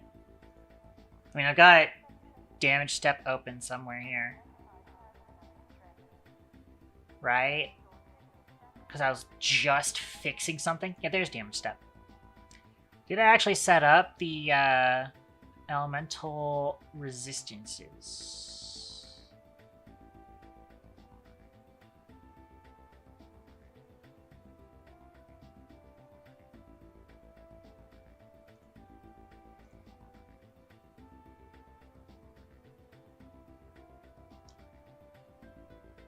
I don't think I did.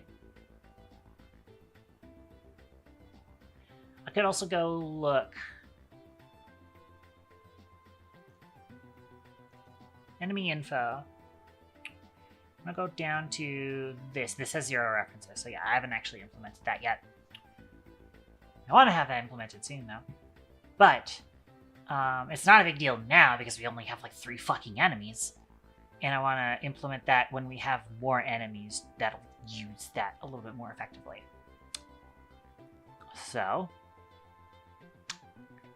cool stuff.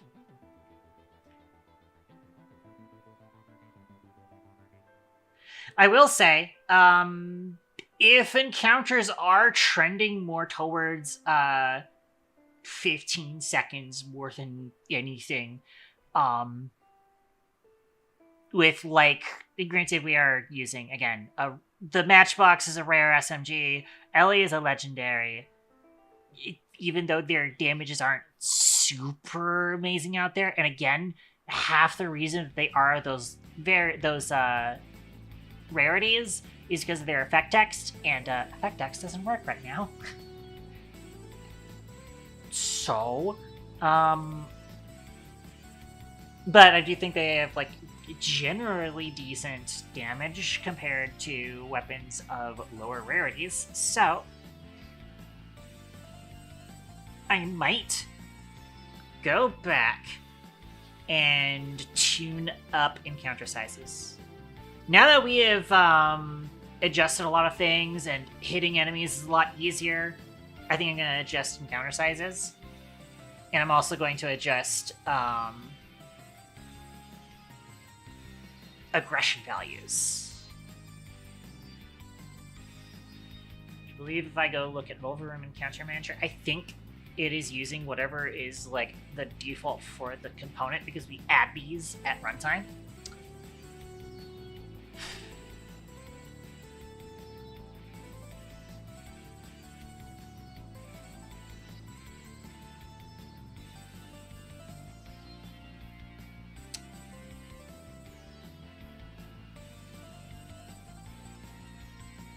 Unless...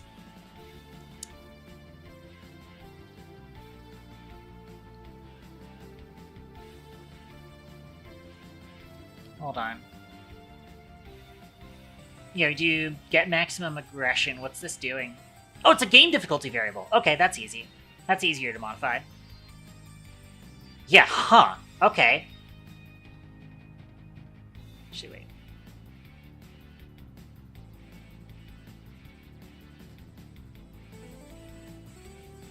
I see.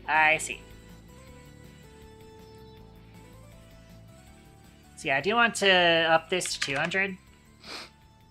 And then per player modifier should be 75. And 50 is actually fine for per boss modifier.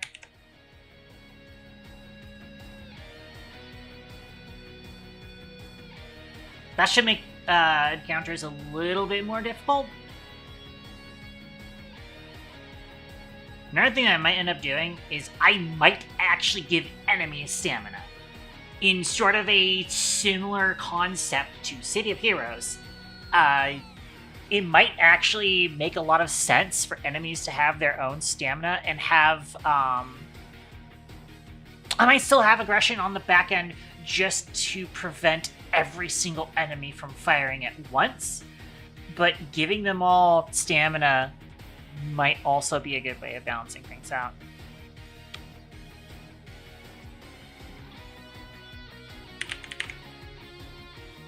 Let's run that. Let's put an actual number into there this time around. I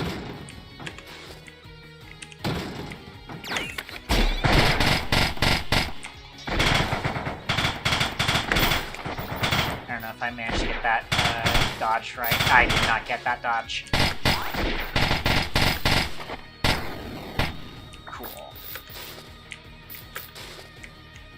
Yeah, that's feeling a little bit more difficult. I don't know for sure if I've actually managed that and that works now, but...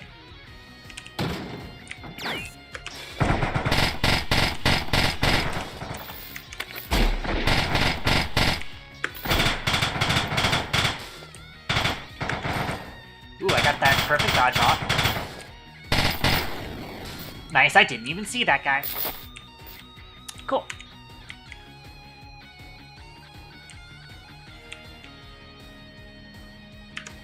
It's feeling juicy.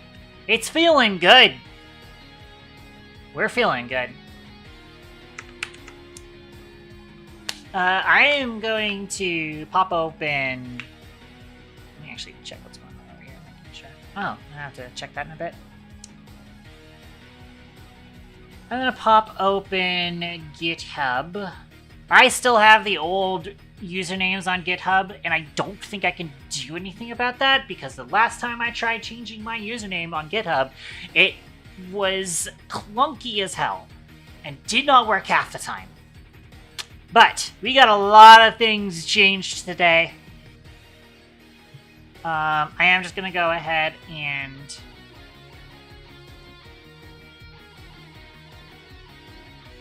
you are going to be removed. Remove ADS mechanic. Actually, no, I think that's going to be part of another update, which is specifically going to be. Hang on, let me actually. I want to do the bug fix. So there's a couple of bug fixes to do.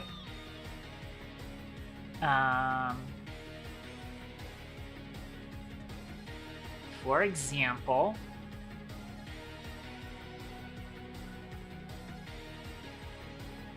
this was a crash that could have happened.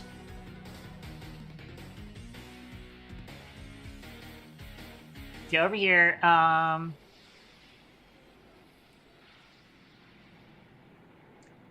Evolve.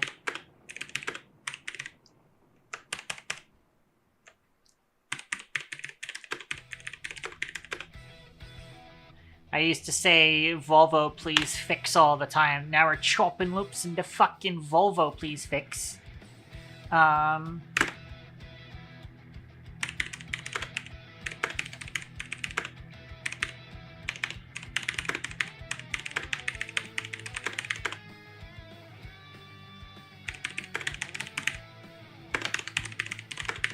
me apply to weapon damage.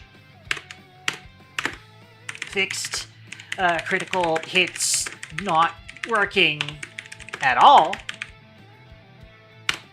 I mean, it was technically working, but it was not actually applying their damage.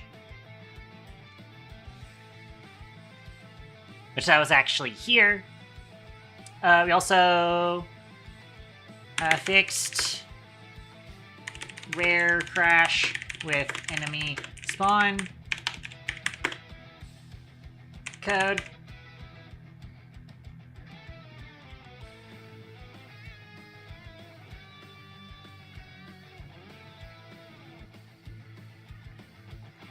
Was there anything else specific to that?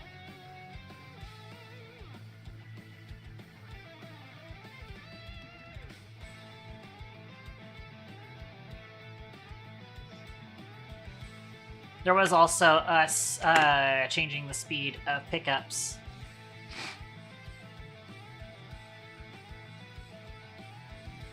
Adjust the priority of you guys.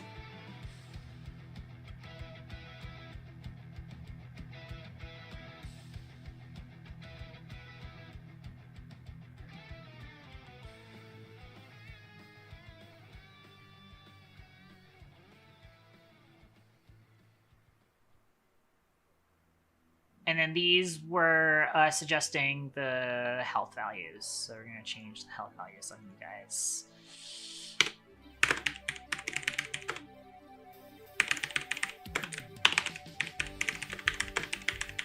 On minions.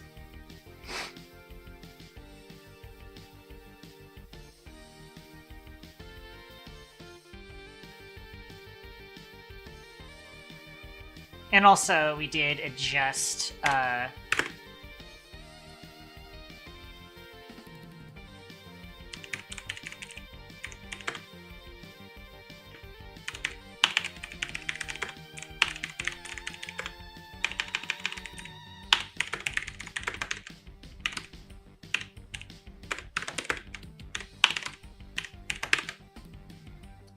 stamina recovery speed.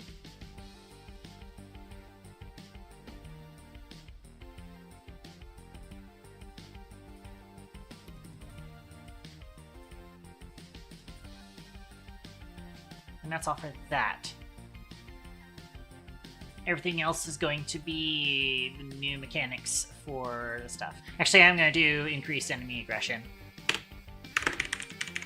Increased global enemy aggression. Is there 2Gs? No. It does actually highlight if I spell something wrong. Enemy aggression limits. So those are the modifications we have made, and now everything else here is going to be in service of us removing aim down sights and improving the aim mechanics in general.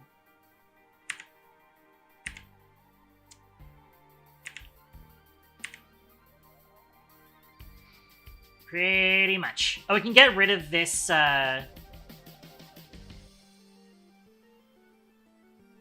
is that? It's player input handler. We can get rid of this, thing now.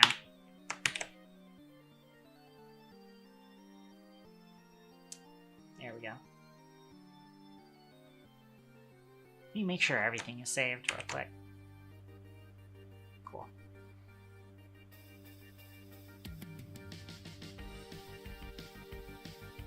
Yes, a bunch of things here have been deprecated.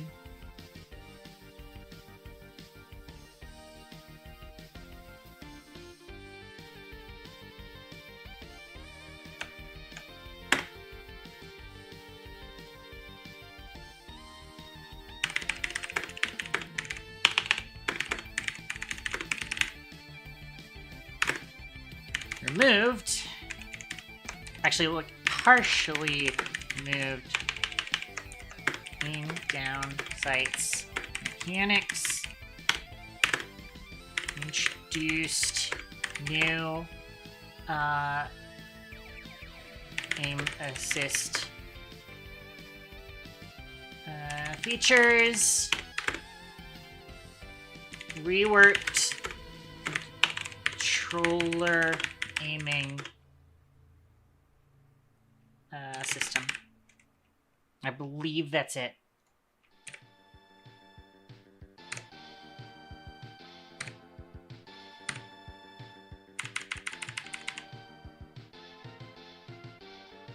Oh, hang on. We can actually get rid of this line, the last vector aim position as well.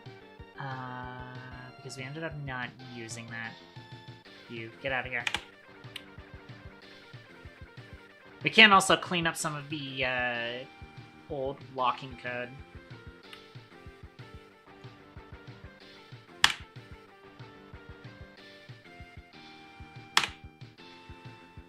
Oh, I can't actually do that because it's still using that.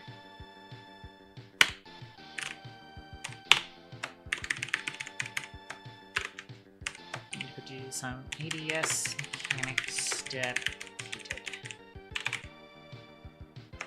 And then we're going to put this behind both of these.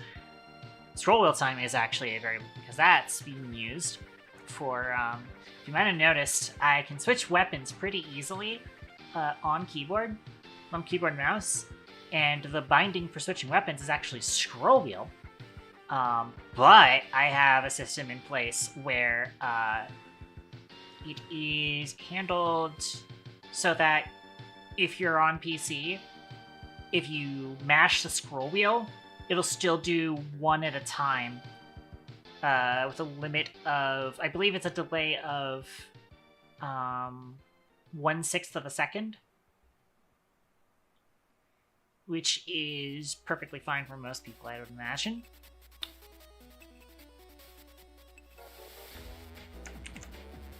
Put this behind there.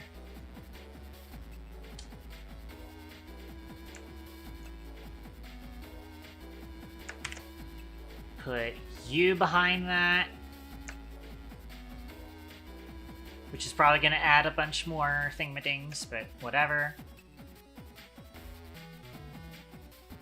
This never gets used, so we can actually just get rid of that. And save.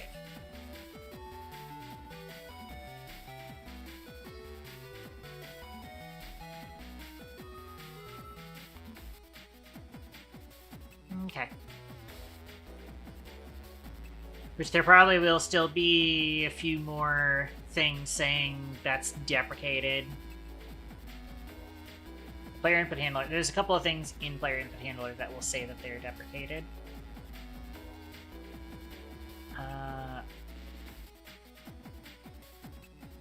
These will leave it that way. Why does player states K-time common have? Oh, that's right, because Kraber Kick. We have to fix Kraber Kick at some point.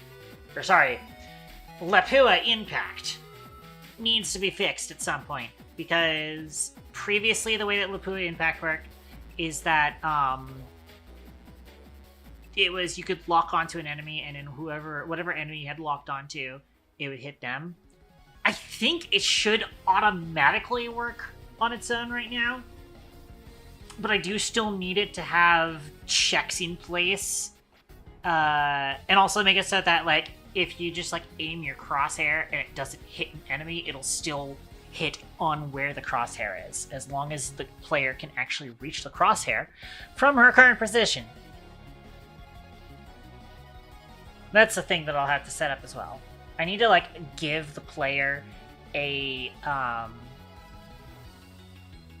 navigation agent so that I can make those kinds of checks, as well as for cutscenes and stuff. I need them to be able to be moved into places.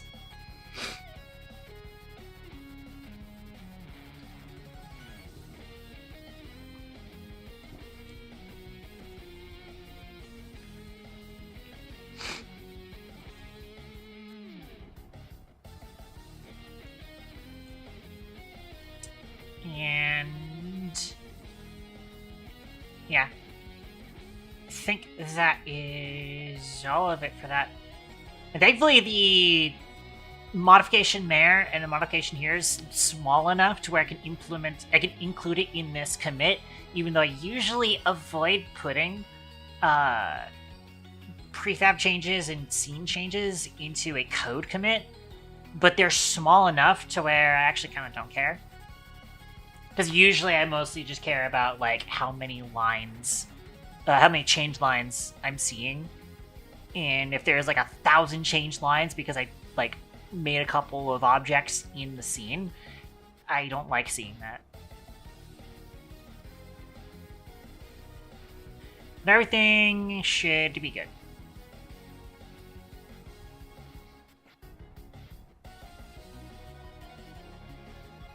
Alright. And commit. I pushed. I kind of didn't mean to push, but I do need to push. Yeah, change of plus 172 lines is not bad. We also subtract 129 lines. Oh boy.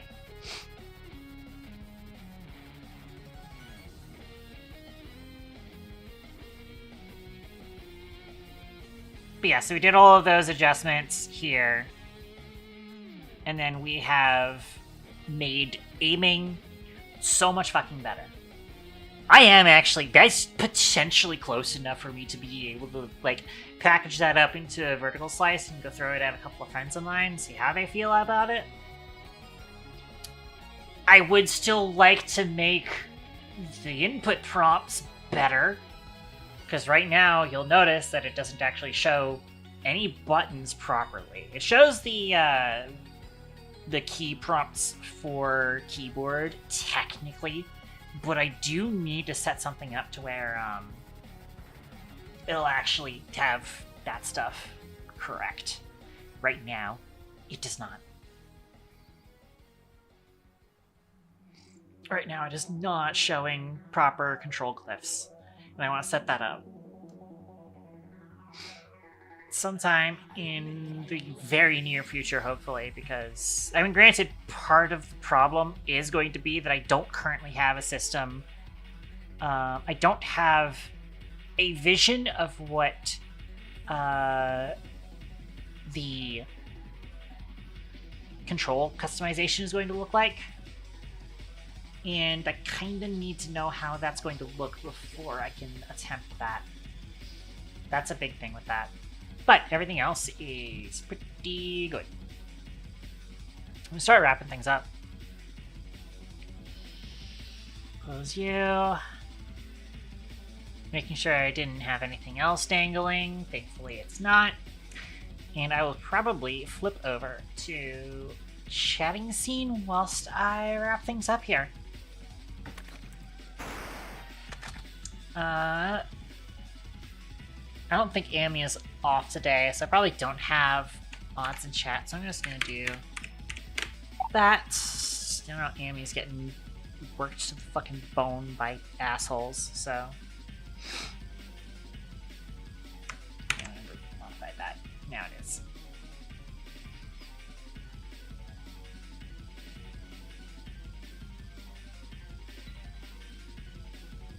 Alright, so...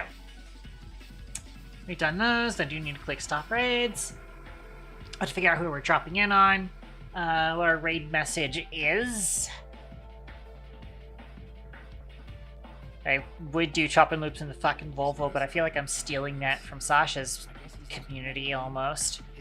And it's not that responsive, or that related to what we were doing today.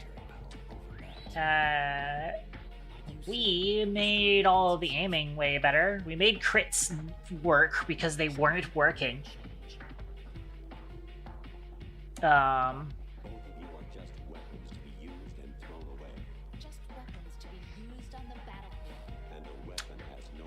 Not fully thinking of anything specific.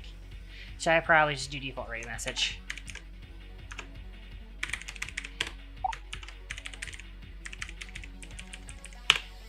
Let's get us out of here. You'll know the drill.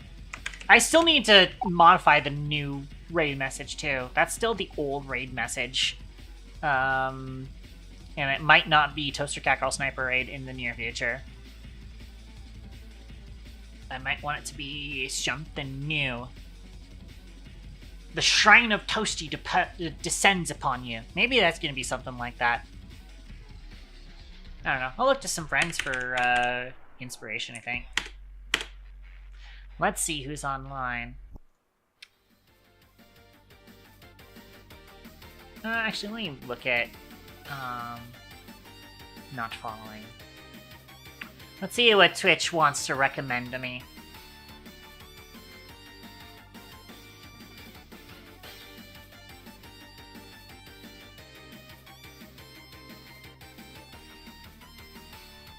I don't like any of these recommendations, Twitch, so I am going to find a friend of ours.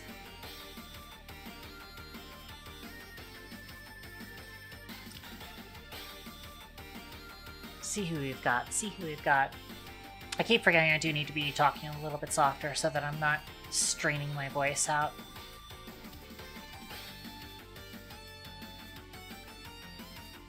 Heaven knows I'm already definitely feeling it now. Kellyosi is on. Who's a friend of Sasha's, for sure. I want to see someone who I haven't raided in a while.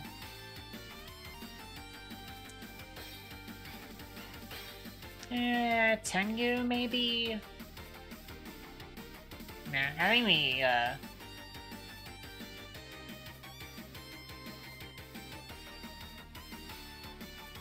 think we drop into Kelly, which is again another new one for our collection. I don't think many people have been around with this person. I'm gonna be clicking start raid on that. It looks like I don't have anybody else around for the raids. I'll probably be just dropping in on my own. But that's fine. Oh yeah, people have dropped out. Wow. Anyways, so with that being said, I'm going to be just ending things off real quick. Ladies, gentlemen, and everything in between, thank you very much for tuning into my stream. Hope to see you guys next time that I'm on. Until then, I still haven't figured out what my outro is going to sound like now.